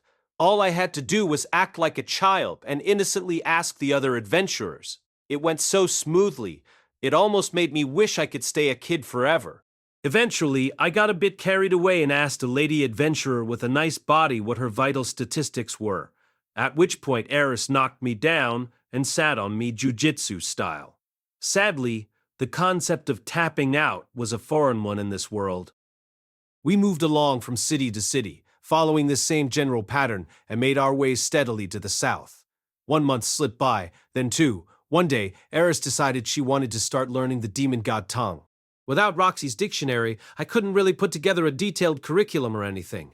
Still, she had both Ruijerd and myself to learn from, and seemed to pick up the basics quickly. Back in the Asura kingdom, she'd basically refused to learn how to read and write her own language. But I guess circumstances can change a person. It must have been very stressful to be the only one who had no idea what anyone was saying most of the time. My end name is Eris Boreas Greyrat. That's right. You got it, miss. Really? Well, she still wasn't anywhere near ready to have an actual conversation, but let us recall the words of Yamamoto Isoroku. Show them, tell them, have them do it, and then praise them. Otherwise, people won't do anything. Speak to them, hear them out, recognize them and give them responsibility. Otherwise, they will never grow. Watch them work with gratitude, and show your faith in them. Otherwise, they will never truly blossom. Tons of instructions there, but for the moment, I focused on the praise them part. Truly splendid, miss. Super work. You're making me all tingly. Are you making fun of me? No, perish the thought. Yeah, okay. I may have gone a little overboard there. I guess you've got to know how to praise them too, huh? You know, we're going to be leaving the Demon Continent soon, right? That's the plan. We're headed to Millis next. The word soon felt a little optimistic there. We still had a very long road ahead of us. Maybe there's no point to me learning the demon god tongue after all then. Well, you may end up coming here again someday, right? Although she'd been driven to it by necessity in this case, it seemed clear that the girl still didn't enjoy studying very much. While I was tutoring Eris in the demon god tongue, Ruijerd was also teaching her how to fight. At first, I joined in their training sessions, but I honestly couldn't keep up.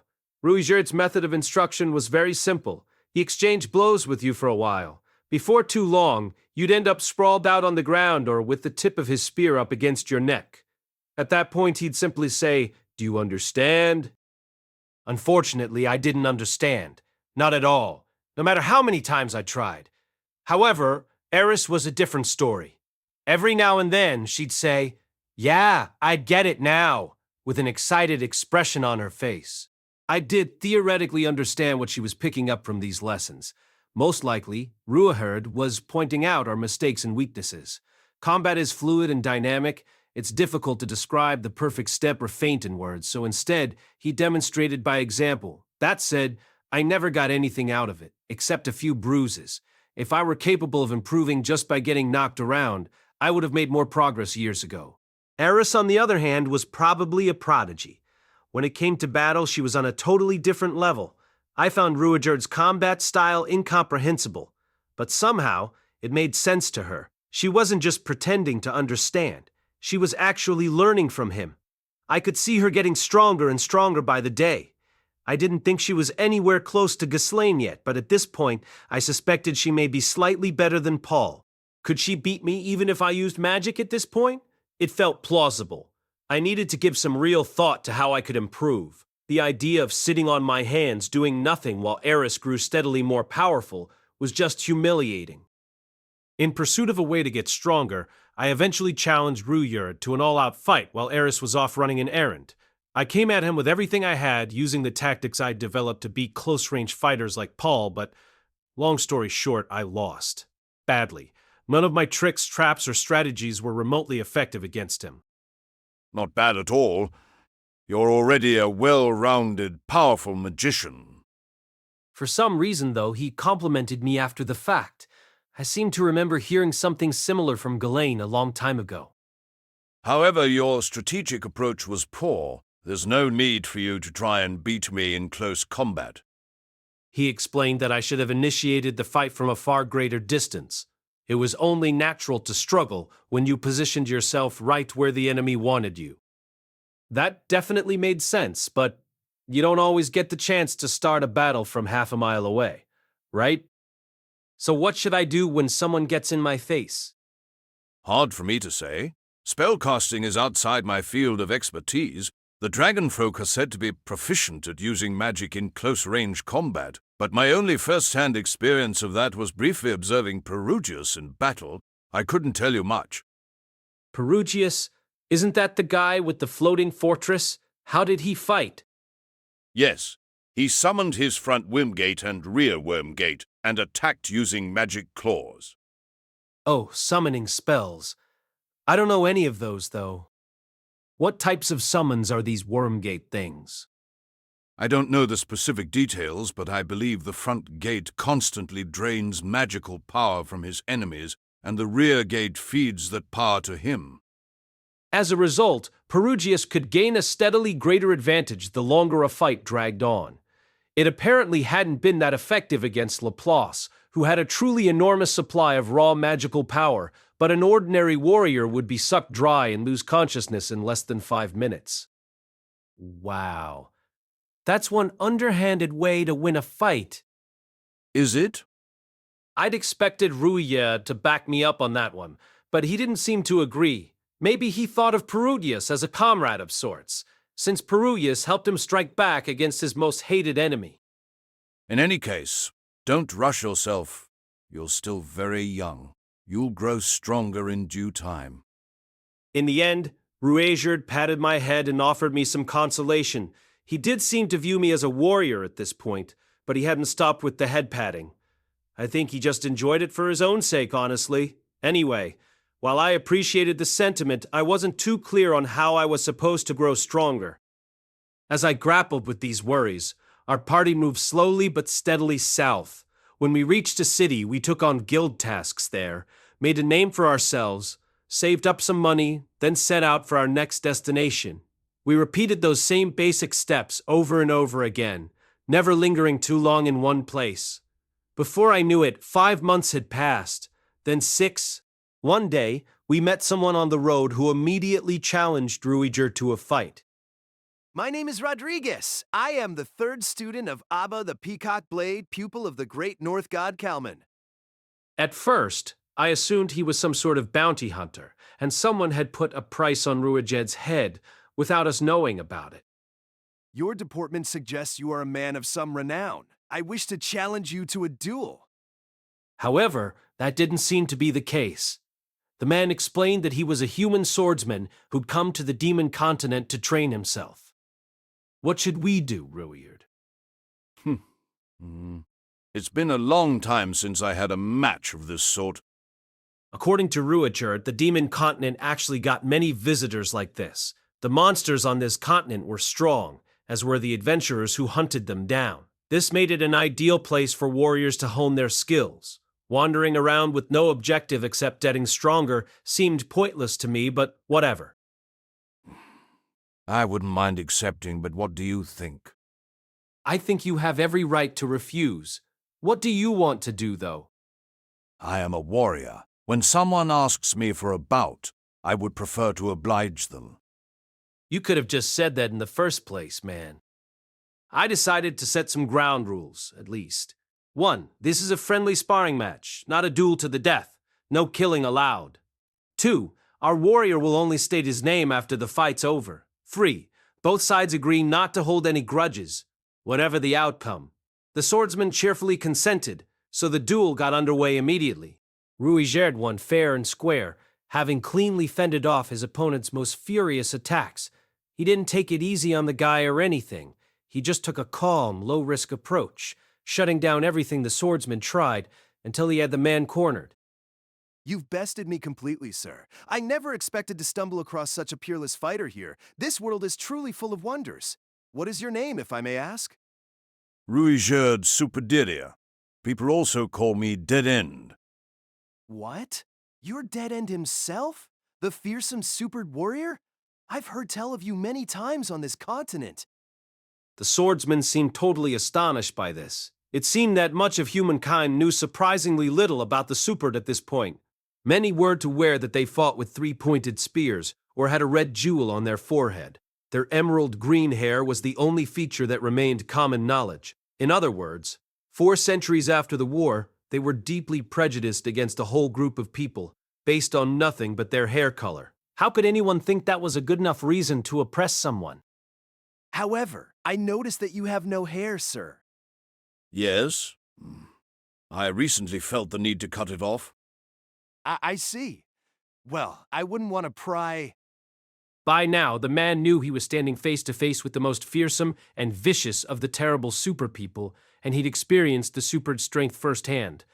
I would have expected him to shrink back in horror. But the two of them were both warriors, and that was apparently enough to form a bond of mutual respect between them. For those who lived in pursuit of strength, Ruijerd was someone to be admired rather than feared. To think I had the chance to spar with a legendary figure such as yourself. I'll have to boast about this to everyone back home. That man, unlike most of the others we would run into, was clearly happy to have met Ruijerd. It was almost like they'd ran into a Hollywood superstar on the sidewalk and discovered that despite his reputation for being rude, he was actually a warm and friendly guy. You there. My name is... Following that first duel, Ruijerd began receiving a constant stream of challengers. The farther south we went, the more of them we ran into. A number of these warriors in training were well versed in history and pointed out that Ruijerd had the same name as the leader of the infamous Supered band from the days of the Laplace War. When he explained that he was that same man, they all reacted with astonishment. He'd then proceed to spend an entire day and night recounting his experiences during the war to them. Old man Ruijerd did tend to prattle on once you got him started on the past, but his simple, straightforward descriptions of what really happened were apparently enthralling to other warriors like himself. In particular, they loved the part where he broke through a ring of 1,000 soldiers, went underground, and eventually got his revenge on Laplace. More than a few macho tears were shed. If we turned that whole story into a book and got it published somehow, maybe we actually could rehabilitate the image of the Supered to some degree. War without justice, mortal combat on the demon continent. Sounded pretty good, right? Or maybe history's untold truths. The real story of the Supered. Hey, I could probably print them up myself using earth magic, right? And I knew all 4 of the major continental languages at this point. Of course, there was a possibility I'd break some local law in the process and get thrown in jail somewhere, but it felt like an idea worth filing away for future reference, at least. Goodbye, then. Thank you again. I learned a great deal. The warriors in training always said their farewells cheerfully. I don't think a single one left angry or upset, and all of this was only possible because Ruijerd had cut off his hair. Maybe we should just have all the Supered shave themselves bald? All the while, we kept moving south, never losing sight of our goal. The 8th and 9th month of our journey came and went. Of course, it wasn't all smooth sailing. Problems popped up numerous times. Eris could understand what the people around us were saying now.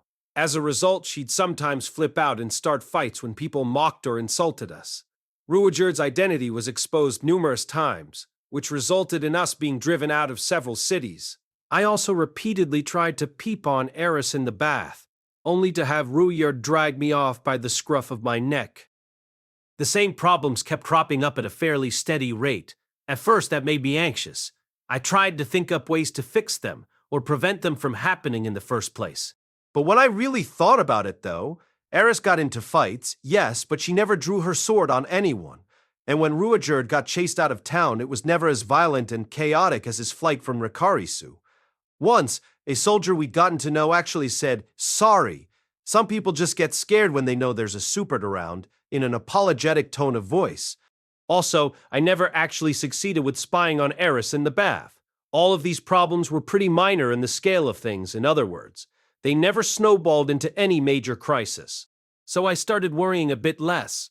Eris was a violent person, Ruijerd was a Superd, and I was a pervert. We'd all been the way we were since birth, and there wasn't much hope in changing us now. The three of us were managing as best we could. That was good enough for me. A screw-up now and then wasn't the end of the world. No reason to stress out about it, right? At some point, I really did start to feel that way. I wasn't taking our mistakes lightly or underestimating what they cost us. I just learned how to relax a little and keep things in perspective. That may sound simple, and I guess it is, but it took months and months on the road with Ruijerd and Eris before I finally got the hang of it. About a year had passed since we set out on our journey from Ricirasu. Before we knew it, the three of us had become ranked adventurers, and at long last we'd reached the city of Windport on the very southern tip of the demon continent. Extra chapter: The Princess of Asura and the Angel. Ars, the capital of the kingdom of Asura, was the largest and most populous city in the world. At its very center there stood a white-walled castle, naturally enough, one said to be the world's largest and most beautiful. It was known as the Silver Palace, and it was the residence of the royal family. Within its walls there raged a vicious, ugly, and perpetual struggle for power that belied its immaculate appearance. The kingdom's nobles never tired of plotting, deceiving, and betraying each other. They waged battle day and night. The world of this palace was a small and hellish one, a place where it was said that absolutely no one could be trusted. As it happens, the displacement incident that had taken place in the Fittel region of the kingdom had a major impact on the course of the wars waged within this castle. This is the story of how those events were set in motion. Aside from the residences of the royal family, the Silver Palace contained a number of splendid gardens. There was the Rose Garden, full of plants with red flowers, the Peony Garden, full of plants with black flowers, the Hydrangea Garden, full of plants with blue flowers, and finally a place where only white flowers bloomed, the Lily Garden. This last was the particular favorite of a certain personage. Her name was Ariel Anemoi Asura, and she was the second princess of the kingdom of Asura. From her mother, the queen consort of famous beauty, she'd inherited lovely features and shining golden hair. From her father, the king, she'd inherited a peerlessly beautiful voice. And though she was not yet of age, her charisma was overpowering. The majority of the capital's residents already spoke of her as the most beautiful princess to have ever lived. Once every 3 days, this young lady came to the Lily Garden. She would seat herself at a pure white table, accompanied only by her guardian knight and her mage, and quietly take her tea. In these moments, the sight of her was charming enough to make any woman sigh longingly, and so enthralling that no man could help but stare. Her beauty, like that of a fairy from some old folk tale, was such that it seemed uncouth even to approach her. Thus, no one came up to speak with the princess when she visited the Lily Garden. Not a single soul dared to try and drink tea with her. Sitting all alone at her table, she enjoyed her momentary respite alone, exchanging only a few brief words with her two guardians.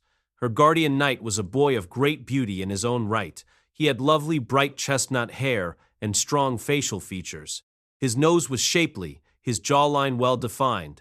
His name was Luke Nodos Greyrat, second son of the Greyrat family, one of the kingdom's 4 great provincial houses. He was a talented young knight who had already reached the intermediate rank in the sword god style. There wasn't a single girl inside the castle who didn't know of him. Although still in his early teens, he already possessed a silver tongue and never lost the interest of any lady he conversed with. With his dashing looks and clever mind, he was said to entrance every noble daughter who crossed his path. At the very least, no other man in the castle was nearly so admired by the girls his age. The princess's guardian mage was somewhat older, perhaps 16 or 17, a young man rather than a boy. While not as remarkably good-looking as Luke, he was still handsome by any ordinary standards. His somewhat slender face possessed an amiable attractiveness. His presence added a dash of playful charm that nicely complemented the beauty of the other two, making it all the more difficult for anyone to imagine approaching them. His name was Derek Redbat, third son of the well-known Redbat house, and he was a magician of advanced rank who had graduated from the illustrious Asura Institute of Magic. What did these three talk about when they were alone? It was a matter of the utmost interest to all the young people living in the Silver Palace, but none of them knew the answer. On this day, as on many others, they were conversing quietly in the lily garden. Well then, what color were they? Ariel's words echoed faintly through the quiet garden. Her voice truly was uncommonly beautiful. The sound of it brought to mind the tinkling of bells. A lovely shade of pink, but with a tinge of orange as well, replied the young knight Luke from across the table where he stood in attendance. His own voice was somewhat high-pitched as one might expect from a boy of his age, but had clarity and fullness. Derek, the princess's guardian mage, listened in silence. The somber expression on his face suggested he was ruminating on their words. Personally, I prefer cherry blossom buds on a field of porcelain white. With all due respect, Lady Ariel, I feel those that turn inward have a certain appeal as well. Goodness, you like the inverted ones? Well, I will admit I'm not especially particular when it comes to such details. In the end, size is all that truly matters to me. Honestly, you have no taste at all, Luke. In reply, Luke simply shrugged his shoulders. In any case, how did you enjoy this new maid? Sarisha, was it? Her body was very sensitive, and her innocence was charming. It made for quite a pleasant evening. The answer was quite simple. Luke had been describing the nipples of the girl he'd bedded just the other day. Is that so? Now you've made me want to smuggle her into my bedchambers. I would be perfectly happy to assist, milady. Oh? You're already prepared to toss her aside after sleeping with her only once? I'm afraid Sarisha's breasts weren't quite large enough for my liking. Ariel and Luke, in stark contrast to their appearances, were in fact a pair of lecherous young philanderers. For some time now, they've been preying indiscriminately on the palace maids and the daughters of mid-rank nobles. Nothing's more exciting than teasing cute girls like that, if you ask me. I imagine Sarisha would squeal quite nicely. Only a limited number of people in the palace were aware of this, but Princess Ariel was both bisexual and a sadist. Many among the Asura nobility possessed extraordinary sexual proclivities, and she was certainly no exception. Luke wasn't quite as extreme a case, but his love of big-breasted women knew no bounds. Hiding in the shadow of their outward appearance and reputation, the two of them lived carefree lives of pleasure, indifferent to the plotting and intrigue that defined the royal court of Asura. In this, they were hardly unusual for those of their rank. The majority of the nobility indulged in behavior just as scandalous, or even more so. Asura was a kingdom with a 400-year history that had never known war or For many of its upper class, a demonstrated taste for decadence was a sort of status symbol. Ariel and Luke were still young, but they were already immersed in the amusements of their kind. Luke, Lady Ariel, I think it would be best for you to behave somewhat more discreetly. Derek was a man with a more conventional mindset. In no small part, this was because the Redbats were merely mid-rank provincial nobility. They lived in an entirely different world from the decadence of the capital. One might wonder why such a young man had been granted the prestigious role of guardian mage to the second princess, but the answer was quite simple. His results in the Institute had been superb. Advanced-tier magicians of noble birth were a rare commodity. Oh, Derek! You really ought to learn what it means to be an Asura noble. Milady is quite right, Derek. You're always like this. If you don't figure out how to read the room, you'll never be popular with the ladies. As Ariel and Luke shrugged their shoulders, Derek heaved a heavy sigh. That's not what I meant, Lady Ariel. You may very well rule this kingdom someday, so it seems unwise to expose yourself to gossip and jealousy. You risk making enemies. This time it was Princess Ariel's turn to let out a long sigh. Look, Derek, you're always saying things like that, but you do remember that I'm the second princess, correct? Of course. Which means you're high in the line of succession and a potential candidate to succeed the throne. I have 2 older brothers and 1 older sister. It does appear that they found a husband for my sister, but my brothers are wrestling ruthlessly for the throne. With them around, there isn't the slightest chance I'll ever become queen. That isn't true. You're the daughter of the queen consort. That makes you the only fully legitimate heir to the throne, and… Stop it, Derek. What if those words reached my brother's ears? Do you want them to send assassins after me? It's bad enough that I've got all these nobles swearing fealty to me out of self-interest. If you chose to fight, Lady Ariel, I'd happily lay down my life to protect you from anyone they may send. Would you please stop saying such alarming things? That's not too convincing anyway. I know what you really think of Luke and me. You'd probably like to get me caught up in a power struggle just so you can abandon me when the fighting starts, wouldn't you? Wah! Derek's eyes went wide with shock. After a moment, his body began quivering, his face grew fierce, and he clenched his hands into fists. Look here, Derek. I don't care if I never take the throne. I can still drink tea in a lovely garden and live my life the way I please, and that's enough for me. I wouldn't stand a chance against my brothers anyway. The idea of throwing myself voluntarily into that mess is just absurd. Ariel's pessimism was fully justifiable. No matter how high her place in the order of succession, she was younger than her rivals and had far fewer allies. Her chances of victory were slim to none. Surely, then, it was wiser not to strive for the throne at all and simply live a life of indulgent pleasure. She was still a princess of the largest country in the world, so that option was available to her. Never mind, then. Derek's heart was clouded with frustration, but he could find no other words to say. As he turned and left the garden, Ariel and Luke shrugged their shoulders, then resumed their discourse on the nipples of the palace's women. It wasn't that Derek had abandoned his responsibilities as the princess's guardian mage. He was just going to the bathroom. Derek and Luke were tasked with protecting Ariel at all times, but they were only human, so their bodies had certain needs. When either of them felt the call of nature, they would usually inform the other and do their business as quickly as possible. In this world, as in any other, people were never so vulnerable as when they were relieving themselves. The sweetly fragrant air of the lily garden had never agreed with Derek. At first, he'd informed Luke every time he felt the need to leave it for the nearest facility, but over time, this became so routine that Ariel and Luke began to expect it. Eventually, the princess ordered him not to bother announcing his intentions anymore. However extreme her tastes might be in some respects, she didn't care to be reminded of scatological matters in the middle of her tea time. As he shut himself up inside the lavatory, Derek let out a long sigh. He was mentally replaying the conversation he'd just had with Princess Ariel. Ariel insisted she had no interest whatsoever in becoming queen, but Derek so badly wanted her to take the throne. It wasn't that he thought her brothers, the first prince and second prince, were unworthy candidates. If either took the throne, they'd no doubt mature into a respectable, ordinary king comparable to those who'd come before. But the way Derek saw it, that wasn't good enough.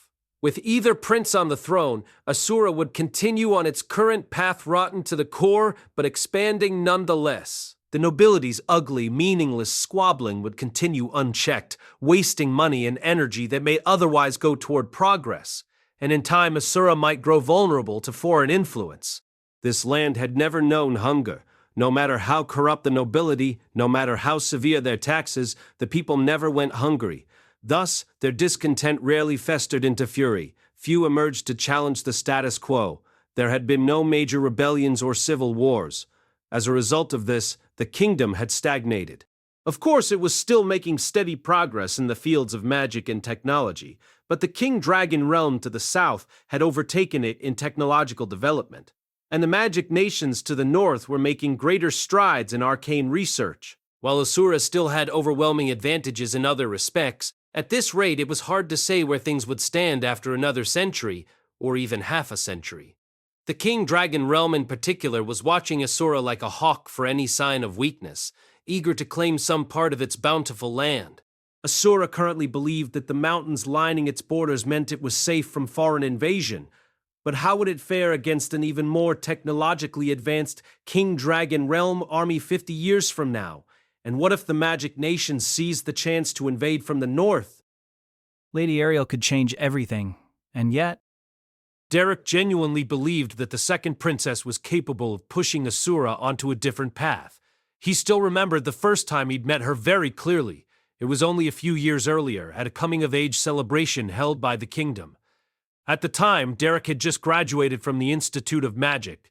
While he hadn't been the top student of his class, he'd placed very highly, and he'd already secured a post with the Asuran Royal Magicians, who would be joining a few months later. Derek knew he was a capable magician, but also an unremarkable one. He had no high expectations for himself, but that day he encountered a certain charming young girl. Although Ariel was not yet of age herself, she'd been invited to the party as the guest of honor. Despite her youth, she delivered her congratulatory speech in a clear, confident style. In Derek's eyes, her wit and intelligence outshone the top student who'd spoken at his graduation from the institute. Sometime later, after he'd joined the Royal Magicians, his father told him that the position of guardian mage to the second princess was vacant, and offered to recommend him for the post while warning it'd be a long shot. He had enthusiastically accepted. Ariel was a competent and dynamic person. At the moment she was spending her days drinking tea and her nights jumping on the maids, yes, but by nature she was diligent, sociable, and willing to work hard to improve herself. If she were to assume the throne and devote herself to strengthening her country, Derek was positive Asura would take great strides forward in a single generation. It might even be possible for it to conquer the entire central continent. For one thing, she was remarkably charismatic. Both the Institute of Magic and the Royal Magicians were full of what one might call disaffected people. There were many who whispered words of criticism toward the ministers who currently dominated the government or toward the nobility and the royal family. However, in all the years he'd spent in these places, Derek had never heard anyone speak badly of Ariel.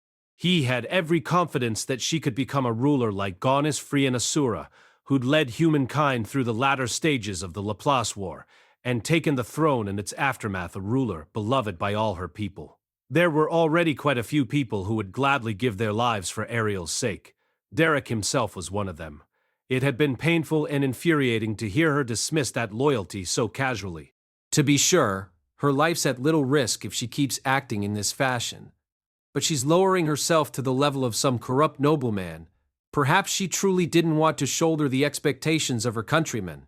Had he been chosen as Mage Guardian specifically because she thought he wouldn't push her toward a more difficult path? The princess never said as much, but perhaps she detested him. Derek heaved another sigh, but just as he was sinking deeper into melancholy, he heard the faint sound of a human voice. Someone was evidently having a conversation out behind the lavatory. Princess Ariel, kill! Having picked out a few alarming words, Derek held his breath and pressed his ear to the rear wall. Sir Grable views Lady Ariel as a threat, then? That's right. Her popularity with the common folk is remarkable after all. He's quite upset that she's better known than he is, even though she barely ever shows herself in public. It is a little strange, come to think of it. Whatever part she's playing at the moment, she might be laying the groundwork behind the scenes. Right. When you can't win a head-on fight, you've got to skulk around in the shadows instead, I suppose. Derek furrowed his brow at this. Ariel's popularity with the citizenry was partly due to her natural charisma, but she also showed herself to them far more often than first Prince Grable. Her brother dutifully attended internal palace ceremonies, but rarely ventured to events held outside its walls. In contrast, Ariel spent a good deal of time at various external functions. For example, she'd recently attended the dedication ceremony for a new bridge over the Altair River, becoming one of the first people to cross it. Not long before, she'd been the guest of honor at the Institute's major magical combat tournament, handing the winner his prizes with a bouquet of flowers and allowing him the honor of kissing her hand. It was precisely because she invested time in such events, totally unconnected to the power struggles within the royal court, that she'd grown popular with the common folk. If that really is the case, though, indeed, the girl will become an obstacle. I suppose it might be best to take precautions against future trouble. I feel similarly. And so, out of deep concern for the interests of Prince Grable and the kingdom of Asura as a whole, I've already made certain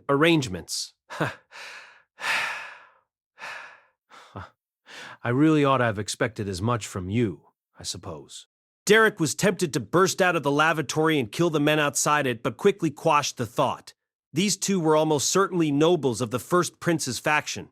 They were men who would spend their fortunes freely and resort to the vilest deeds imaginable for the sake of shaping events to their liking. When cornered, they would offer every cowardly excuse they could to save their own skins.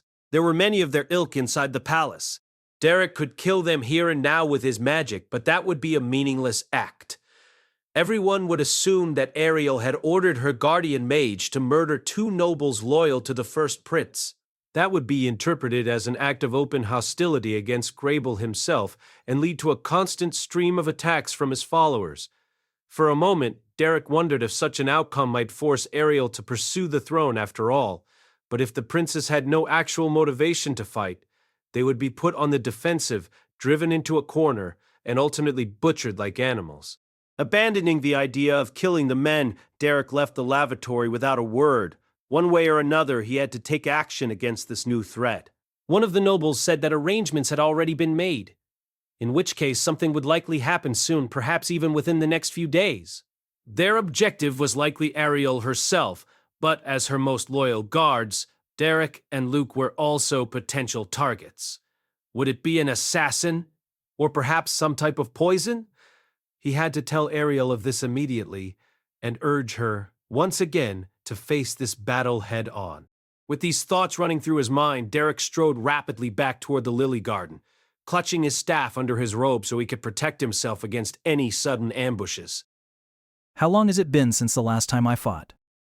Back at the Institute of Magic, he'd participated in regular mock battles, sometimes against other young magicians, sometimes against students from a night academy. At times, these were larger-scale group matches, pitting off teams of 3 to 5. Several times a year, the students were also escorted into a local forest by their instructors and hired adventurers in order to gain experience fighting against monsters. It wasn't as if Derek had never taken a life before.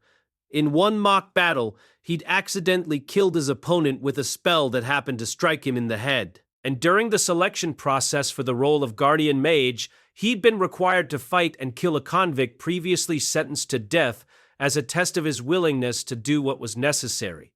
However, if someone were sending an assassin to face both himself and Luke, they'd undoubtedly choose an experienced and efficient killer. It'd be a life-or-death struggle.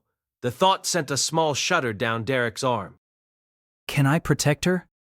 He voiced his anxieties, then shook his head to clear them from his mind.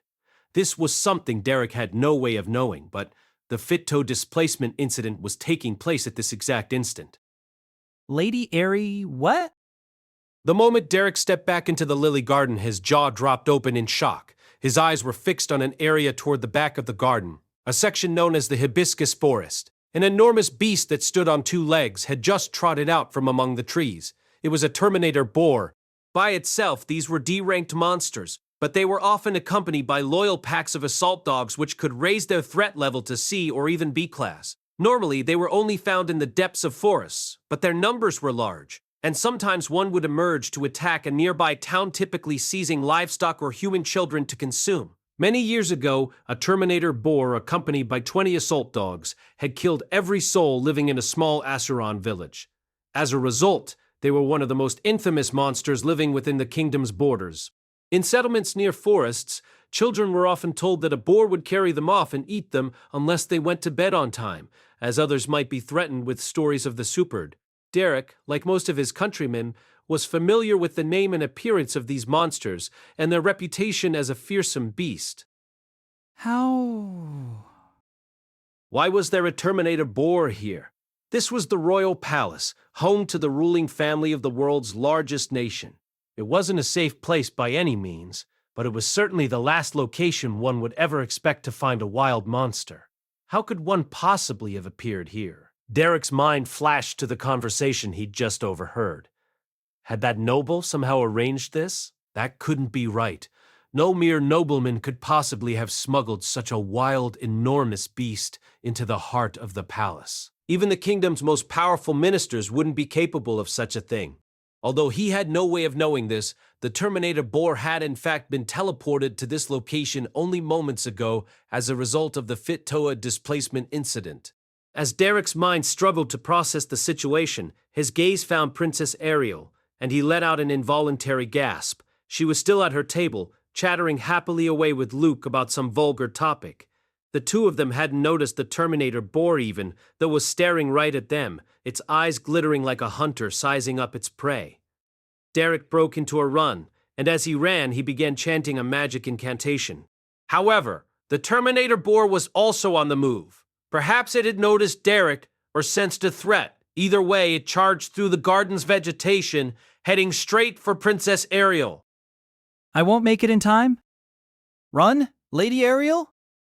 With an exclamation of surprise, the princess rose to her feet, just in time to notice the huge brown blur rushing at her from the side. She jumped out of its path. As Ariel hit the ground, the Terminator boar smashed its way through a number of the garden's delicate trees, then turned back toward its target. By this point, Derek had placed himself between Ariel and the monster. The enormous boar loomed before the magician, drool dribbling from its mouth. Its glittering bestial eyes were fixed on him. What could a magician possibly do in this situation? At this close range, against this large a monster, there wasn't the slightest chance he could complete an incantation in time. Luke, I leave the rest to you. A split second later, the Terminator boar's fist sent him flying. The punch broke all his ribs and crushed several vital organs. Blood shot from his mouth as he hurtled through the air. When he finally smashed into a wall some 5 meters away, he felt his spine shatter as well. Gah! He was only fortunate in that he didn't lose consciousness immediately. But perhaps that wasn't much of a blessing. Oh, I'm dying. Derek's mind was oddly clear. He knew he was done for. He could smell his own death in the air. The wounds he'd suffered were fatal ones without a doubt. I saw someone die from injuries much like these ones, didn't I? He felt no fear. Perhaps it had all happened so suddenly that his brain hadn't quite caught up yet. Staring across the garden, Derek watched Luke draw his sword and charge straight at the Terminator boar. Don't be a fool, Luke. You can't possibly beat that thing single-handedly. Oh, right. The door's on that side, so you can't just run away, can you? Derek tried looking around by moving just his eyes. What about Lady Ariel? Is she safe? He found her soon enough. She was rushing toward him, her face full of shock and confusion, but not terror. Derek, oh, this can't be happening. We've got to get a healer here at once. Leave me. You have to run away. Don't try to speak, Derek. Someone help! Is there no one here? Kitch. This is pointless.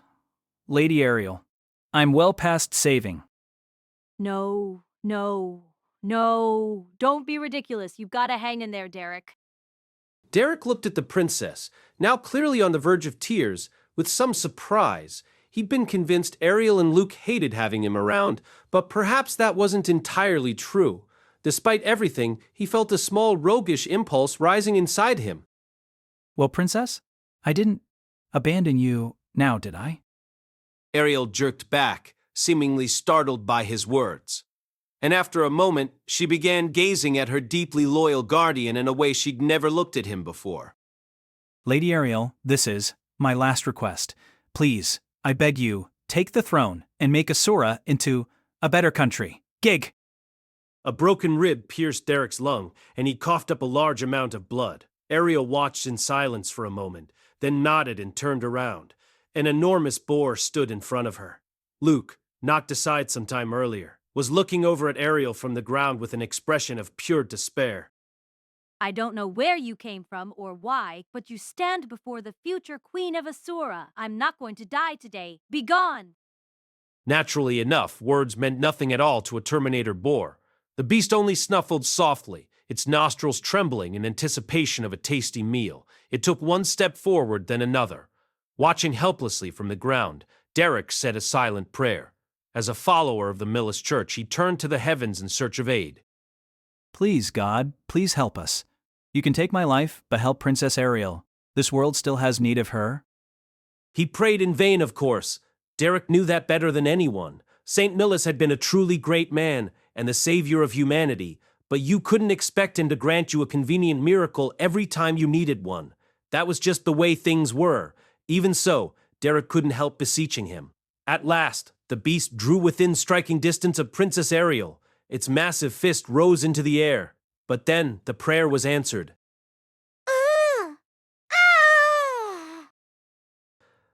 With an ear-splitting shriek, an angel tumbled from the heavens. It was a young, white-haired angel wearing rather shoddy clothes.